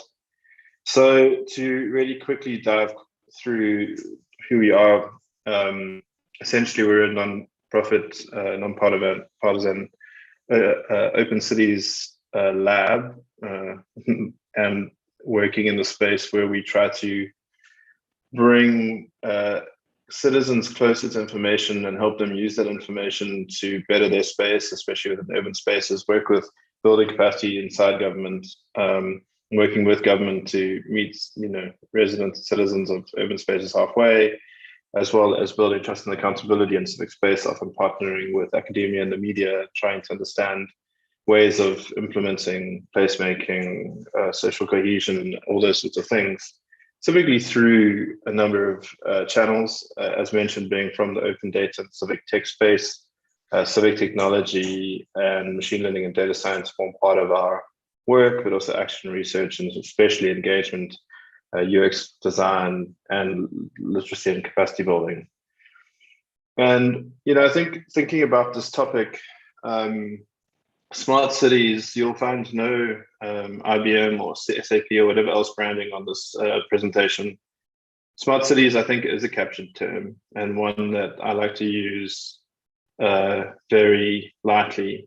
But in terms of the question of whether smarter cities are building sort of robust or resilience, I think is very much down to what we define as smart. So I think, the point is that being smart as a city is about understanding the needs of the humans that live in your city. It's about connecting to people and organizations that make up the local society, strengthening the mechanisms that allow resident needs to be shared, understood, categorized, prioritized, both internally to city government, but also externally with partners. You heard Geshi, partner.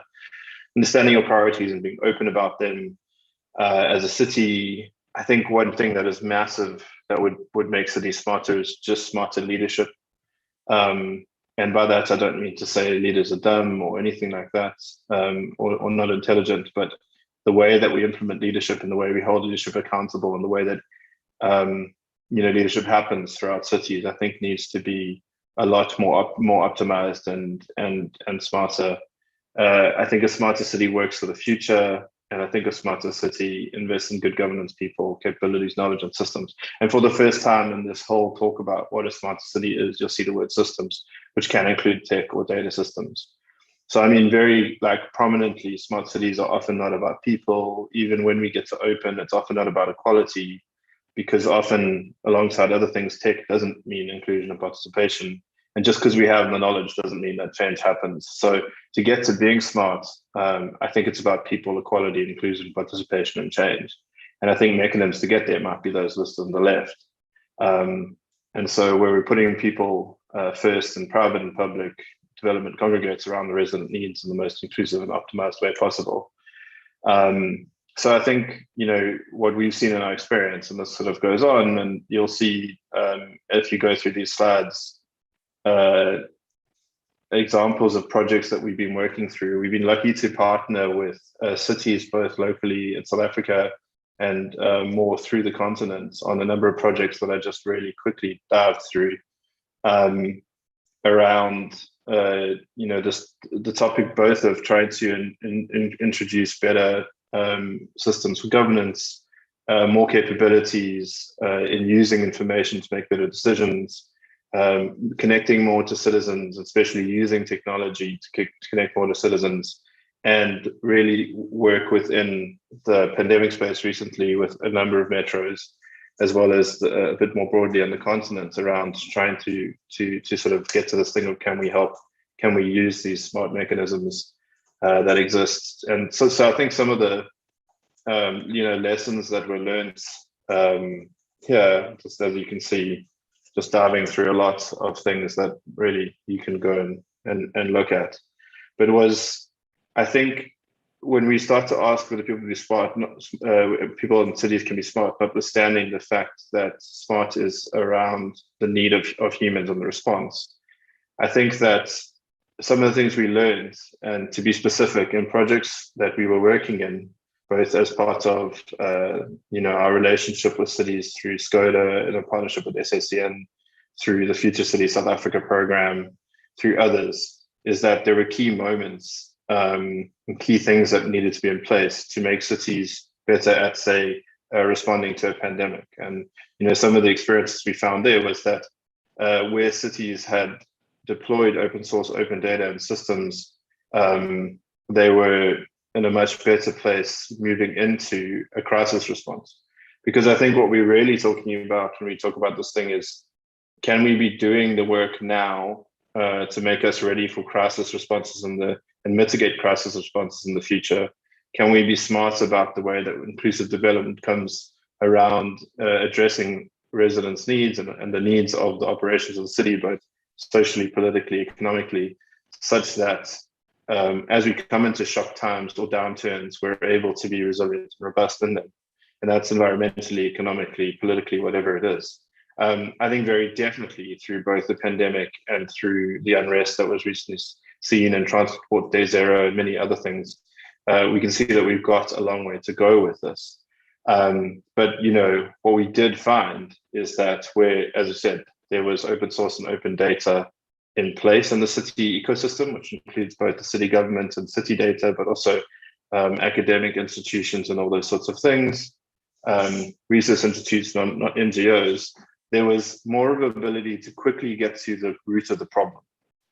So whether your problem is a pandemic response or the unrest or insurgents, and trying to understand the needs of people very quickly, whether it's about the crisis or the violence that is poverty that people in our cities live every day and are constantly in a state of violence. Trying to understand how best to deploy limited resources and very limited time. You need information, you need data. And the whole dialogue around being smart has been captured by big tech firms who see this as a sales pipeline. Now, our cities need big tech. There's no way we would be able to operate whole cities yet without support of big tech, but very much cities need to have a sense of that they own their journey, that they're in charge of their governance around technology, that any technology or systems or data that fits into the way that the city operates is defined by and owned by the city, as opposed to sort of just incorporating technology. And so cities, I think, found it difficult where their baked-in systems, whether they're built or big proprietary tech, weren't able to help them respond very quickly to the pandemic. They found themselves very stuck. As Geshe and others said in that video, we also found that the funding environments are really critical around enabling smart response. So if you're able to firstly connect to the need and understand the core issue, the human issue, if you're able to use open source access open source information and data to be able to very quickly optimize and plan for a response that's going to be appropriate. We have the systems, both human and process, governance and technology. You still, I think, are going to need in the space of local government, especially in Africa, especially in South Africa, support and funding, both financial and non-financial partnering to be able to respond well. And so, we obviously, there's donors involved in the programs that work with cities, but I think also knowing that you can leverage communities of civil society, of academia and others, citizens and residents together, means that the direct obligation on the city is reduced, and there's more institutional memory and knowledge built. So within the programs we're responding to, within the various different programs we work and are working, things like being able to set up technology and then also train residents and communities very quickly to collect data on wash facilities within informal settlements during a pandemic, to help cities respond very quickly to understanding where taps and toilets aren't working, where interventions need to be made to stop pandemic spread and all those sorts of things. Those are really optimized and enabled much more by partnering. I think also what we're seeing is, again, like the concept of smart, where smart leadership and smart governance are really around embracing change, embracing innovation, but still being a city which is meant to obviously take care of all of the needs of all residents, and so needs to find a pace where it can move and bring everyone together with it. But what we very much see in cities now, I think, I've seen this in cities like New York, where I've had the privilege of being able to have some insight into. So this isn't only an African problem, but obviously the silos and the incentives and the culture within inside a city, and especially where this is set by leadership, is so critical to being able to be enhanced or geared towards making some sort of change. So I think, there was also a really good comment about 4IR. And I think and I understand I'm expecting to flag about time, but I'm going to keep going because I haven't. This is the flag. Okay, cool. I'll wrap it up. I think one of the critical things around smart is that, as you say, hype words, buzzwords, all these sorts of things, like, stars in the eyes of big tech corporates who think, this is a great sales pipeline. Politically minded people who think that they can sell things off, like, saying the word smart cities. Very critically, South Africa is still in a place where we haven't got third industrial revolution right. We don't have equal access to internet, access to information. Mobile data costs are too high. This is also throughout the continent. And so, I think one of the critical things is that tech is not the water, it's the pipe. The water we need to deliver is, again, that optimal solutions around cities that are able to take in and care about all of the needs of residents that live in them, and produce these dynamic, inclusive, economically positive places. And so sometimes we need to tear down, sometimes we need to not rebuild, sometimes we need to change the way that a space or an economic sector or something is made up, because it is just so endemically and structurally broken or unequal that it will never be able to be fixed.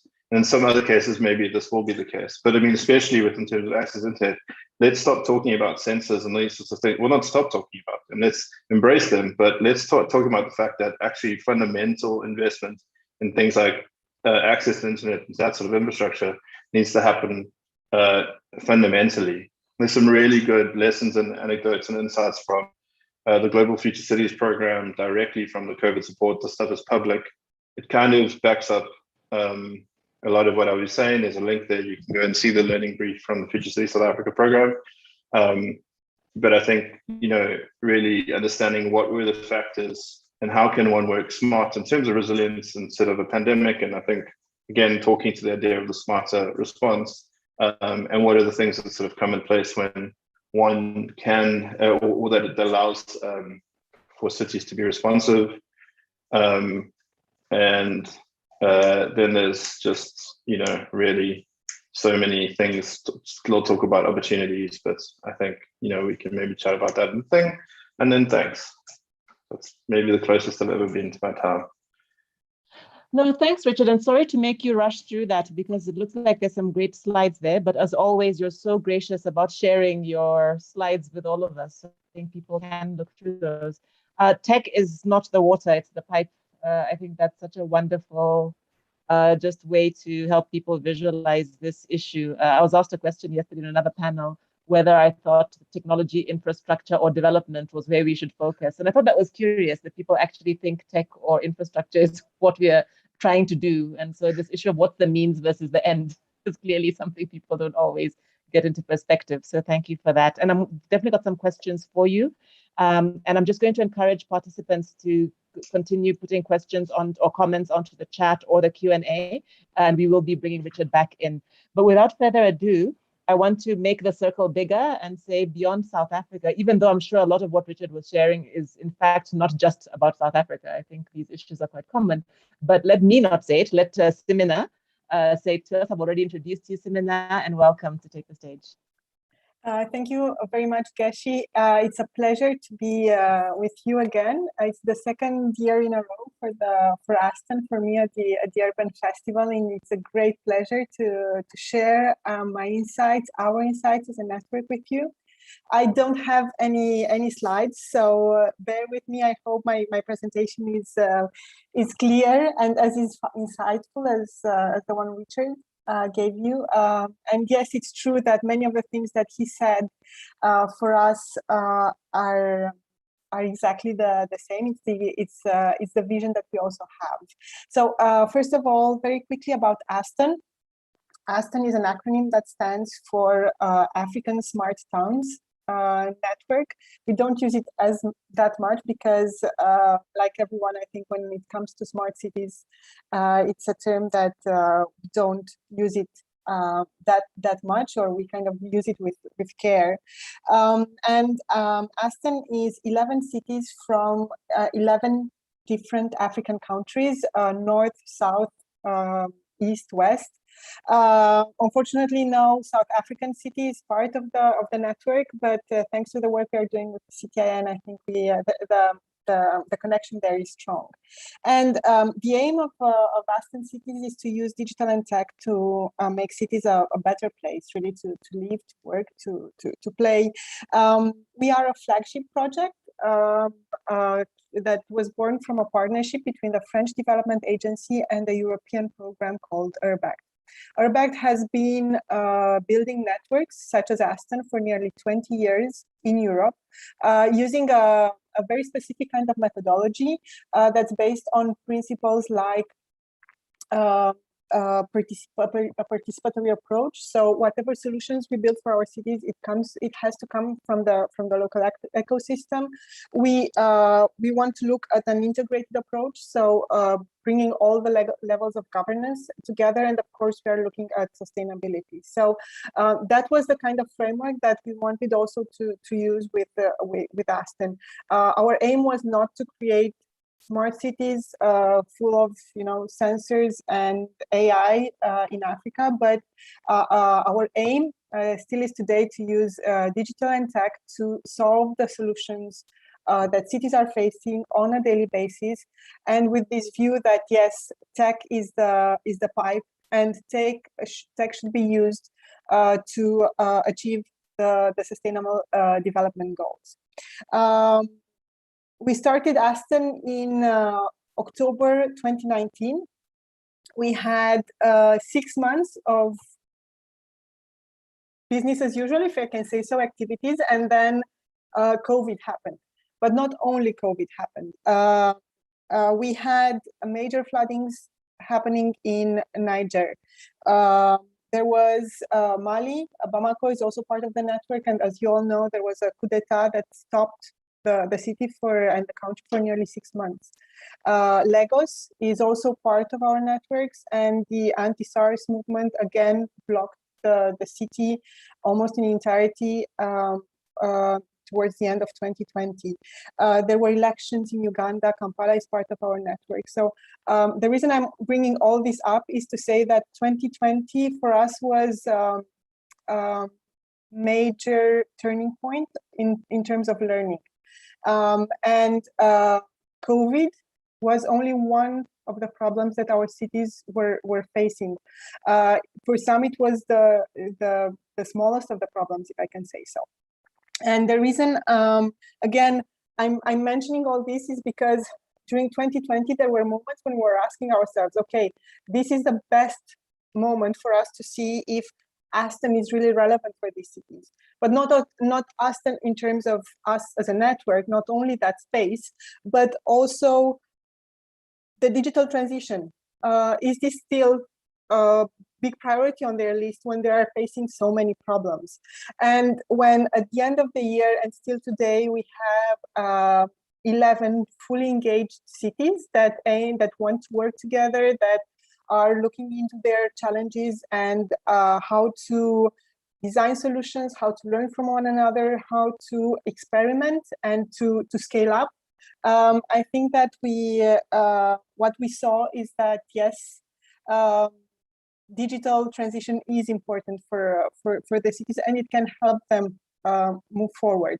Of course, there are there's a fine print, how we call it, linked to that phrase, and there are some conditions, if I can say so, that go hand in hand with it. It's not at all costs. And one of the major things that we discovered with throughout Aston and through this process that I'm sharing with you is that the extent to which data became a topic.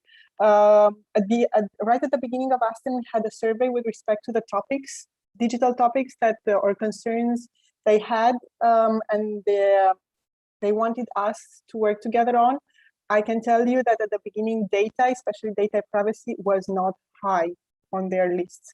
They considered it not something that is important, priority for them.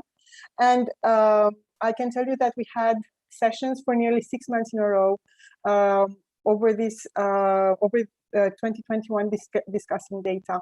How to use data for decision making has become among our Aston cities a top priority, and I think that what the cities have gone through last year is the reason for that. They learned that with data they can take decisions in a faster, quicker, and more solid way. And this is for us, this is something major. Also, another point that came really strongly, and this is something that we are starting to observe now because cities are going to what we call an experimentation phase. So they design their solutions, and now they are starting to implement really small, learn from that, and then scale up. And all of them are more and more focusing on existing local solutions. And this is something that we discussed a lot in the event you saw the short video of, which is in Africa, there are so many solutions already existing. The problem is not the solution. The problem is how do you scale it up?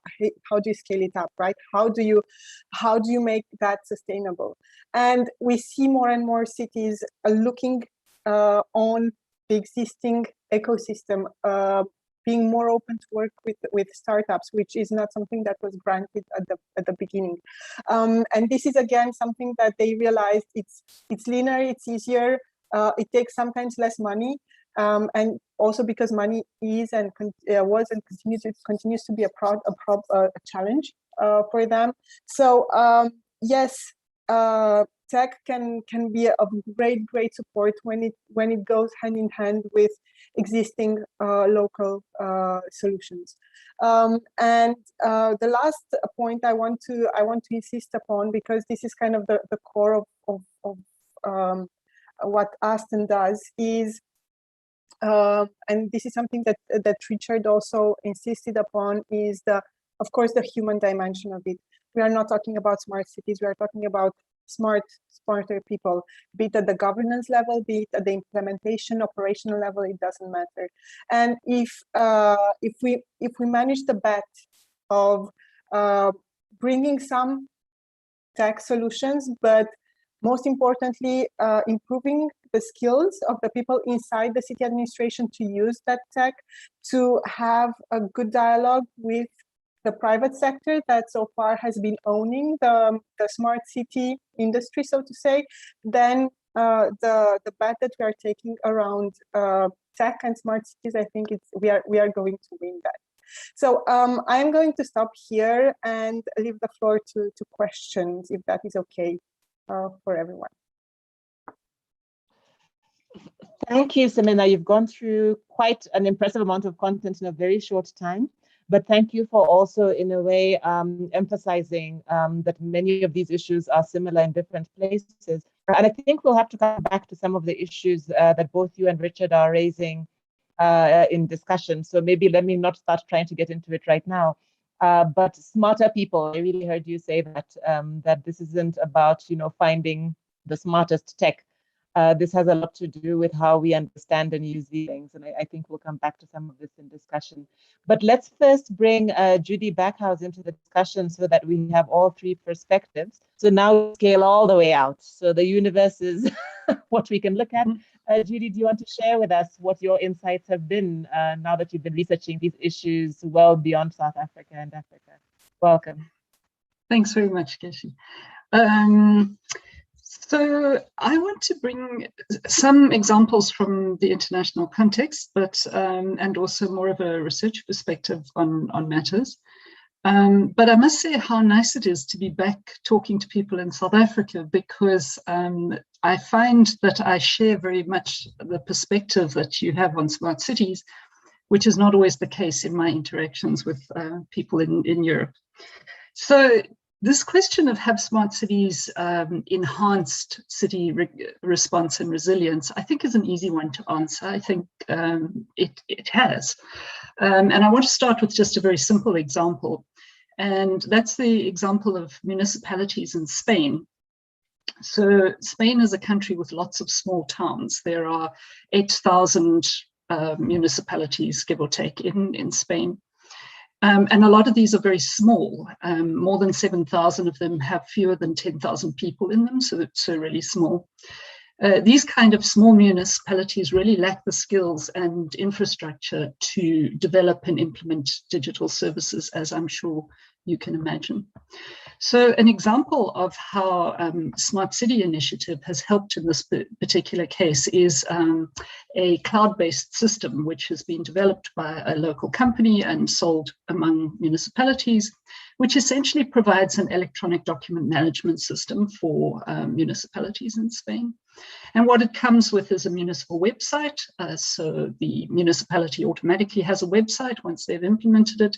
There's a web-based portal for employees, so employees can do all their work from a web browser. And in addition to providing document storage and process flow, it provides process flow. It also provides electronic signatures. So the flow of documents through the municipality services can be automated. And what this has done is it has not only brought enormous efficiency to these municipalities, it's also enabled them to interact much more digitally with their constituencies. But of course, when it came to COVID, they managed to switch to remote work without disrupting any services. And those municipalities that hadn't implemented a solution like this were in a lot worse position. So it definitely helps cities in terms of their response and their resilience. Now, this is not an example that one typically thinks of when you think about smart cities, if, of course, you follow the big corporate understanding of smart cities, which are things that look very smart, have big buildings, have a lot of infrastructure and a lot of high technology. The example is actually taken from a report, Simple Ways to Be Smart, which is a report that I worked on with U4SSC, which is the United for Smart Sustainable Cities initiative of ITU. And I'll put the link in the chat there for you to have a look at it. And the focus was really to look for simple ways to be smart, just ways to be smart that are not high tech, that are not terribly complex, but which still achieve the sorts of results that one wants. Turning a little bit more broadly to other research that is done, I just went looking at the research that covered both smart cities and COVID in the past year to understand what that intersection is between smart cities and the COVID response. And here's some of what I found. First of all, there's a fair amount of research that says those cities that had implemented those high-tech control centers or observatories using sensor networks to watch what's going on in a city were able to use these tools to observe changes in the cities over COVID. So they could observe changes in traffic patterns, in economic activity, in air quality. And there's some reports, some research that shows that cities were able to use this data in planning their COVID responses, which is all very well and good if you're one of those cities that has that level of sophisticated system. But what they also found, and there is also research reflected, really just around raising awareness and knowledge about digital processes, systems, opportunities. So, for example, COVID raised awareness of the benefits of digital tools when you're managing data in large volumes. So, for example, we had countries who were trying to trace infected people where their mechanism for tracing was that people would complete a paper report and fax it to an office where it got captured. And these are first world countries who have the money to have much more automated systems in place. But these were the systems that they had in place because it had worked in the past. They'd never had to deal with large volume reporting of infections. And so it raised awareness of how systems can automate that kind of thing and make it far more effective. COVID raised the profile of new technologies such as artificial intelligence and machine learning. And so we find these things now forming part of government and policy debates, whereas they never did before.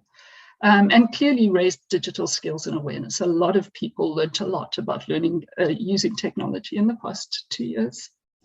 Then we see research which is around the rapid growth of digital solutions. So if you think about just things like your Zoom software that you're using and all the other products, those products went through massive changes in the past 2 years, improving and becoming much more sophisticated, much more aware of security issues, much more effective in terms of the speed of transmission.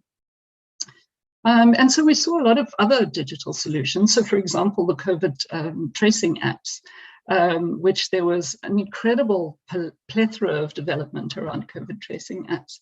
But what's interesting in the research is that the results of those are very mixed.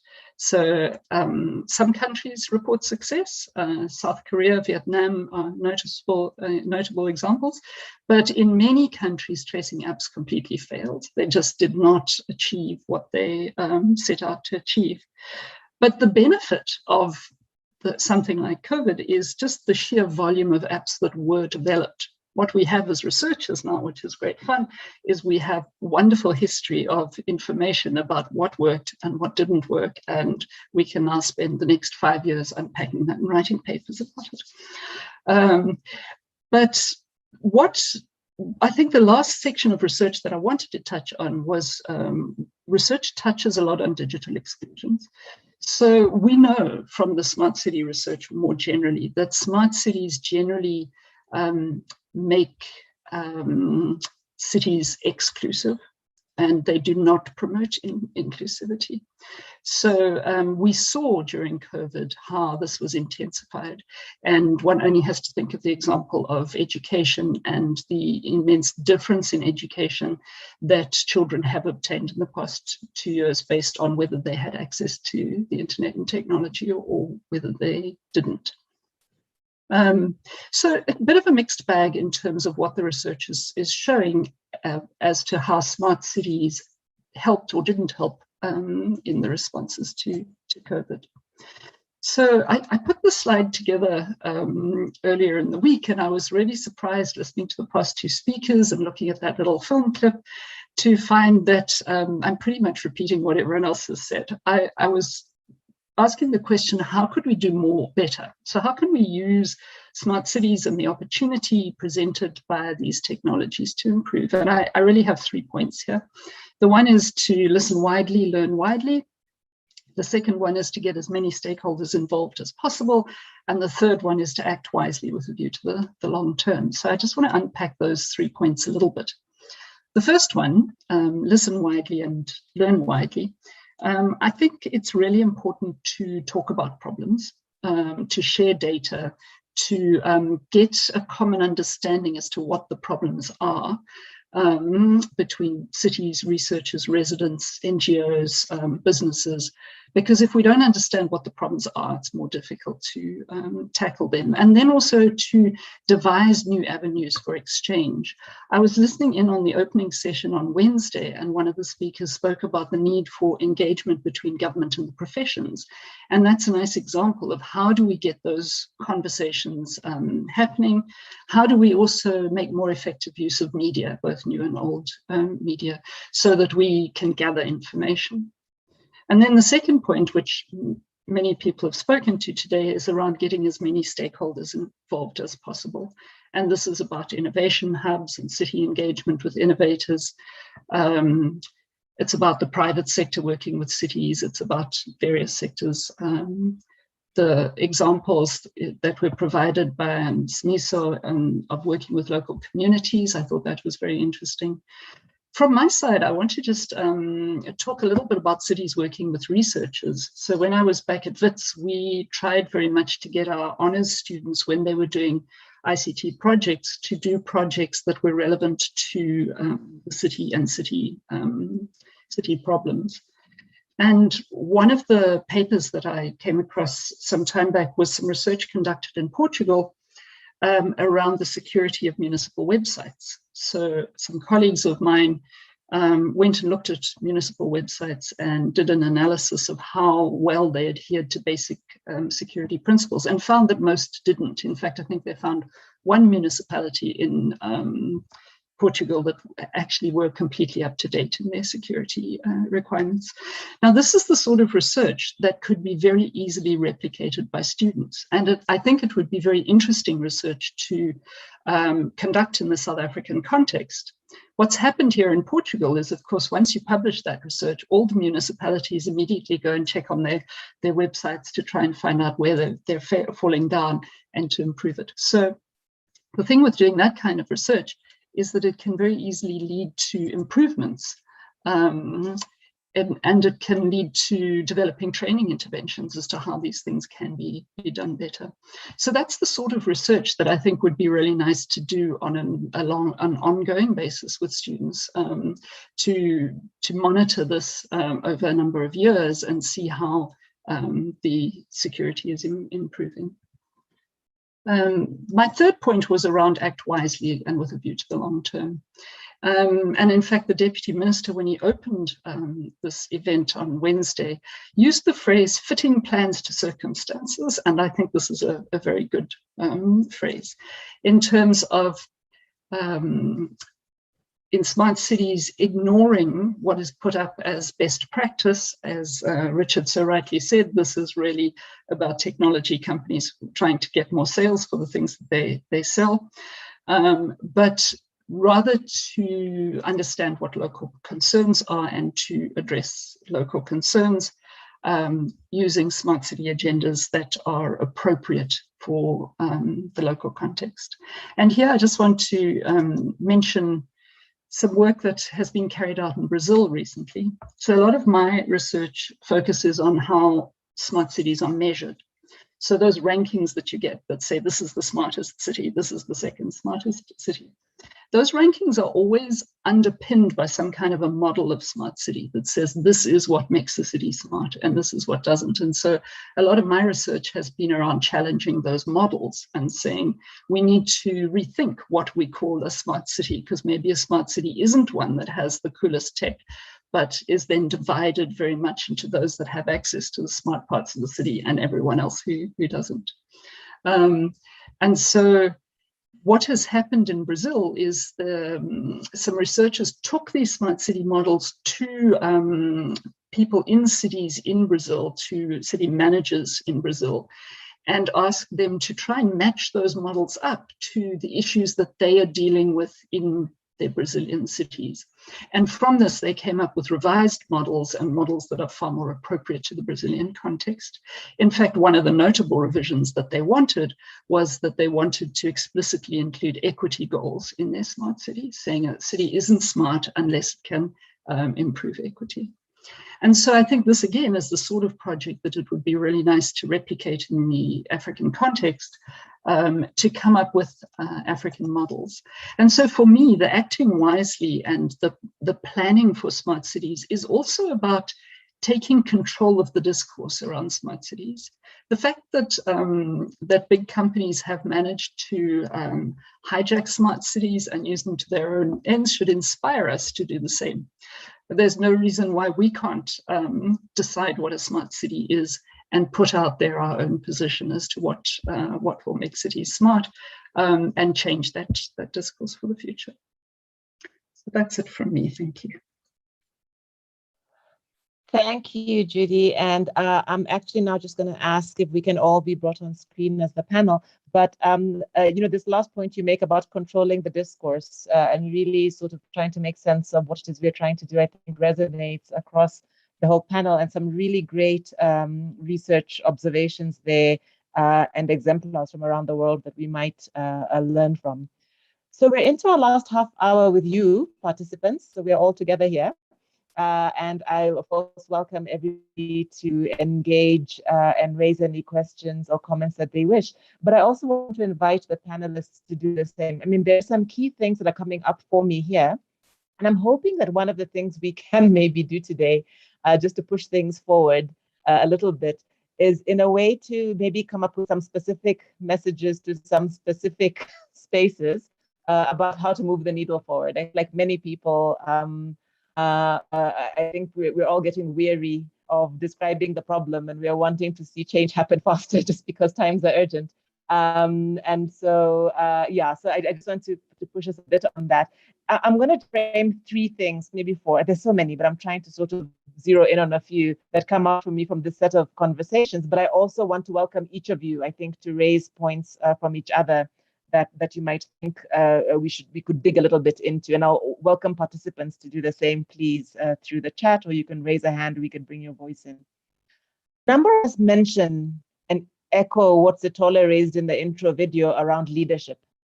And I'd really challenge each of us here to think of, well, what are some specific things we can say about what leadership needs to do or change?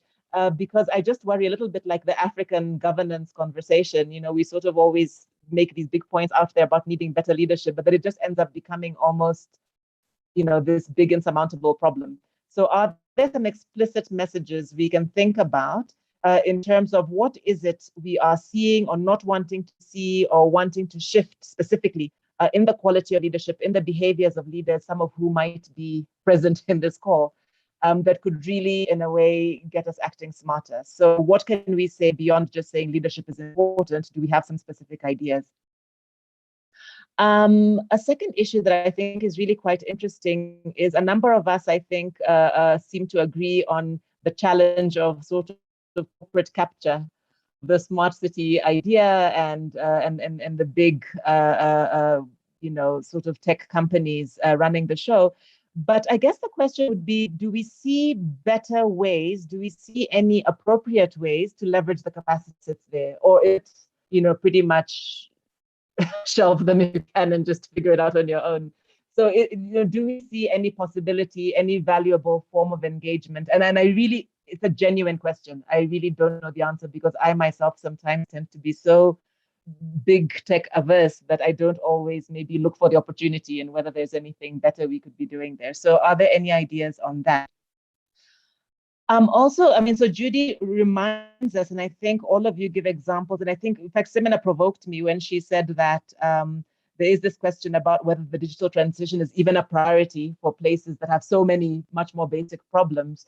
And for me, it raises this issue, and I think somebody posted in the chat, I think in reaction to your presentation, Richard, a question about, it's really cool if we can have apps and use the word potholes. And I just had a huge argument earlier this week about why does everybody always raise potholes as what we should do an app around. And the reason I think it's actually a great thing to raise is because there is a tendency, I think, in tech for us to do the thing that can be done, right? So because it's easy to get the data on that, now we all want to develop apps around that issue. And the question becomes, so is potholes the top issue in the country? Is that the one that we've all agreed we should focus all our resources on? And of course, I raised that knowing we've had, and you all maybe besides Senna, Richard and Judy would know that we have a history of pothole debate. But I just have this question: how do we get to what the appropriate issues are And how do we ensure that to some extent the tech isn't doing what the tech can do, even if that's not the priority that is most burning for people? So what are the ways? And actually, I think, Judy, you already began to give some examples from elsewhere. But how do we make sure there's an appropriate approach to what it is we're applying the tech to? So that's my third thing. And maybe I'll just leave the last one as a broad sort of ecosystem question about specific things that we think really have to shift if we want to see better. So I'm just going to leave those questions out there. I'm going to welcome any of you to come in. Richard, you're welcome to come in first if we want to stay in order, but really any of you on the panel who wish to say anything, I'm just going to start checking here to see what's on the Q&A in the meantime. Sure, perfect.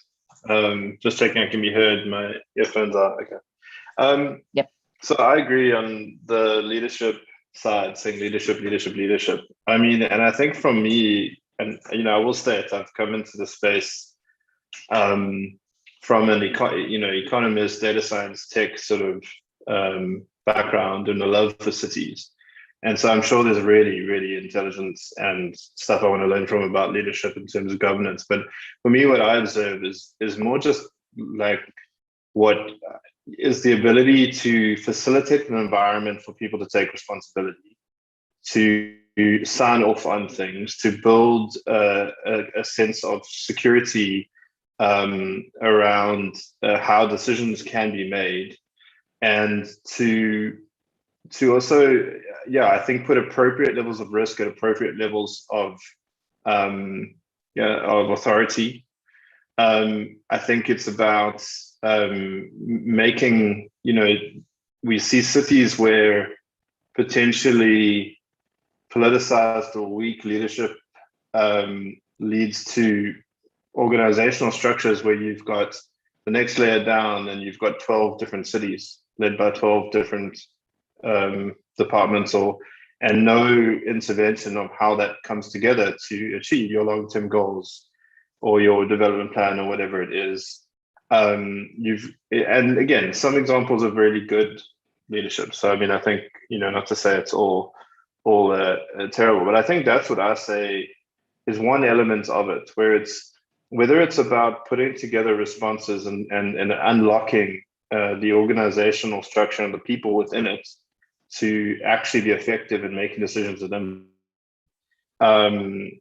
or whether it's about how decisions are made around procurement of smart initiatives, or whether it's trying to understand even other things you said, like what are the issues. And we've got huge backlogs as South African and African cities.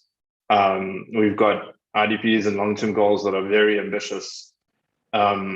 So and actually going to give you that answer, everyone has got different interests involved. And so like leadership is about taking in all of those things and knowing about how to prioritize and order them in a way that it's, going forward. So that would be one. I mean, I guess I don't know if I can continue to talk on other points, or maybe we just open up across the topic. That might be easier to follow for people. Sure, absolutely.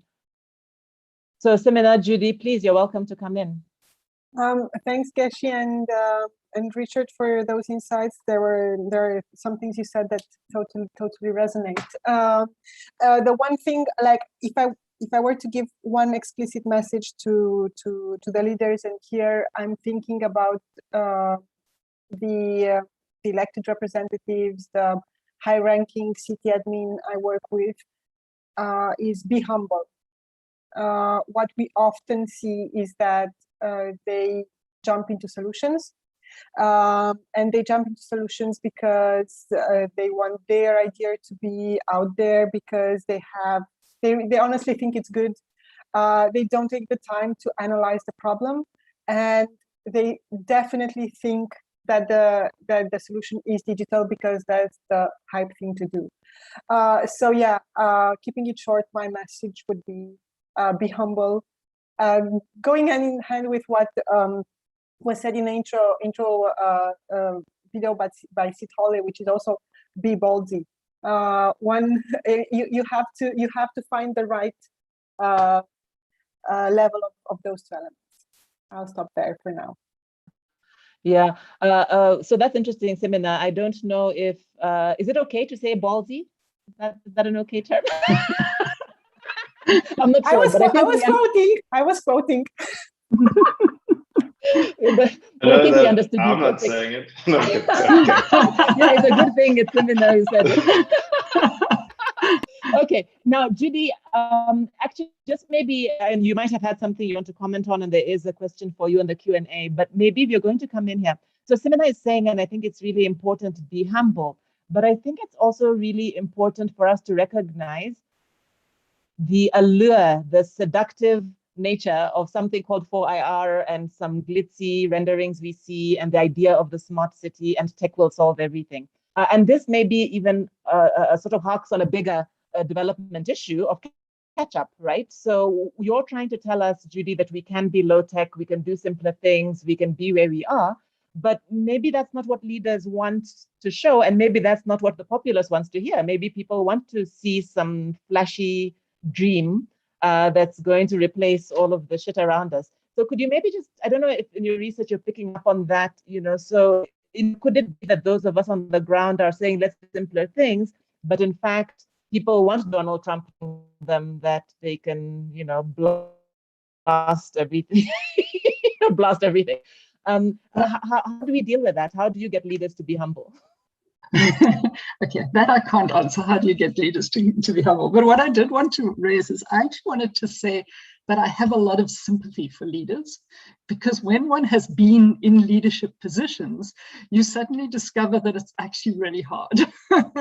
And so that's my first point, is that it's actually really hard being a leader, and it's hard because you are trying to balance many different pressures and different expectations, like you say, Geshi. So I think this question of expectations is an interesting one. I know that there's this temptation to put out there this image of these beautiful smart cities, those architect drawings, which always look really nice. But I think that ultimately people value things that work over things that look good. And I think that I have in engagements with people, when I've seen people showcasing their smart city projects, what gets people excited is things that actually makes life easier. So if, for individuals, if they can sort out their problem with their electricity billing easily online without having to go somewhere, and that kind of thing actually makes people excited. So it's not the sexy part of IT that makes people excited, really. It's the having the basics in place, which is why, for me, basic stuff that is used to run cities, to get the billing out, to make sure records are updated, to make sure things are kept right. Those are the things that really work. And I think it's quite hard for city leaders to focus on that point. And for me, this is why it's important for us to change the discourse. Because if you change the discourse around smart cities, then leaders have got something to point to. They can go, but these researchers tell us that this is what smart means. It doesn't mean that anymore.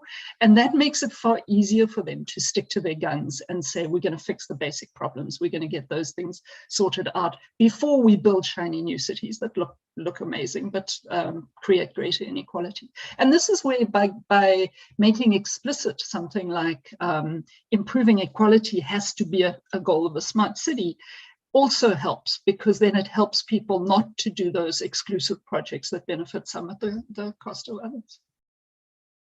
I think that's as much as I can add to the leadership. Come on, Richard. Yeah, thank you. There's a great thing in the chat there, and just to bring people in, I mean, from Angela, where it's talking about supporting cities when big tech comes knocking, and maybe kind of transitions into that second point around vendor capture, where it's, I think it's such an important thing around when we're talking about cities, we're not saying do it alone. I think even with leadership, but with anything else, is it your thing, like partner. Like I think that whereas transitioning from that leadership discussion to vendor capture and supporting cities on procurement of tech, we've been involved directly in projects and resourcing that helps cities maybe ask the right questions, or I mean, one of the things I would say, the biggest thing I would say to cities is they have to be done with big tech right now. I mean, cities like Munich have just moved off Microsoft, for example, to their own solution. There's a lot of ability actually for cities to invest in digital and technology. But I don't think it's a necessarily evil thing to have a mix of big proprietary tech, open source, and internally built things. The most important thing is the governance and the architecture and the design and the capabilities and the leadership of the way that the city works is fundamentally owned by the city and not outsourced. And also that these things are not the tail wagging the dog. So things like data governance isn't a module of some big tech software platform. It's a real topic that exists, is that there should be real governance on data, and not just about how it works in systems, but how it works across the whole ecosystem of the city. But I also think that, that point around support for the inclusion. I mean, I think we can't underestimate how dangerous it is in South Africa right now, how on a knife edge this is. We're talking about setting up whole new cities. The really existing privatization of city space, or where residents are moving into spaces that are trying to move them out of the public or city sort of engagement space, gated estates, all these sorts of things. I mean, there's a lot of history we can talk about and all those sorts of things as to what's going on there. But like, the point is that is, to me, such a dangerous space to be in when we're baking in and privatizing inequality and that sort of like level of access to digital to the city itself, or to the city we're creating. So I thought that was an interesting point, and also thanks to Angela Pizza for raising it. I don't know if others have thoughts on Medicapture. I'm super interested in that. Yeah. Go ahead, Judy. Can I just come in on the big tech engagement issue? I think cities must engage with big tech. Big tech have resources, they have skills, which is one of the things that cities lack a lot. And so I think there's absolutely no question about that. There has to be an engagement there. I also don't think big tech are entirely evil, which may put me out on a limb a little bit, but I think that there are plenty of people who work in big tech companies who have the best of intentions and want to see solutions implemented and working. So I think that engagement is good. But here's the interesting thing, 20 years ago, I was talking to business leaders and saying to business leaders, why do you let tech companies run all over you and tell you what to do and what to implement? And what I'm finding now is that this is exactly the same conversation, only now with leaders in government. And business was no different. Everyone would sit there and kind of go, oh, we don't know anything about technology. We'll do what the consultant says we must do. And so a lot of the training that I was doing 20 years ago with business leaders was around, this technology is important for your company. It's strategic. You have to apply your mind to it. You can't leave it to some consultant to decide what you're doing. And to my mind, to my thinking, it's the same kind of thing that needs to take place now. Leaders need to understand that they can't go, this is too complicated for me. It's not very complicated, actually. Anyone can understand, not the technical aspects of it, but anyone can understand the business implications. So the implications for your city and the implications for the people in the city. And so I think it's a responsibility of leadership to get to grips with the technology, but also to actually lead and drive what happens with that technology so that they're making the decisions, not the companies that are assigned. Absolutely. And I often say to people, well, when I have to, I like to do this. I like to say, look, I'm a computer science major, so I can hang with the tech. But the point is, you can't continue to confound people also with making the technology sound so, complicated. And then people believe that I really can't understand this. And therefore, all I can do is hope the fourth industrial revolution will save me and save my community. So I think it's that combination of people, first of all, understanding that you've got to be on some basic level digitally literate and understand that you can understand these things. And actually, your questions are not stupid, and don't allow somebody to sort of, present things where they're so complicated and technical that you can't possibly understand. Just trust me.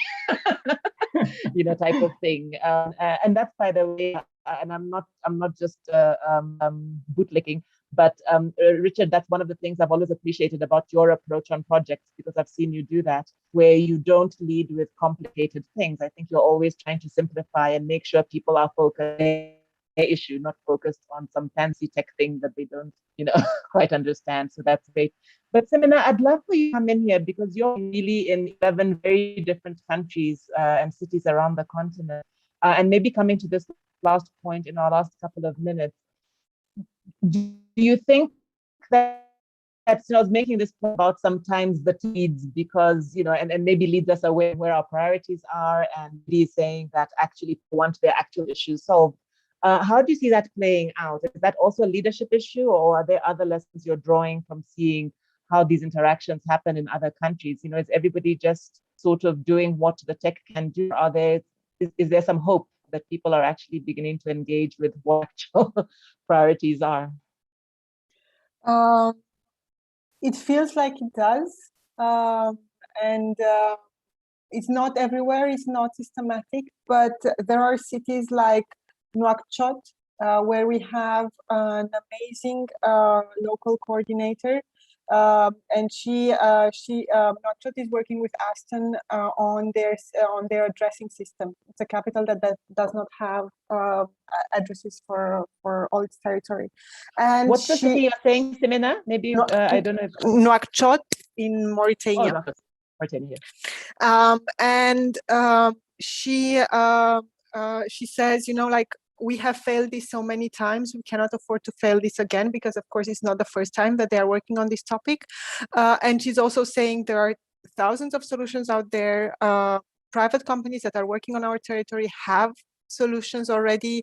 The startup environment also has ideas. How do we put all these people together around the table and make sure that all this fits also with our national and regional agenda? So there are people out there that have the courage to put the finger where the problem is, and to say we'll stick to this until we find the right approach. Be it big tech, low tech, it doesn't matter, as long as we have all the stakeholders around the table. The same is happening in Bamako, where with Aston they are working on a very specific problem about tax collection from motorcycle vehicles. And again, they realized with Aston was a pretext to put again everyone around the table, and they realized that the existing startup tech ecosystem had already developed solutions to many of the problems that the municipality was looking at on their own. About the potholes, but also about wider issues like tax collection. So I think as long as there are people inside the city administration which are often not the elected people, be it said among ourselves, that have that long-term vision. And this is the last point that Judy was also making about that view on the longer term. I think there is acceleration. Because after last year, more and more people I have this feeling that they are acting as if we don't have a lot of time left.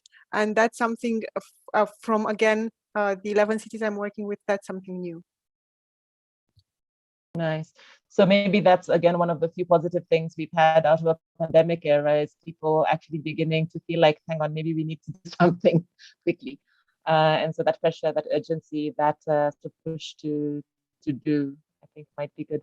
So folks, we're really coming into our last minute or two. There's some really excellent comments that have come through on the chat. Judy has responded to one of Michael's questions on the Q&A. Thank you, Lone and Angela and Michael, for just lots of really great, I think, responses and points of emphasis in the chat. I think what we are saying, and I think we come up with some messages here for the conference organizers that, again, hopefully our next session can further build on, and Judy can take off into her research so that we can all refer to Professor Backhouse when we're trying to convince people what you're saying is true. But I just really want to thank the panel, and maybe just give a quick a minute each in just any top of mind message you want to send people off with before we close here. And maybe we can go in reverse order. So Simina, maybe we can begin with you, and then Judy and Richard, and close out that way. So thank you. and just your takeaway. There's something that came to my mind that's a bit non-linked with what directly we were talking, but still I want to mention it, is that tech is also energy. So we need to be also wise when we think how we use it. It's not, if we don't see it, doesn't mean it's not there. In Paris, we are talking about 1/3 of our energy consumption going into data centers. That's huge. So before we start using tech, think also that tech is infrastructure and energy. I would stop there. Thank you. So you're backing Judy here on maybe also needing to low tech and not only at really energy solutions. Judy, let you take it. So I think the message that I just want to leave people with is, people often ask me, what is a smart city? And people often point out that nobody can agree on what a smart city is. And I think this is a very good thing, because so long as nobody agrees, it means that we can make up what we want a smart city to be. And we can make sure that that's what a smart city becomes. So let's make our own choices about what we want a smart city to be. Thank you. That's a very empowering message. Thanks, Judy. Richard. I think we should leave a gap so the recording can end there, because that was just a great soundbite to end with. The one thing that what has to shift, because I think that was the one thing that really resonated, and I think what has to shift is come up from Simona and Judy and others, is that we have to change the way we engage, both as a city government, but also as people working inside it. We'll stop outsourcing governance, because I'll stop this massive, as Judy said, it shifted from business to tech. But it's always like this management consulting model or this digital widget will change what we're doing. No, we need to be understanding people's needs. We need to be creating projects and initiatives that build capacity, that build assets inside a city system, inside city government, that continue to be added on, that don't need to be replaced or recreated every couple of years, but that shift and evolve, and that are empowered by a system that's really driven by governance as opposed to shiny tech or anything like that, And then we'll stop. Potholes, there are a lot of great pothole apps out there.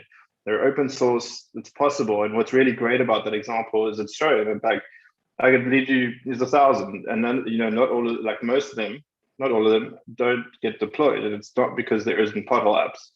It's because, once you start to tell people where their potholes, the city has to have a whole bunch of things that goes around, the way that they fix roads, and also our potholes our biggest issue.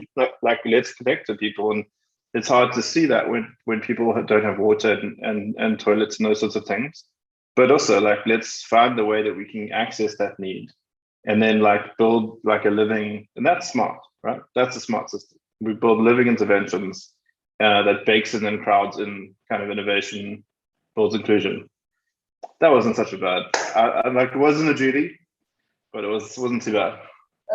Pretty good mic drop. Thanks, thanks, Rich. I think our panel is saying smarter cities can enhance city response and resilience, but there's lots of other things that have to shift in this. And I think this idea that the narrative, the capacities we're building, and being quite purposeful and aware of what we're doing and what else it's affecting, and that we can't outsource our problems to tech or big tech for that matter. Thank you, everybody. I'd like to thank the audience. We've gone 3 minutes over. I'd like to thank South African Cities Network and their partners for inviting us to share this space as part of Urban Fest.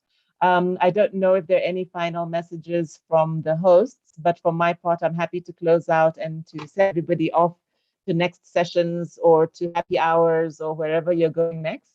I appreciate the ideas from the panel. Thank you. Thank you, everybody. Go well.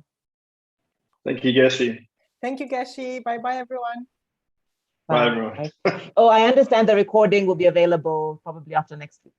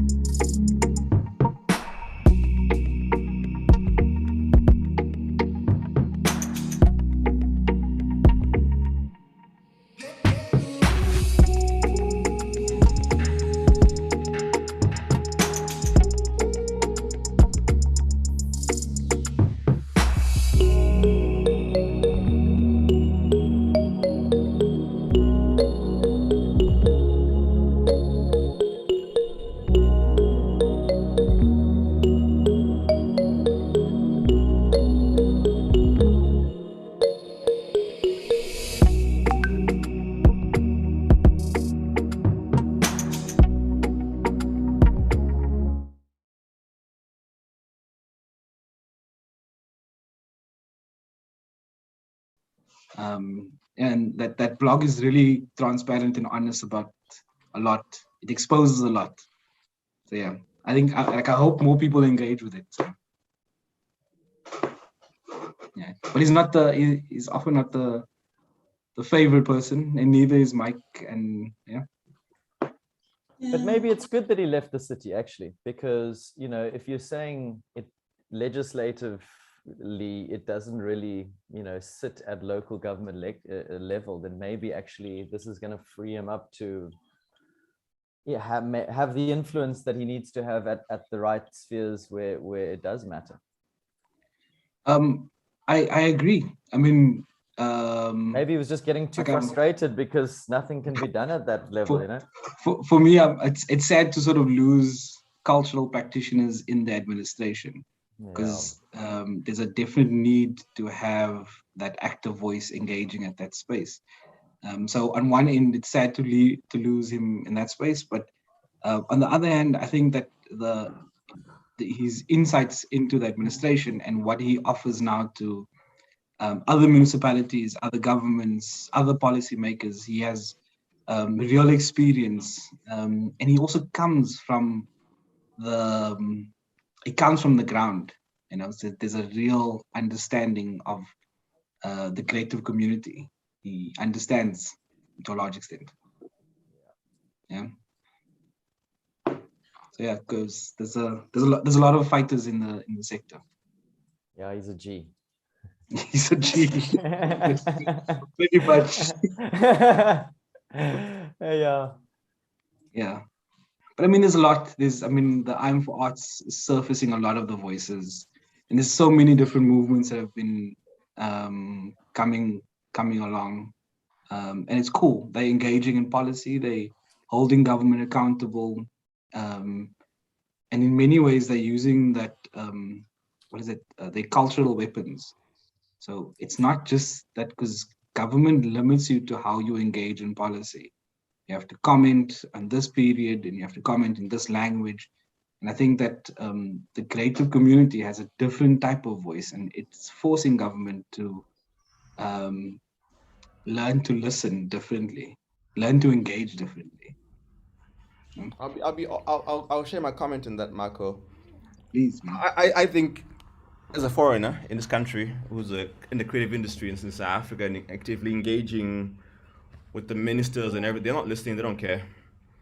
What they're doing is reacting and trying to save face, but not necessarily. I've been in so many of their policy discussions and everything and stuff, and you find that they don't even understand what the creative industries are and the cultural industries and how they intersect and how they participate and how they play. If you look at that policy and the white paper that they updated recently and stuff, I was in those meetings. The people that they had in there are some of the most useless people in the creative industry, I must say, from a policy framework perspective. And I think you're saying there's a lot of fighters. I don't think there's a lot of fighters. I feel like there is a few people that have managed to be in the front of the line in terms of commentary and conversation, because they know the language, they know how to engage, but they're not necessarily there in the important rooms where they can really galvanize a lot of the creatives, right? So they become their own silo, basically. So what I've seen is 10, 12 years of being in the creative industry in South Africa is that we're very good at building silos. We're not very good at building sustainable movements. If you look at I'm for Arts, right? I went to the NAC when they were occupying the space and stuff, and most of the people that were occupying that space. Sorry to interrupt. It is time for us to sort of do the intro for the session. So if you don't mind, I'm going to set up the holding slide, and then as time goes by, I will just play the intro video, and then the session will formally start. I was so looking forward to Gail's last comment. I know that last little. I'm so sorry, guys, but we are also live at the moment, so we're gonna have to continue this discussion within the session itself. I'm so sorry, guys. It was a bit of a technical glitch from our side. Okay, so I hope you guys have a lovely session. Thank you. Thanks, Salome. And also, Salome, could you make sure that when people join, they automatically have their mic muted? Is that possible? Thank you.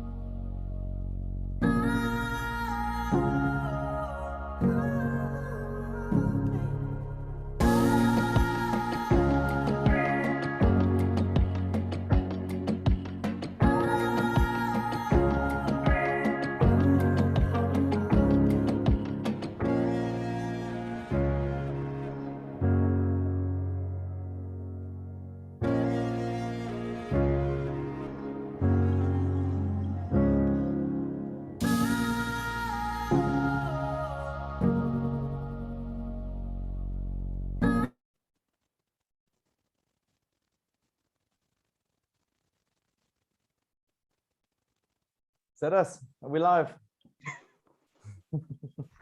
Afternoon, everyone. Oh, here we go. One more. I do like this video.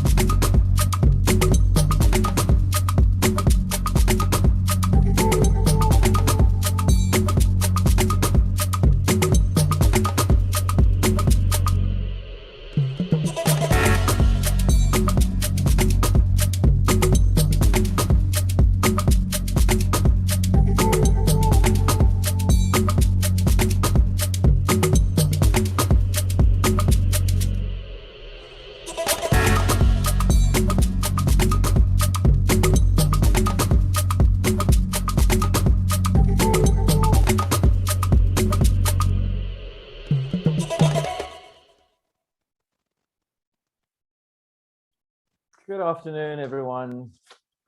I do really enjoy that that video, yeah, hats off to Rashik and his team at Our Future Cities. It's really great to have everyone on board, and happy Friday. My name is Sean Dayton. I am looking forward to counting down the last few hours into this long weekend. It's a very important long weekend, one where come Monday we will be either casting our vote or not. It's a choice about, you know, who we want to represent us in local government. So, you know, I hope that everybody listening is will be seriously considering what they do on Monday. Remember, it is a very important aspect of our democracy to exercise your rights. So. But now moving on to the issue at hand, the discussion at hand, we're in for a treat. I've got three eminently talented South Africans, or actually Dillian, you're not South African, involved in the arts and culture space. And this is a topic that I've spent a lot of time thinking about over the last 18 months.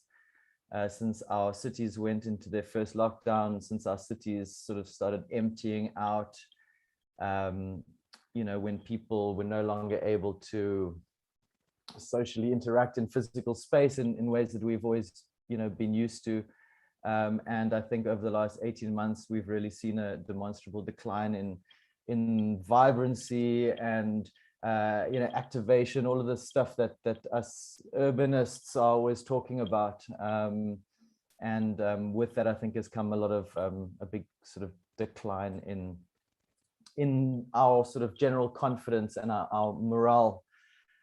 So I would like to introduce everybody to our three panelists. The first person I have the pleasure of introducing is Karen Green from the Sibikwa Arts Center. Hello, Karen, and fantastic to have met you today. Karen holds a master's degree in arts and culture management from Wits University. As an arts and culture manager, advocate, and trainer, her passion is driven, well, it's driven by an interest in collaborative, collective, and inclusive development using relevant, responsive, and sustainable approaches to increase access, knowledge, and capacity for effectively addressing social challenges. Karen, did I get that right? Absolutely, thanks, Sean. Shot. Then we've got Dillian S. Piri, a social sculptor who's made his mark in the African creative industry. He's also the founder and CEO of Creative Nestlings. I know through that platform, him and Marco know each other. Creative Nestlings from, I believe it's your LinkedIn page, Dillian, excuse me for using that, is a democratized gathering place for young African creatives centered on creativity, curiosity, and an entrepreneurial mindset. Nice to have made your introduction as well today, Dillian. And then finally, Marco Morgan Also here in Cape Town with me, I think Karen and Dillian are both dialing in from Johannesburg. Marco is an urbanist. He's worked in various spheres of government, consulting. He's, I understand, also consulting to the V&A waterfront around placemaking and cultural management. After studying town and regional planning, he worked as a city planner for government. Marco, is that correct? Yeah, for provincial government, and some of his recent experience includes working with the City of Cape Town's Arts and Culture Department in management of the Cultural Spaces program. So welcome everybody. Thank you very much for making time today. So guys, this is a big sort of topic, events and culture as a stimulus for city recovery. I think, you know, when people talk about arts and culture, we were discussing this earlier, you know, it is such a massive potential topic. You know, we're not talking about the stuff that you use to make yogurt, even though that is one aspect, small aspect of culture. Culture is much broader than that. And I would love the three of you to please unpack this this crazy topic, arts and culture. For me, you know, working for a company like Urban Lime, a property development firm, my particular lens, you know, through which I see arts, culture, and events, and the creative industries is sort of possibly a little bit from the outside. You know, when I imagine arts and culture, I see it as especially as it relates to the city. I imagine it as, you know, walking through the streets and having performing arts districts and live music, and you know, you imagine places like Edinburgh, Marco, we were talking about, places where there's just a cultural buzz, there's performing arts, but I suppose at the same time that is, for my perspective, is kind of sort of from a passive place. And Karen, I thought maybe you could kick off the discussion today and let us know sort of your experience over the last few years with Nontobeko, and especially in the performing arts and theatre, and what is the role of arts and culture in the city? Thanks, Sean. So definitely from Nontobeku's perspective, we see the role of arts as a way to preserve, as a way to promote, as a way to enjoy and participate in culture, which is essentially just a way of being, our way of living in the world that we're in. In terms of arts and culture in relation to the city, I suppose, I mean, it's really difficult because there are so many levels and ways in which arts and culture can be integrated into the ways, and, you know, the ways that people live within the city. And that, you know, could be through education, could be through various ways for the arts and culture to support service delivery. And I think that it's important to really talk about and consider integrated ways of addressing culture within the city. Thanks, Karen. Marco, we were discussing the other day this issue about cultural management. Could you explain what cultural management is and how important that is in the context of the city? Sure. In the context of the city, I think so cultural management would be understanding all these pieces that fit together in the ecosystem.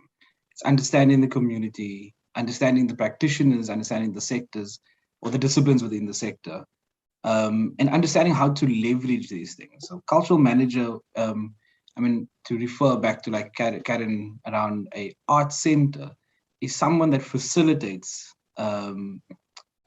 the connections between organizations, between practitioners, between the artists to really surface or leverage the arts and culture.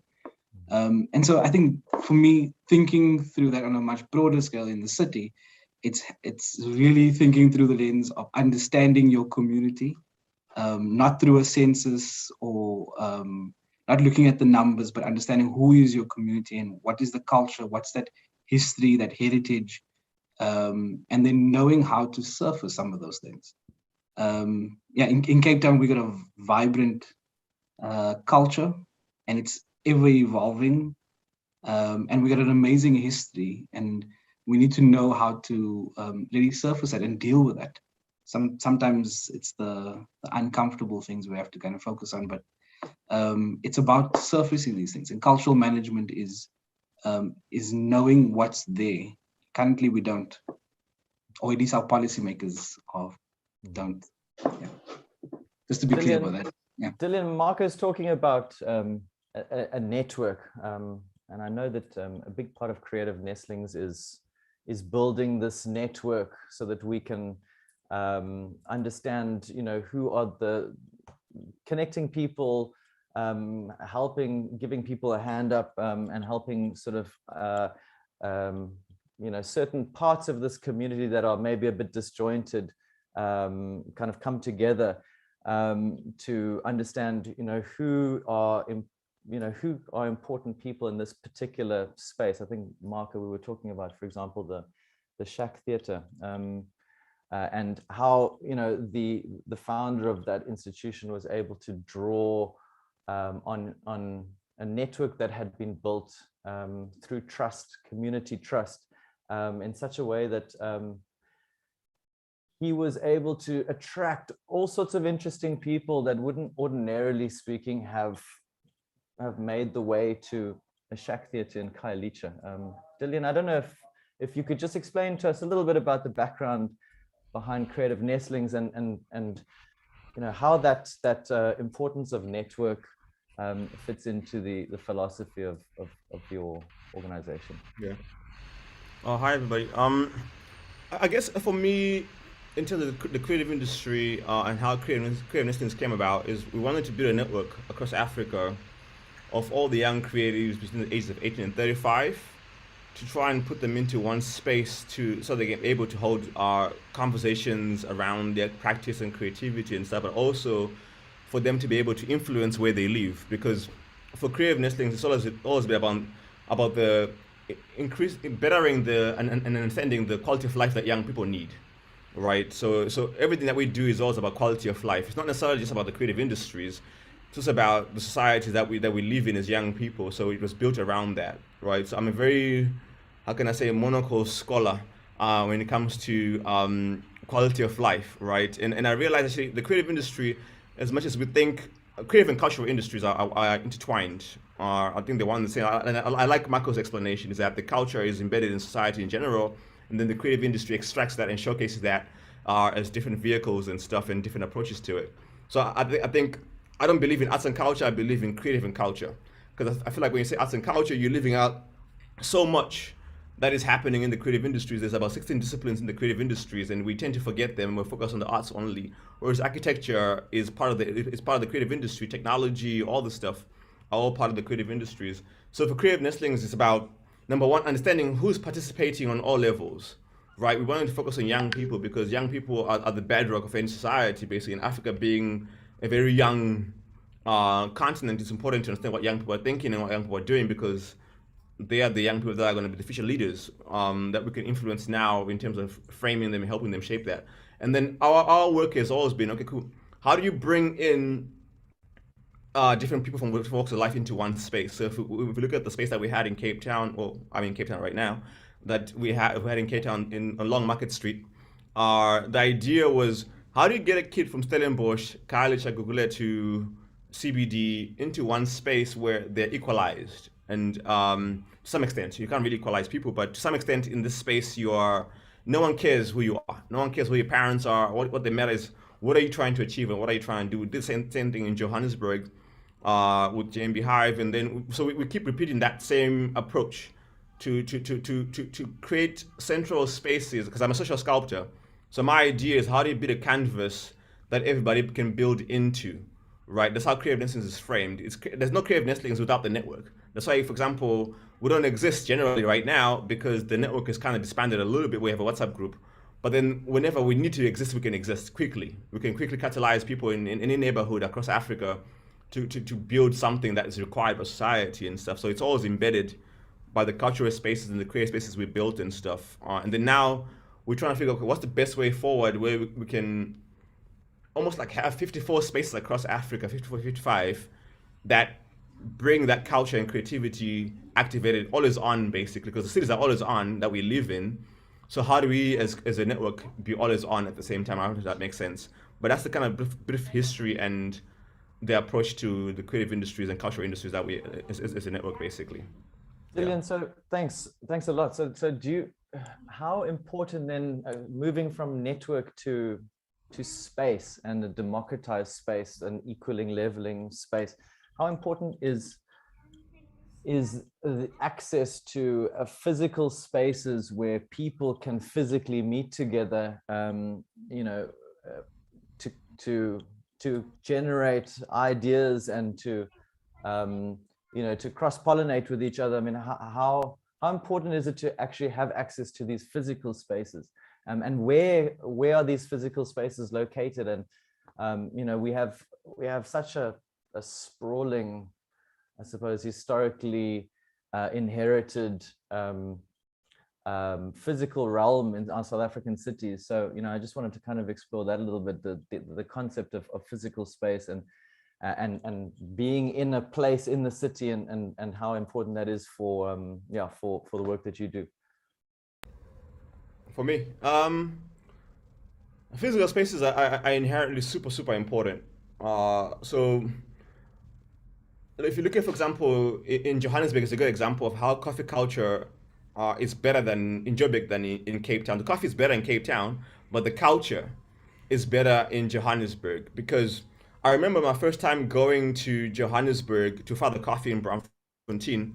I didn't know anybody. I walked into that coffee shop, I was sitting down, doing my work, hiding behind the computer because I know no one in this city. I'm scared because everyone told me be careful. But when I was in this coffee shop, in that one day, right, I met so many people that are important right now in the creative industries in Johannesburg, because the culture in Johannesburg is you walk into a coffee shop, you have to greet everybody because they're so small. You greet everybody in Zulu, not in English, none of this big language, big words that Cape Town happens here and stuff. You have to greet everybody and everybody acknowledges you. Even the way the baristas acknowledge you is very different. So physical space becomes very important because it's the only place where you can walk in to this space and really be able to meet people for the first time that you normally would not have a conversation with because they are behind email addresses, they are behind certain corners and neighborhoods and stuff, particularly in Cape Town. You walk into Rosetta, no one greets you. It's so small, but not a single soul will greet you in a friendly way. So spaces become very integral in terms of being able to engage on equalized manner, because in that moment you're humans, you're in one space. And so for me, space has always been that one space. Like physical spaces are very important, that anyone can walk into that physical space and feel like they're welcome and they're able to really even have engagement in a normal conversation without having to showcase their portfolio. Online, it's all about grandiose. It's all about how better do I look in this filter, how better do I look. Whereas in physical space, it becomes a bit, those barriers are broken down in completely, because now you're in one tight space. So whenever I create a space, I try and make it as equalized and open to everybody, basically. So you can walk in here without even a computer. There's a computer available for you if you need. There's Wi-Fi. There's all these things. Then you can participate. Now, what matters is about what can you bring to the table? What value can you create for yourself, for everybody else here? That's why I think physical spaces are super important from my experience in my travels and also building spaces also. I don't know if that makes sense. Yeah. Absolutely. Sure. Thanks, Dillian.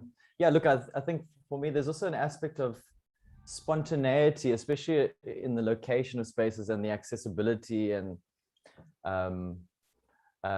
yeah, I suppose how accessible they are to someone who's just passing by.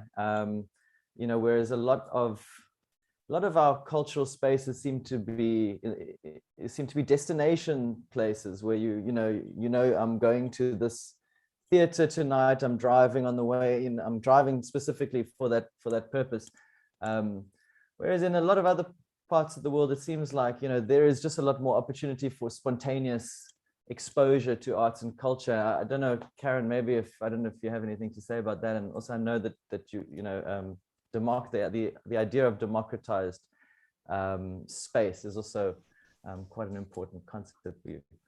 I mean, I definitely think in terms of the arts and culture spaces, and I'm really talking from my perspective of working within a community arts center. I definitely think that these spaces could be leveraged more through partnership to be better utilized and maximized for people within the sector as well as for the kind of general civic. If we are talking about arts and culture spaces being integrated within the city and part of the democracy kind of project. Which in my opinion is essentially what they should be, right? So we based in Benoni in city of Ekurhuleni, and service a community of people who don't have much other access to spaces where they can engage and participate in arts and culture activities. And I mean, what's sad and why I say that it would be really nice to build partnerships, cross-sector, multi-level, government to community, community to arts center kind of partnerships between different institutions and spaces within the city, is that there are also so many spaces and buildings, and I know I've heard a lot of practitioners talking about how difficult it is to access space, whether it is for rehearsal or for recording an album or just a gallery space. And in previous conference, there was a lot of conversation around the fact that there are quite a few buildings that are vacant and that could be better used for arts, culture, and kind of civic purposes. But apparently just too much red tape around how to actually get access to them. And are you talking about this in a sort of a public sector context? Because obviously there's also opportunities created now by huge vacancies in the office market with private sector developers who have all this space and this urgent need to activate this space. Do you think there are opportunities there, or do you think the first port of call is really still the public sector? I mean, it's difficult that just kind of having an understanding of our kind of network and community of artists that we engage with regularly, and not to mention the difficulties that have come with COVID in relation to money that artists have available for space, let alone survival. And I just don't, I mean, I would, I suppose that's a partnership in my mind too, that the private sector should partner with the public sector in some way to make these regenerated spaces accessible to everybody, not just people who can afford to be there. But I do think that that government has some responsibility in making space available to people to enjoy and participate in their culture, and whether that culture is expressed through the development of and the staging of a play, or whether it's about creating a piece of craft or art. I do think that it needs to be easier and more accessible for people to access space. I mean, it's ridiculously expensive. And I mean, there've been a lot of conversations around, is it possible for NGOs or startup organizations and companies to get some kind of incentive, whether it's about a reduced rent or re-looking at how the lights and water are paid. But when you kind of add up all the overheads, it makes it really very difficult for young, emerging, and even a centre like Sibisi to really sustain the space that we need to do our work in. I just wanted to, so for example, just personally with Sibisi, what type of space is it? I mean, are you you paying rent? I know that at Brass Mall, it started in his house, and you know, it's kind of grown organically since then. I can imagine there have been massive challenges over the last 18 months, especially in terms of the capacity restraints imposed in terms of, you know, audience numbers that can actually come in and watch plays. Yeah, I don't know if it must have just been super difficult. So Sibiko's been in its current location, having moved from Brass Mall's home around 1991 into what used to be an old school. It used to be a high school, and the building next door to us remains the other part of that high school, but it's completely dilapidated. I mean, Sibiko over the years has had to do incredible fundraising to refurbish the space into what it is now, which is a usable, well-resourced facility. Yeah, we got quite a lot of international support in the beginning, and a lot of support from the Department of Sports, Arts and Culture to really refurbish and develop the space into a space that is usable and feasible for the performing arts. But not, I mean, many organizations and companies are not privileged to have their own space. So, you know, we balance out the challenges of how difficult it's been to maintain with the privilege of having a space. Yeah, absolutely. Look, when I sent that first email to you guys a few days ago, we were talking, I was just sort of trying to clear my head, I guess, and talk about this or sort of expand on this idea of the difficulty to measure the value that arts and culture brings. And, you know, I really do feel that if we had a better way of, or if we had a better way of explaining to the people that sort of these asset managers that that sit in their offices, you know, in Sandton and run the numbers, if we could somehow explain it to them or help measure what value can be unlocked through partnerships with arts and culture organizations, in a way that could convince them to make their spaces available, because of the potential for mixing of uses, and the potential for integration of arts and culture into our everyday lives. You know, I think in South Africa we still have a very, you know, from a spatial planning point of view and a land use point of view, we still like to separate our uses, rather than mixing everything together and you know, having, for example, an office building that at night becomes an arts and culture space, or a space where, you know, young creatives can come and it doesn't have to be income generative, you know, in the normal real estate economics sort of sense. Marco, I know you've been working with the waterfront. Do you have any thoughts on that sort of concept of yeah, how do you measure the value of arts and culture in space? Sean, you mentioned it earlier. You spoke about the vibrancy of cities. You know, and there's a lot of investment into beautification of projects. And when you're sitting in your office and you're overlooking a nice coffee shop that has a vibrant culture or a group of people around it, it adds value to that property. It adds, so investing in the commons, investing in that culture of that community adds value to that city, and in that spaces. From the waterfront's perspective, like, I mean, there's a very clear intent around investing in its commons, but also ensuring that the people feel a sense of ownership to occupy spaces and bring that sense of vibrancy.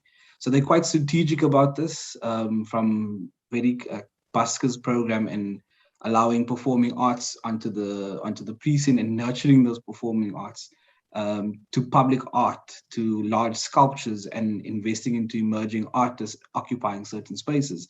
So it's very intent through that, from a very economic and commercial perspective. It makes Rand sense. And I think that's the perspective. When we're speaking from a sort of a city governance perspective, it's really about rehumanizing spaces. And we see that word popping up in all of our policies and all of our IDPs about rehumanizing spaces. How do we understand the man on the ground? How do we get that sense of ownership? And that largely is understanding its community, and that community being able to showcase its culture or see its culture reflected in the spaces around. So for the city of Cape Town, it's one thing to see the number of large colonial buildings occupying the city, but at a everyday pedestrian scale, it's wanting to see and hear the sounds of community, wanting to see the flower sellers or the traders. That's the vibrancy that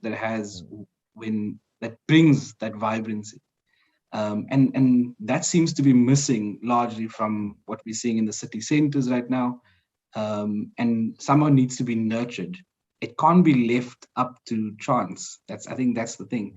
It has to be, like Delian was speaking about social sculpture. It has to be designed in many ways.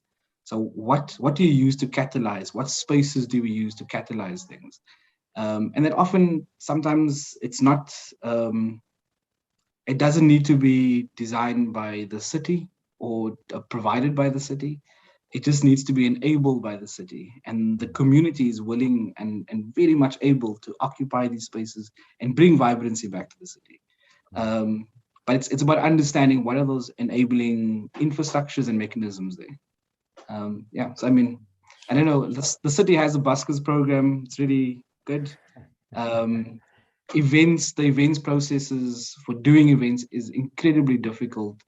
And it pushes many people out of the city to do events. So it's all these sort of things that prevent vibrancy from occupying sort of the formal spaces. Michael, Dillian, I'm gonna bring you in just now, but just a quick one on the buskers. Why do you see so few buskers actually? I mean, I know that there is a busker policy, and this is just a small part of this discussion, but. So at the waterfront, it's quite prevalent at the waterfront. Absolutely. I mean, you can see there's a whole vision, there's a plan. You know, people realize its importance, but you know, in the streets, the public realm, the truly public realm, you don't really see it. It's invested. So I can give you an example of the waterfront. It's not just creating the space for the busker to perform. For them to get money, but it's also investing into the artist. So there's it's somewhat of an incubation program where somebody that enters into the buskers program at the waterfront, he's taught how to run his business, how to do his financials, to assist him, give him studio time, and also support them in going to other festivals. So there's a nurturing of a community, nurturing of the arts, and that gets reflected into the precinct. I mean, it's not necessarily to poke holes at the city, but I think the opportunities is much more immense, but also the challenges there. So how do you invest in those disciplines? How do you invest in those artists? And how do you provide the enabling opportunities for them to access their spaces? And largely with the city, the inner city, it's got to do with the business owners and negotiating the business owners to allow for buskers to be in certain spaces, and who takes priority in those spaces. So whether the restaurant doesn't want a guy playing a guitar, a blind man playing a guitar, or the business park that doesn't want that guy there, you know. So it's about who takes priority in the city. And for me, the understanding of the role of the city is to regulate that space, but not favor in that way. It needs to represent and sort of regulate in that sense. So there's a need to invest in community to bring vibrancy to, whether it's to the city center or it's to communities. Yeah, can I just end off at one point before, because Karen spoke about the importance of the community center, and there was a guy named Gerrit Hag that wrote that every town should have one. He said that there's a need for community centers. This was a key part of our development policy coming into New South Africa, was to have these community centers. It somehow disappeared from our policies. And so we need to invite that back into are we dealing with these harsh spaces? How do we sort of deal with the everyday modernity? How do we deal with those spaces? And community centers are he refers to it as an antidote. And largely it's that. It's an antidote for peace in those spaces, but also an opportunity for it's an economic and social opportunity. Yeah, cool. So a lot of respect for what you do, Karen. Thanks, Marcos. Dillian, I'd like to bring you in and kind of segue now to a part of the discussion that looks more at how do we, I suppose, we were talking about measuring the value and the importance of this and trying to explain it to, I suppose, the people who have, in positions of power. And I suppose, now I'd like to just hear your thoughts on what is the potential of our creative industries incubating our young creatives and arts and culture in rebuilding our city. I suppose both from a social development point of view and an economic development point of view, and anything else that you might have to add. Yeah, thanks for that. I don't know, I'm doing this exercise lately of trying to go back to the basics of the creative industries and cultural industries, basically. To first, let's try and remap them and understand them, because I think the reason why we're not able to sell them to the people that have the powers is that I think us as creatives are not necessarily understanding how big we really are in society and how much money we really generate, right? Mm-hmm. So if you look, for example, the film industry is part of the creative industries, but yet it's somehow, when we're measuring it, we don't necessarily include all of that data, right? Tech is part of that, R&D is part of that, TV and radio is part of that, fashion is part of that. Like, when we look at the creative industries, its contribution to both the GBP, so the GBP, I think that's what's called. My English is failing me. And just also just in the vibrancy of cities, right? If you look at all that data and numbers and stuff, right? You clear, okay, cool. Clearly, there's value in this. But somehow, when the policymakers go into the rooms where they're making policies, they forget that they're wearing a Fendi belt. A Fendi belt is part of the creative industries, right? A Gucci is part of the creative industries. Emmah is part of the creative industries. The music you're listening to is part of the creative industries. Right, the film you're watching tomorrow when in the evening when you're going to sleep is part of the creative. The radio you're listening to in the car, part of the creative industries. Somehow that knowledge is forgotten when they walk into these rooms, right? When they're making their policy frameworks and understanding, because they don't value it as much. And I think the onus is on us as participants and key players in this vast creative and cultural industries to show that value. To say, okay, cool. This year we contributed this much. We need to be doing that research because unfortunately the government is not going to do that research for us. And right now we have to wait for UNACTAD to do a research, or UNESCO or someone. I think as both private and NGOs and different practitioners need to do that research ourselves, so we can come to the table and say, cool, here's how much we contribute to the GDP. Here's what we need to contribute more, because I think that's where the issue is, right? In terms of understanding what exactly do we talking about, say arts and culture or creative and culture and stuff, and then only then can we see the need to incubate more people. For example, I don't think the government should be doing most of the work in terms of incubating creatives. What they should be doing is facilitating, like Marco said, that they need to be the catalyst, right, for the creative and the business. For example, Red Bull had an amazing space. I don't know if it's still here in Cape Town for music, right? And guess what? Red Bull, I'm sure, would like to do that around South Africa, but they need space. If we make space available a bit easier, and they have the network to distribute all that music and partnerships and relationships to distribute all of that stuff, I'm telling you, if government can partner up with the business side, the corporate side, things will be much more easier and more better. If you look at City of Johannesburg's partnership with every, if you do any, I think, construction or any revitalization of the CBD, of your building in CBD, you have to pay a small portion to that towards arts and culture. That's why you find there's a sculpture or something artistic in front of in almost every building in the CBD that is being remade, because there's policies that are trying to understand that a bit better. So I think we need to look at, okay, cool, how do we sell that back to ourselves as creatives first before going into government? Because I always find that's the issue, is that we don't even know what we have. So now when the few that go into the rooms to speak to these people, they don't know what they're selling because they haven't contextualized it properly and really measured it properly and stuff. And I think that's where the issue, I mean, if you look at, like, SACCO is supposed to be doing the research, but SACCO's not going to understand it because they're not necessarily playing in the field, right? But The now, people that do you are playing think- in the field So should be doing that. Is there one broad-based body, or do you think, you know, the creative industries all have their separate siloed bodies? I mean, you find this also in the urbanist space with planners and, you know, urban designers and all these different people and architects that have their own professional bodies, and I have a lot to say about professional bodies. But is there one kind of representative body that is made up of people in the industry, but kind of as a broad base for you know, for people from the creative industry in South Africa? I don't know. I think we need one. I think the creative industry are in trouble.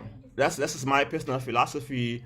I've been active in the creative industry for about 10 years, and I haven't seen real active progress towards understanding what we have. And I think it's because we the few are getting successful, the few, but then there's this bunch of people that are in the creative industry that are really struggling a lot because they are waiting for funding to get moving. And I find, because there's no body to regulate and help democratize that space and help shape that space, I think people are struggling. So I think there's a balance that's required. Sorry, my kids are having a discussion whilst I'm having a discussion. So it becomes a bit of a challenge there if we don't have a body. And I honestly believe maybe we need a body that is somehow, because if you look at law, there's a body, right? So everything kind of passes through their pricing, whatever structures. I think we need to start looking at one in South Africa, because if we don't get that one in South Africa going somehow, that's not necessarily government-led, but community-led of some sort of network or creative. I'm not sure what the structure could look like, but I think we need it, because I find we have left more people far behind in the creative industries because we're wanting to shape so much, but we're not shaping together. We're not traveling together in this journey, in this train. And this train is moving so fast that if you get left behind, I've seen so many people give up, right? Because there isn't really any place to go now. Like, if you think about it, in Cape Town, I'm in Cape Town today. I don't know where to go as a creative, you know what I mean? Because there is no centralization of information or knowledge or data or education. So I really feel like a body is required. And we need that more than ever, right? Because to move forward for what we need now, these buildings, all this all have to be negotiated with all of us in the room. But how are we going to do that if we don't have a body? How are we going to do that if, you know, how are we all going to shop at the same time if we don't even know who is there, you know? So I don't know. That's just my philosophy in terms of measuring and creating bodies. There's lots of bodies though, Dillian. I mean, there's lots of organizations speaking on behalf of artists. And I mean, for me, I thought the arterial network was playing a critical role in negotiating between government and creatives, right? But there's loads. There's Panzer, Vanzer, and performing art. There's lots. There's I'm for Arts, right? Big enough. But collectively, the question is whether they represent the creative sector. We were speaking about the I'm for Arts earlier and how they occupy the National Arts Council's offices. In Cape Town, they held a similar sort of protest on the steps of Artscape. And only a handful of people showed up, because in the sector we divided. So when we speak about community arts, there's community arts. When you speak about the creative sector and luris, then everybody shows up to the luris, right? But we all come and we all benefit, or we're all affected by the same policies. We're all affected by the plans and the budgets. But when it needs to collectively raise our voice, then we're quite divided. And so that's an institutional problem. I don't know. Yeah. I think, Marco, you bring up something super important. The Luris is not a government body, right? Right? Yet they're able to really impact advertising as a whole, right? Pendering awards, all of these bodies that are being created by from a business interest. I think that's what we need. So you mentioned Vanza, Atu, and all those different players and key players and stuff. I think because they're trying to build a system that is more government-like to fight government, not necessarily to catalyze the creative industry. I think we need something a bit more, how can I say? I don't know how to put it into words. Something that brings everybody together, right? Because creative nestlings. No, not creative nestlings. Not creative nestlings. That's a separate vehicle altogether. I feel like we need something a bit more that balances out things and really holds everybody accountable to certain measures, because Luris does that, right? So if you look at like now the Luris are able to really shift and move the advertising industry towards a certain goal.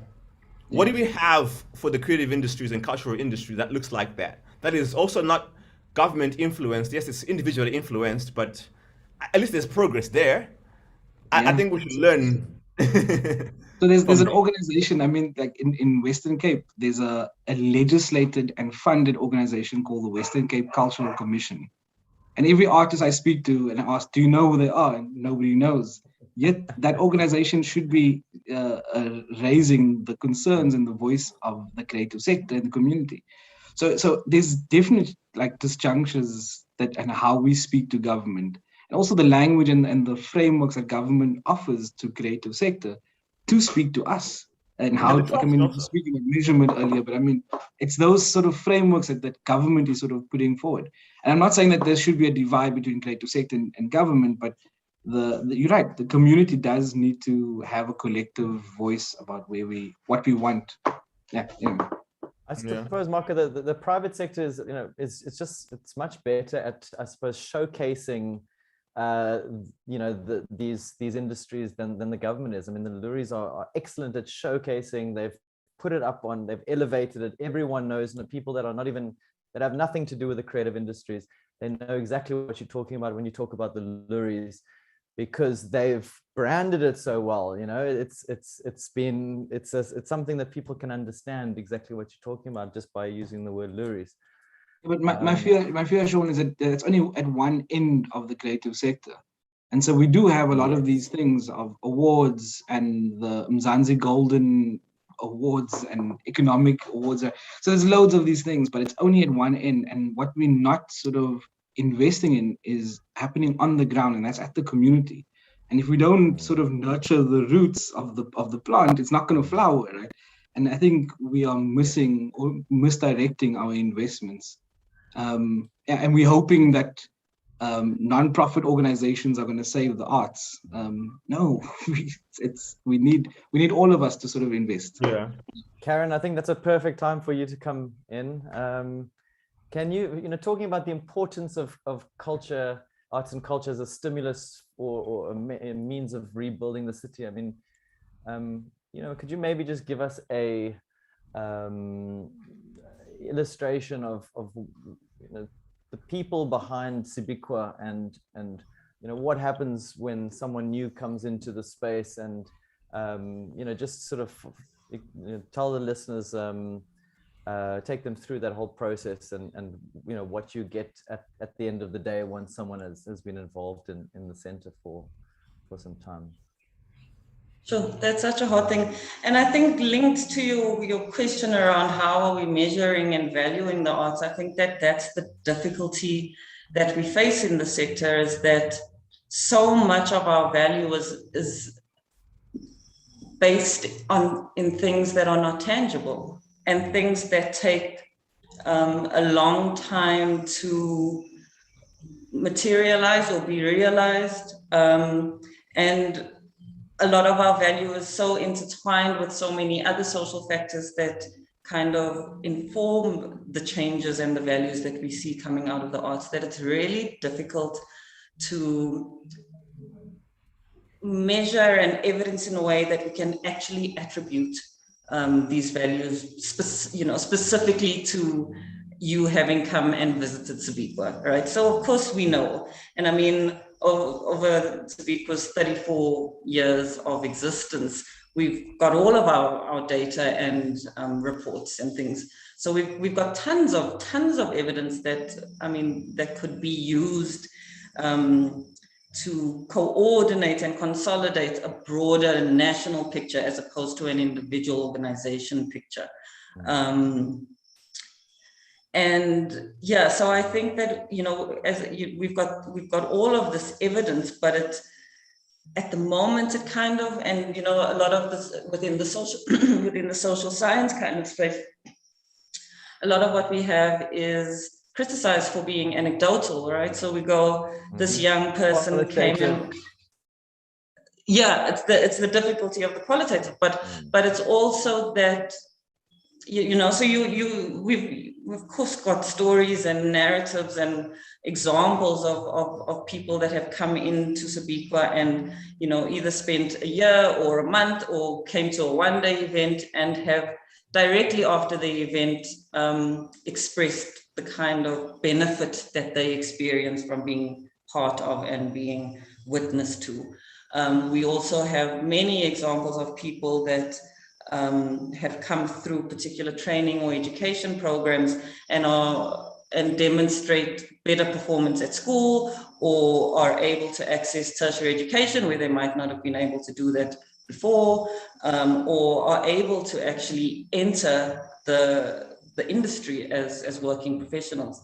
But to honestly measure and to be able to evidence this kind of information, to kind of advocate for further investment in the arts really requires some kind of a coordinated, facilitated process of collecting this data from, whether it's, you know, Gauteng has the corridors, the east, the west, the south, the north corridors, whether it's about collecting at a provincial level that, you know, that then goes into a national kind of repository. But I feel like we're losing so much information, and it's really quite frustrating that so many people are, you know, starting up or wanting to start up and are making mistakes that people have made before.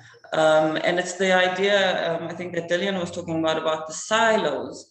And how do we, within the networks that already exist, as opposed to creating more, because I'm so confused about all the networks that exist within our sector, like, as well as, you know, the more national ones like SIFSA that were, I suppose, mandated by the National Department for this kind of federation to represent. But, you know, there's always issues around consultation and representation, and not wanting to take us back to the previous points of the conversation around making better use of space. And I'm wondering if, you know, this kind of culture that this city culture that we've been talking about could in some way assist in making these consultative processes that government requires and attempts. If that would increase representation and assist in, you know, broader understanding and a broader engagement and a more active sector that is doing the advocacy and the lobbying work necessary. Yeah, I mean, how do you represent how much someone's confidence has been increased through participating in Sibikwa, for example, or how much their sense of dignity or identity, who they are as a person, you know, all of these things are extremely difficult to not only to explain or to, you know, to put down in words. I don't know, maybe there's other types of media that we need to use to get this message across to people who, because it's almost like if you know it when you see it, but if you're not there to see it, yeah, if you're not there to see it, it's just, you know, it's almost like it doesn't exist. So yeah, because you need to experience it to really appreciate it.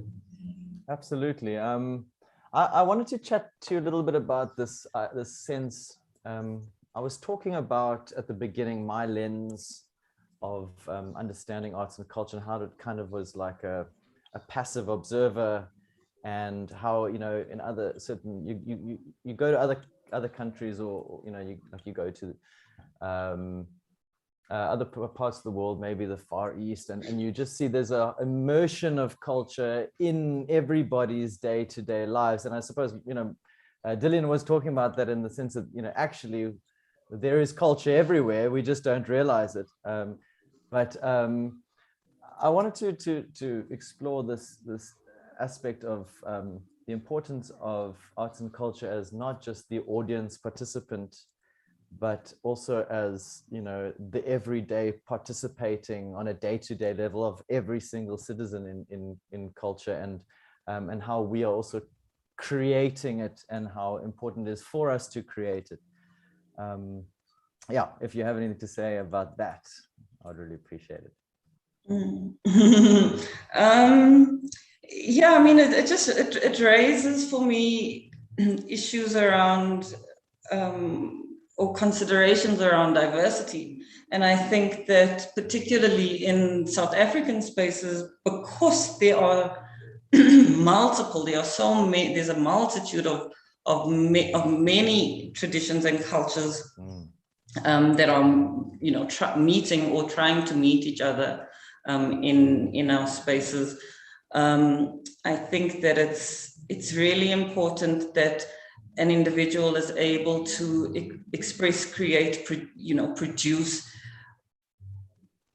the expression of their own individual culture, of their choice, the freedom to be able to do that, but also to be able to participate in the more collective culture, and whether that is a collective culture that is in alignment and resonates with yours as an individual, or whether it's a collective culture that has differences. I think that that's really where the kind of broad social benefit and impact of the arts in terms of a kind of social cohesion, social transformation can happen when people are freely able and enabled to enjoy and to produce their own cultural experience, but also to be able to participate in a collective cultural experience without being discriminated against, or without feeling excluded from, so that a dominant culture does not lead the culture of the collective. I mean, I suppose that is nation building, really, at the end of the day. And that is a massive, massive aspect of arts and culture that we need to promote. I mean, just that alone is super important for South Africa. Yeah, I mean, I really do think South Africa has such a competitive advantage, actually, because of our mix of different cultures and different backgrounds, and these intersections between different cultures can really form the catalyst for innovation and creation of very new, interesting, unique stuff. And at the end of the day, we want to create a society that is unique and different, and that we sort of set ourselves apart, and we are interesting and not generic. And I suppose if you look at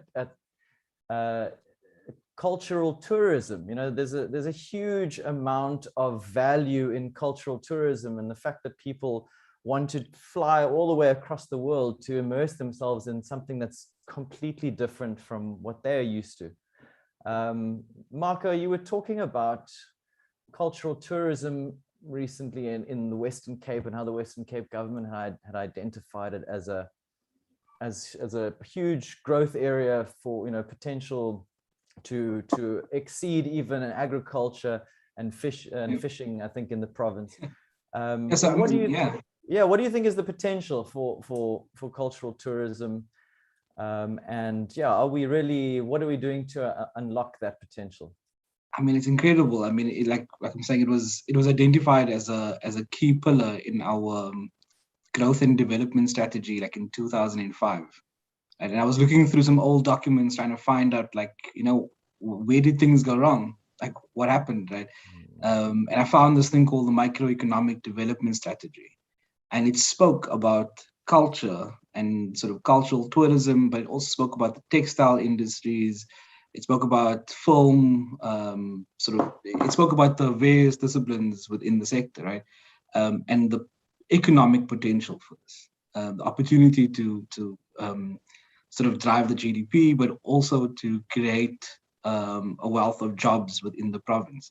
And it was quite clear, it was mapped out, but there were political shifts at that point, and the directives, the policy directives disappeared in the following administration.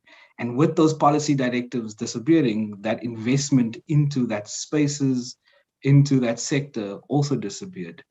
And I mean, we were talking about the heyday of the central city, you know, Cape Town Partnership. Cape Town Partnership, yeah. I think Dillian was also in the office. Yeah. But you had everything was so exciting in that time. Wow. Yeah, the city center was really vibrant, but it was being invested into, and it was driven, and it was largely driven from a safety perspective, but also from a property, driving the property values. So it was driven by a SID model, and arts and culture was a key pillar of driving that. So it has shown up in policy. It shows up all the time in policy, but there's nothing there if you don't sort of find and be very clear about how you develop that ecosystem and sustain it. It falls by the way. And so I think when we're speaking about recovery of city centers, we need to be really intentional about how we're investing into culture in the community, but also how we're leveraging it to drive our recovery. So jobs, but also the sector, right? And then we're talking about events, and I mean, if I speak about the city of Cape Town, it's the bylaws that exist that prevent that vibrancy, that prevent what allows someone to walk through the city and feel like there's a sense of ownership in the city. For Black and brown people walking through the city center, there's a very real there's a lack of ownership, because we often don't see ourselves visible in the architecture and the sort of the realm, you know. And I think that's something that needs to be really intentional about how do we drive the local back into the city, rather than considering just around the tourism. You know, we really need to be intentional about this. Yeah. So I don't know if I'm answering your question, but there's incredible potential for jobs, for social cohesion, and culture is that catalyst. And also, I mean, tourism has always been identified as an industry that has particularly low barriers to entry. So it's not like you need a massive amount of startup capital to get involved in the tourism industry. So, you know, it has the potential to be, you know, grassroots led and you know, not require big players necessarily to be involved. But as you say, you know, the inner city is a very different animal, because the inner city has, you know, comes with it certain issues of private land ownership and, you know, rules and regulations and that kind of paint a very different picture to what is going on, you know, in the peripheries in our poorer areas. So yeah, I really. I was working in Langa for a good couple of years, and sort of working with a number of sort of tour guides and tourist groups and sort of organizations around that. And there is incredible potential, but it needs to be clear about what the objective is. And so it can't just be driven from a tourism perspective. It has to be investment into the community. So if we're speaking about tourism, then it has to be about safety. If we're speaking about sort of creating spaces for arts to be seen so that the tourists can come in and visit the art center, you need to invest in the community art center so that that can be nurtured. So it's about nurturing at the real grassroots level so that those things can flourish. Don't put the cart before the horse. Pretty much. And just to add on what Mark was saying is that the people of that space where the tourists are coming are not just the providers of the entertainment, are not just the providers of what the tourists or the spectacle.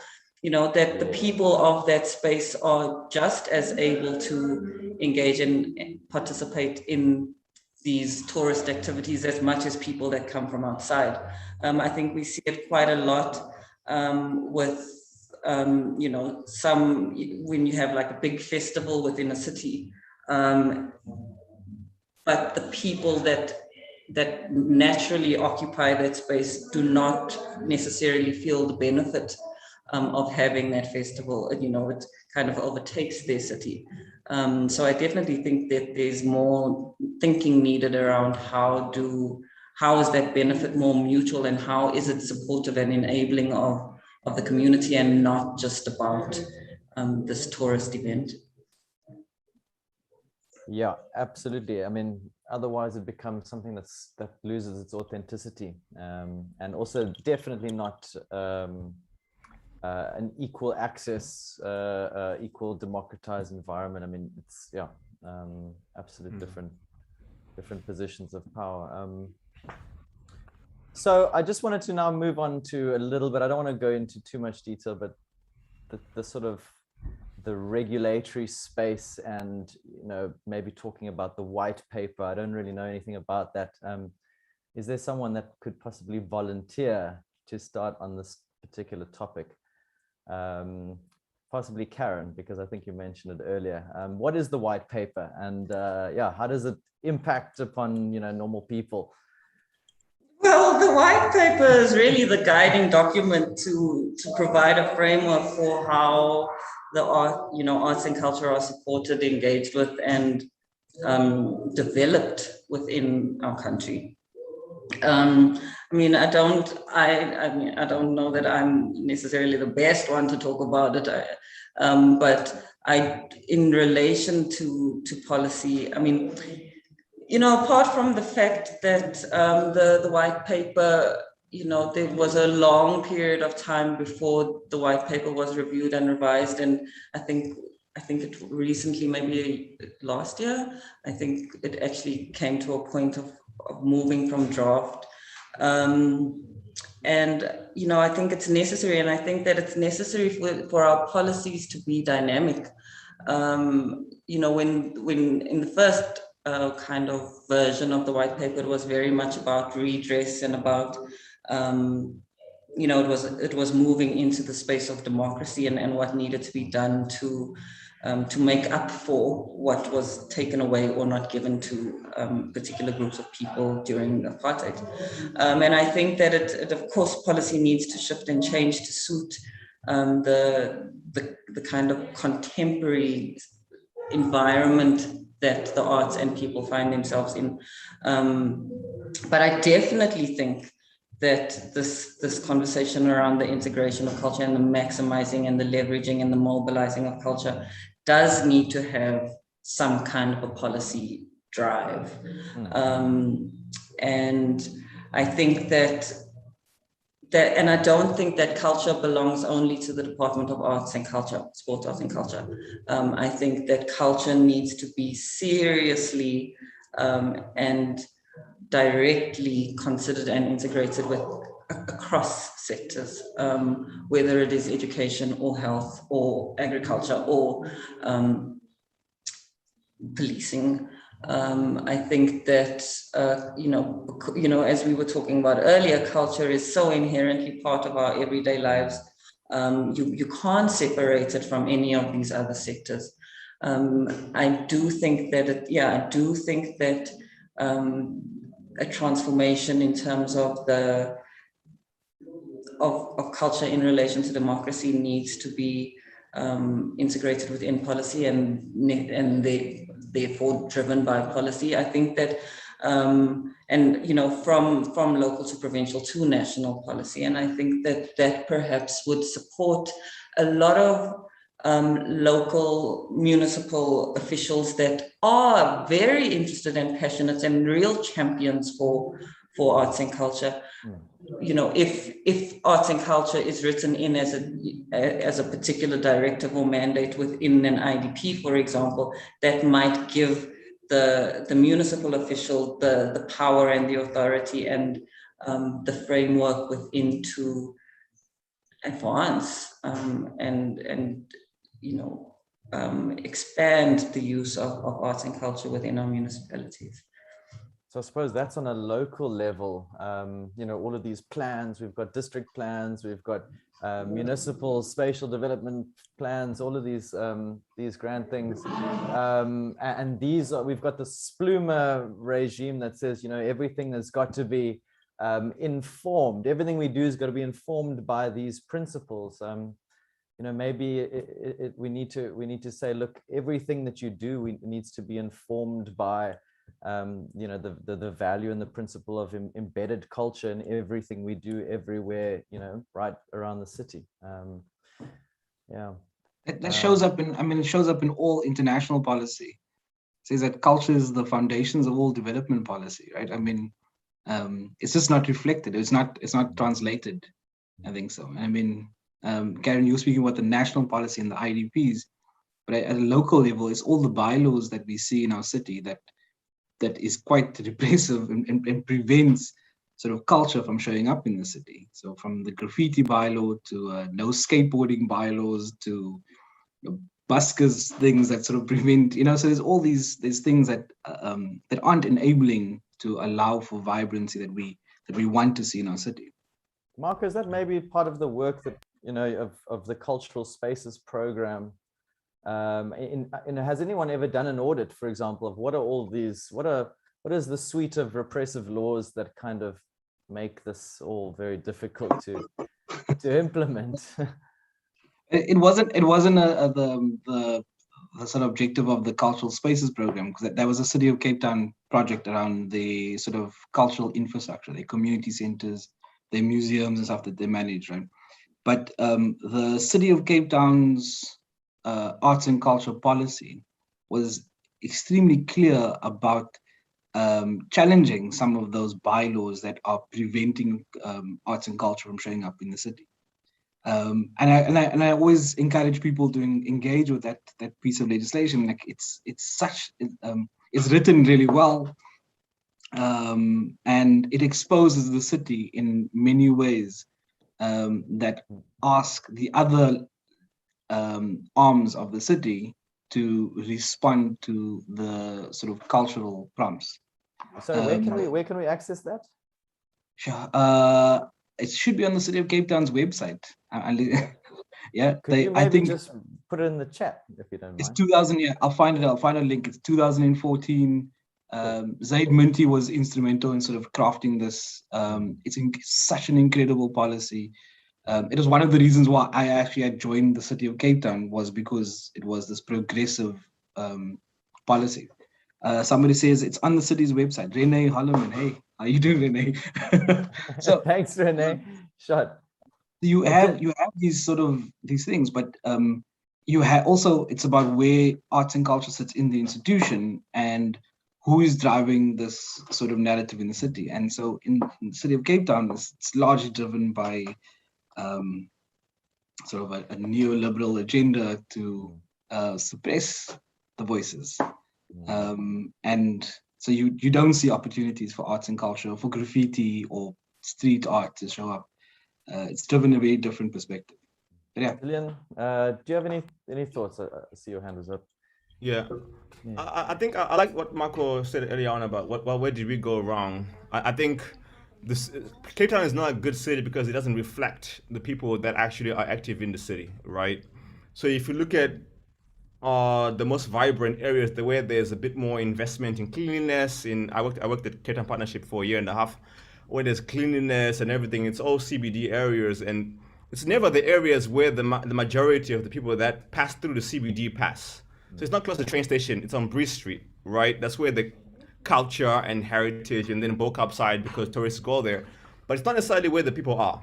So, and I think that's where we went wrong. That the city forgot about the people that live in the city, right? That are active in the city, that are working in the city.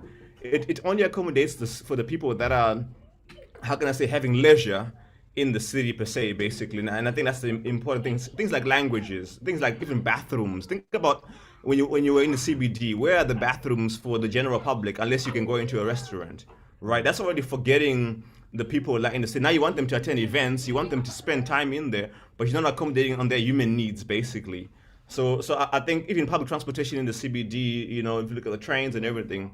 So I think that's where the city kind of very went wrong in terms of culture, creativity, and all. Like think about, there's not a single Xhosa language sign in the CBD, yet there's a majority population of Xhosa people that live in Cape Town, right? So if you look at all of those things, then culture is forgotten.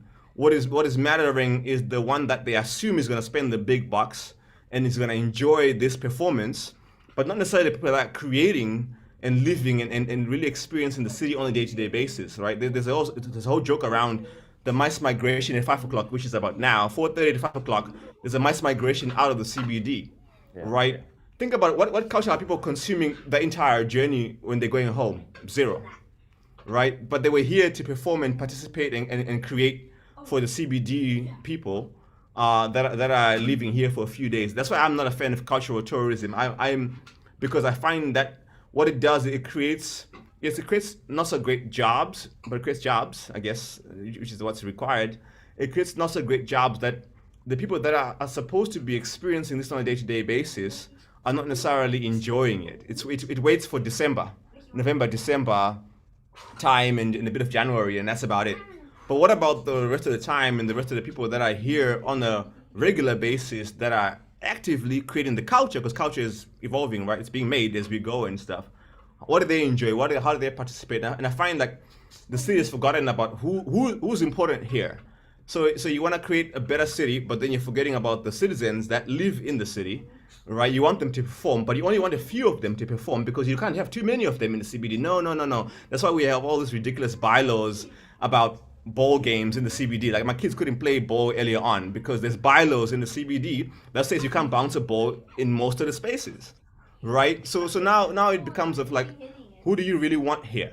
You don't want us clearly, but you want us to feed into it so you can get your tourists here, but you don't want us here to actively participate. What I find strange is that is it actually what tourists want? Because I'm looking at our what we invest in terms of public art, for example.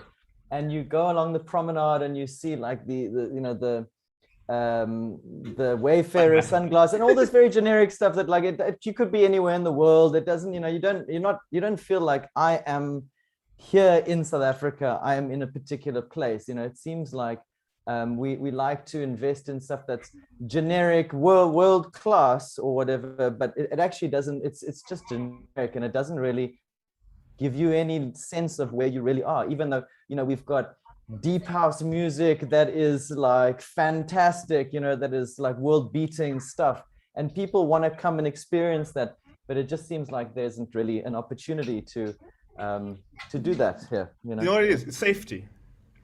You don't want a deep house event down the road here in CBD because the black people are going to show up, right? So now that becomes a safety issue, right? You even the tourists. How do you experience deep house without black people? I don't understand. So for example, I remember when we were doing a lot of public art stuff years ago when I started Creative Nestlings, right? When there's a lot of street art stuff, right? The issue was, if you think that most of the street art in CBD, in Woodstock, is not done by local creatives, right? It's done by intentional creatives, right? That's a big problem, because what you're not doing is you're not creating opportunity for the local creatives to create their culture, to celebrate their culture. You're okay with like Shepherd Ferry flying down all the way from America in an expensive airplane to get here to paint a mural, right? They're okay with that.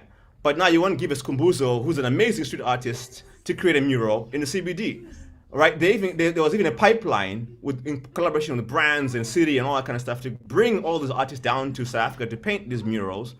But the local people were not necessarily getting those same opportunities. They were being trained, right? The people on the ground, they were being trained by these big artists and stuff. So that's where we went wrong, is that we invested in the wrong people, right? People are here to experience something different, but when they get here, it's all boring. I won't lie. Once you've seen it once, it's too late now. You're not coming back to Cape Town that much, except for the beach and stuff, right? But the thing is, I think the city is afraid of its residents, of its true residents and citizens being able to showcase their culture in these, right? In these spaces and stuff. Because if we're truly there, then there would be no graffiti bylaw all the time. That does not make sense most of the time. There should be walls across CBD where you can paint anytime. But I don't think there's one in CBD. I think it's one outside CBD, if I'm not mistaken. All these bridges that are blank and everything, they should be full of graffiti and murals, because guess what? You that's the art. That's what people are looking for when they come into to Cape Town, right? And that's the issue. I think we tend to, I don't know, there's this weird safety thing that happens in the city, that you don't want certain people because they do certain things. When we used to do this when I was based in Cape Town, we used to do this small interventions at the promenade. We would have beatboxing in the promenade, right? In the like in here in Cape Town CBD, where the buses used to stop by and taxi ranks and stuff. You'd get kicked out because what are you doing? You're causing commotion. You're like, what commotion? People are enjoying it. What commotion are we causing? That's culture. That's people performing in the space. But there's this Basca laws and all that kind of stuff, which I don't understand. Which I understand at the same time, your safety is an issue. But I think the city needs to choose, right? Who's important here, and who do you invest into a lot of resources to experiment, to create, to innovate, right? Because if you don't allow, if you're controlling that innovation, then it's not going to be innovation. It's going to be just, what you want. That's just my personal view of what went wrong. Dillian, thank you. Listen, okay, I have to be mindful of time. I'm getting wrap-up messages and warning signs, and there's things going off in the background here. So I think we have about 10 minutes.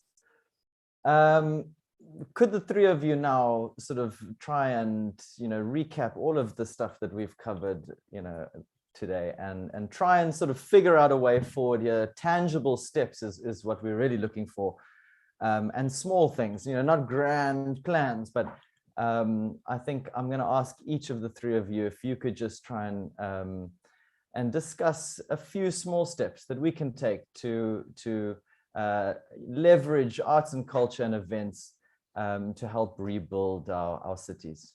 Marco, I'm going to start with you. Yeah, I must also put like a disclaimer in saying that the city of Cape Town isn't all that bad as an administration. There's an amazing arts and culture team, and they do real amazing work. There's progressive policies in that space.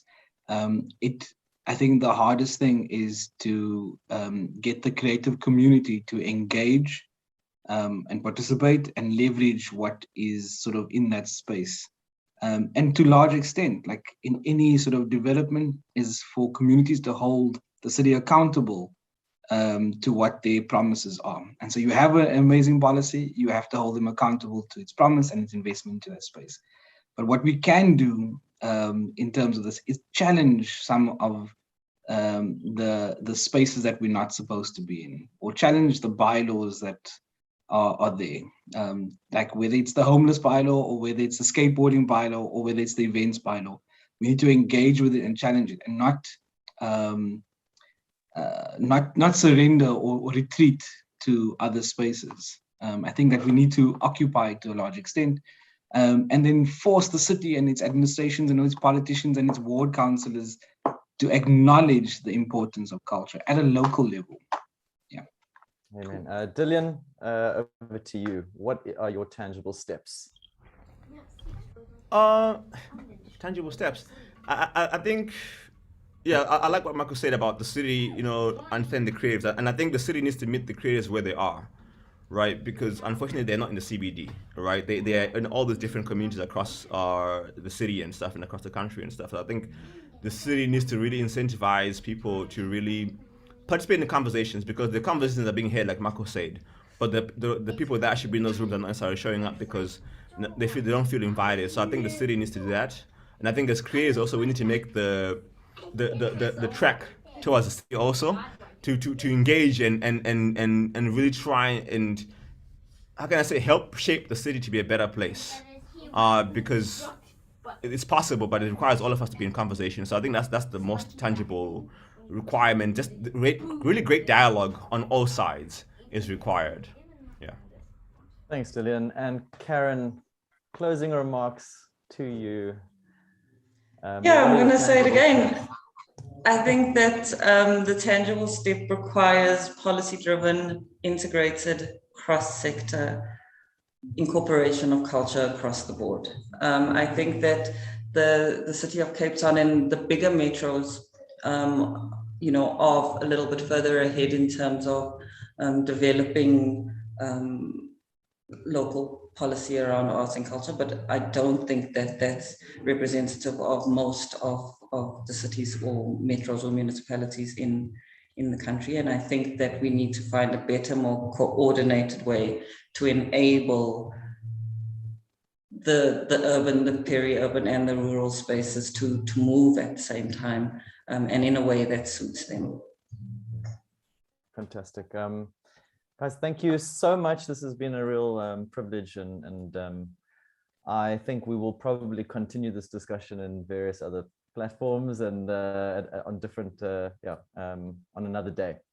But at the moment, we have to close. I just want to say one more time, thank you so much for making the time. It's been a real pleasure to have met you, Dillian and Karen, Marco.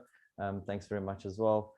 Rashik, I think this is the end of your really busy week, and over to you, my friend. Well done to you and your team. And that's it for me.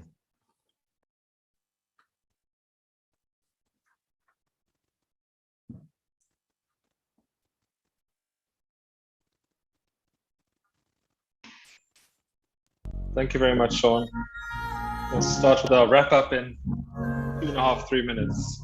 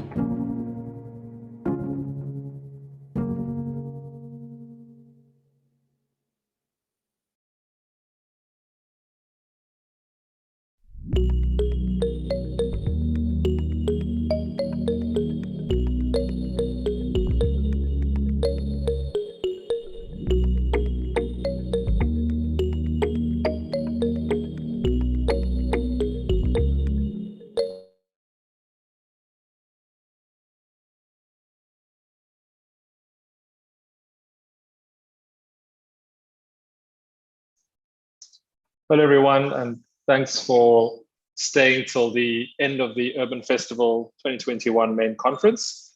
I'm just going to run through some of the highlights and key points from today. There were 4 amazing sessions, and like yesterday, somehow there were links between all of them, which are surprising, but also not surprising, given that cities are not one-dimensional spaces. This morning we started with the session on transport, and Ms. Yolisa Kani shared so many truths and questioned our approach for the last 10 or 15 years to transport, our sort of obsession and focus on BRT as solving all transport problems. She also mentioned that many of these systems have proven not to be resilient in times when they needed to be resilient. Our panel discussion was also insightful. We looked at the short, medium, and long-term possibilities for transport planning to help cities recover. And we saw and heard that in the short, medium, and long-term, the biggest factor was really moving from the old paradigm of transport planning, which is assuming that the past will continue into the future and that we can simply add today's trends and plan in that way. But that without a new paradigm, which is focused on access, so access to a better quality of life, access to jobs, access to amenities and recreation, that we'll continue to build systems which are not responsive in either the short-term, medium-term, or long-term. So without this paradigm shift, and I suppose a different outlook on transport, we sort of lock ourselves into the paradigms of the past and deliver systems which we believe we can control from the top down, when in reality, the idea of control is not true and does not actually play out when push comes to shove. And for those that are interested, those notes from the session are also available, the rough notes in PowerPoint form, looking at the short-term recovery, medium-term recovery, and long-term resilience. We then moved on into a very interesting discussion about the state of the city's report. I'm just going to run through some of the key points which we picked up.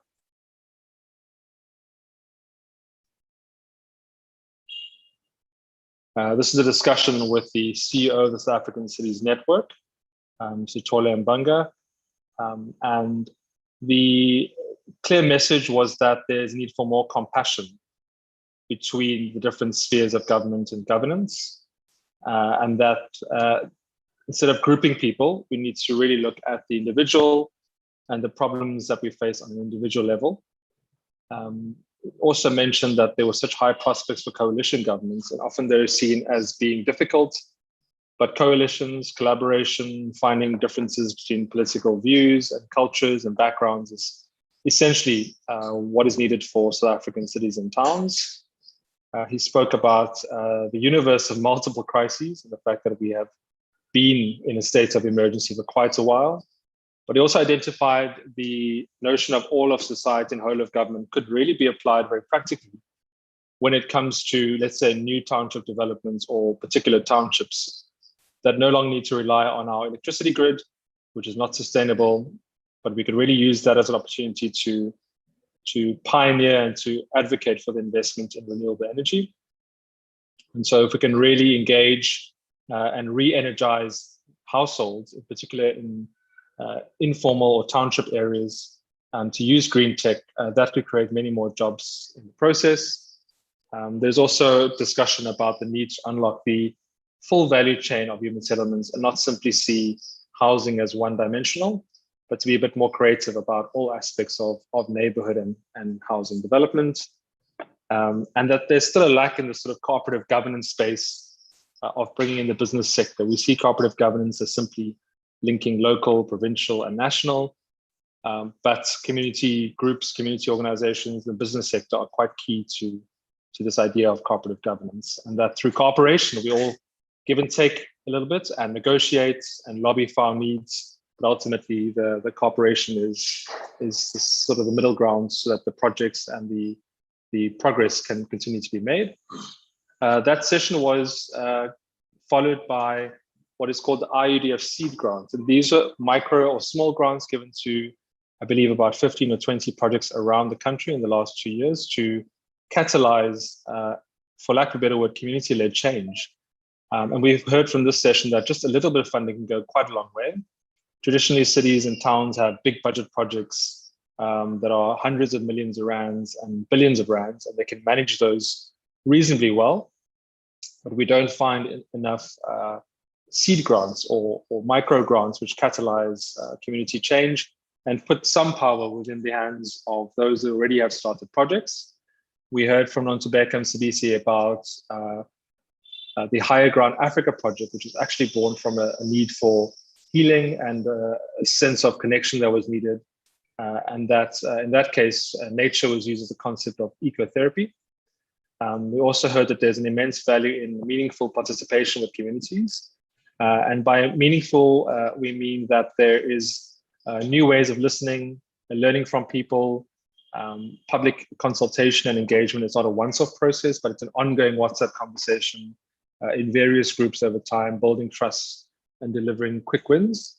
In particular, the Langa Bicycle Hub really shifted our perspective on, I suppose, cycling infrastructure and cycling mobility systems, putting the idea out there that perhaps the best way to build non-motorized transport systems would be from the small scale and from the neighborhood scale outwards, rather than seeing cycling and non-motorized transport as just lots of cycle lanes from the city of the center of the city outwards.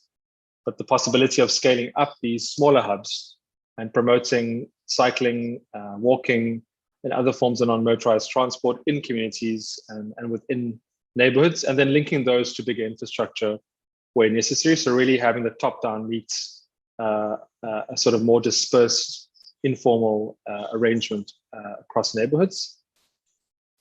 From there, we moved on to the session, which was moderated by Geshi, on whether smarter cities or smarter cities interventions can in fact help cities recover and become more resilient. And there was a very important point made that smart cities are only smart if they actually promote equity. So there's a direct link to quality of life. It actually reduces inequality in our cities. And this is quite important in South Africa, where there's been a failure of our states to upskill and prepare citizens for the technological disruption. And there's, of course, some debate about whether it is the role of the states to equip citizens in that process. But of course, marginalized communities who don't have access to good quality infrastructure and education could be left behind. The session also spoke about technology and data, which can play a positive role in spatial change, and in particular in our urban fabric. But we have seen how this sort of so-called smart tech does disrupt the social fabric with Facebook and Cambridge Analytica and the campaigns that they supported inadvertently or advertently. Therefore, we need these creative, we need to create legislative frameworks to ensure technology disruption is more ethical and is more fair, and we're all a bit more aware of what we're seeing and what we're absorbing. Another point was made around using South African technology to actually make city governments and other spheres of governments more responsive to the needs of citizenry. So breaking down these gaps between the need and the response time. So how could we use GPS? How could we use a sort of low cost, low tech real-time apps to identify where there are sort of critical spatial infrastructure issues and actually map them out? I think we've seen in various communities every single winter, the same potholes, the same roads fall apart. So it's vital that we improve access to accurate data as a tool for advocacy and to ensure that there's a greater responsiveness and sort of building up these communities of urbanites and advocacy groups at various levels. And in the last session, we looked at the role of session 12 the role of events and culture as a means to actually revive our cities, and the role that different, again, spheres of government and communities need to play. We heard a lot of advocacy around the need for community centers to be revived, to be programmed and supported and maintained. So they need to be taken seriously. We should not sort of forget that these cultural hubs dotted around various cities are important, and continue to see them as a network of I suppose, spaces to bring people together and to advocate for creativity, art, and culture as a part of city recovery, and to bring people back together again. There was a lot of discussion around the need to not simply look at arts, culture, and events as being focused on tourists, but using our local arts groups and community groups as a driver for domestic and international tourism. There were questions around which spheres of governments actually sort of have a mandate around culture and arts, and the role of promoting these various sectors. There was still talk about the need of spaces, whether they be small or large spaces, and the fact that there are public buildings and floors of public buildings or retail ground level spaces which are not yet, for various red tape reasons, not being released to groups to use and to connect. And especially in these times when we see an excess of commercial space, oversupply of, I suppose, even office space for public sector services, there could be a real opportunity to unlock these as affordable and free spaces for different groups. And there's also discussion around how different cities engage with their creative sectors, and how we should embrace the differences in Cape Town and Johannesburg and other places, and at the same time try to build these audiences and their connection to arts, culture, and creativity, and not assume that museums and cultural institutions alone will be enough to bring people there. There were also some amazing comments in the chat that we saw around economic value being the only measure. So there's a tendency only to look at the creative, cultural, and arts sectors as an economic contributor to GDP and GGP. And we should look to find new ways of measuring impact. So how do we measure or form evaluation frameworks? This is from Renee Holman. What are the other evaluation frameworks to actually measure the value to society in terms of, I suppose, health, social cohesion, building tolerance, reducing xenophobia, creating safe spaces for expression of all groups, those that are minority groups and those that are marginalized. So those are some of the amazing points and threads. I'm not sure if my team or Sean wants to add any further points from today. Any other points that you'd like to add, Sean, Marco, and our team? Thanks, Rashik. Yeah, look, I think we just need to make these spaces available throughout the cities, and we really do need to focus on our community centers. We need to invest a bit in their upkeep, and we need to, rather than just, I suppose, golf courses, make city land available for these sorts of places for grassroots, ground level cultural practice, and I think we can really make an attractive, lively, vibrant city if we do that. Thanks so much, Sean. So that's our 15-minute wrap up of day 3 of our main conference. Just that everyone is reminded, on Sunday, well, let's start with Saturday. Tomorrow at 9 outside the Cape Town Central Library, there's the bicycle bus to Langa Bicycle Hub and back. So if you have a bicycle, you'd like to rent one, you could rent directly from the Langa Bicycle Hub. That starts at 9 tomorrow. On Sunday, there's a World Cities program starting at 10 on Zoom, where they'll be announcing the winners of the My City, My Lens poster competition. We'll hear from some of the activations over the last few days, and we'll sort of close off the Urban Festival by reflecting on some of the key outcomes and some of the big ideas across the entire festival, really. And of course, each day of the conference was live on YouTube. So the full day of day 1, day 2, and day 3 is available already to watch, rewind, select your favorite session, and catch up in our YouTube live recordings. And then, of course, there'll be some summaries that will be available in the coming 2 or 3 weeks for each and every session. And we hope to continue to connect with all those who attended the Urban Festival main conference. So thank you very much to all our speakers, moderators, and panelists throughout today. It's been another non-boring day of the conference and a jam-packed Friday.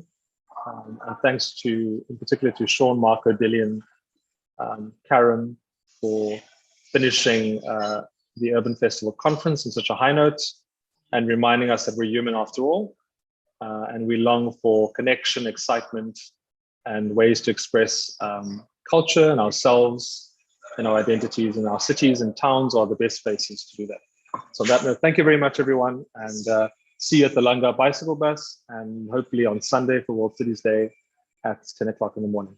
Cheers, everyone.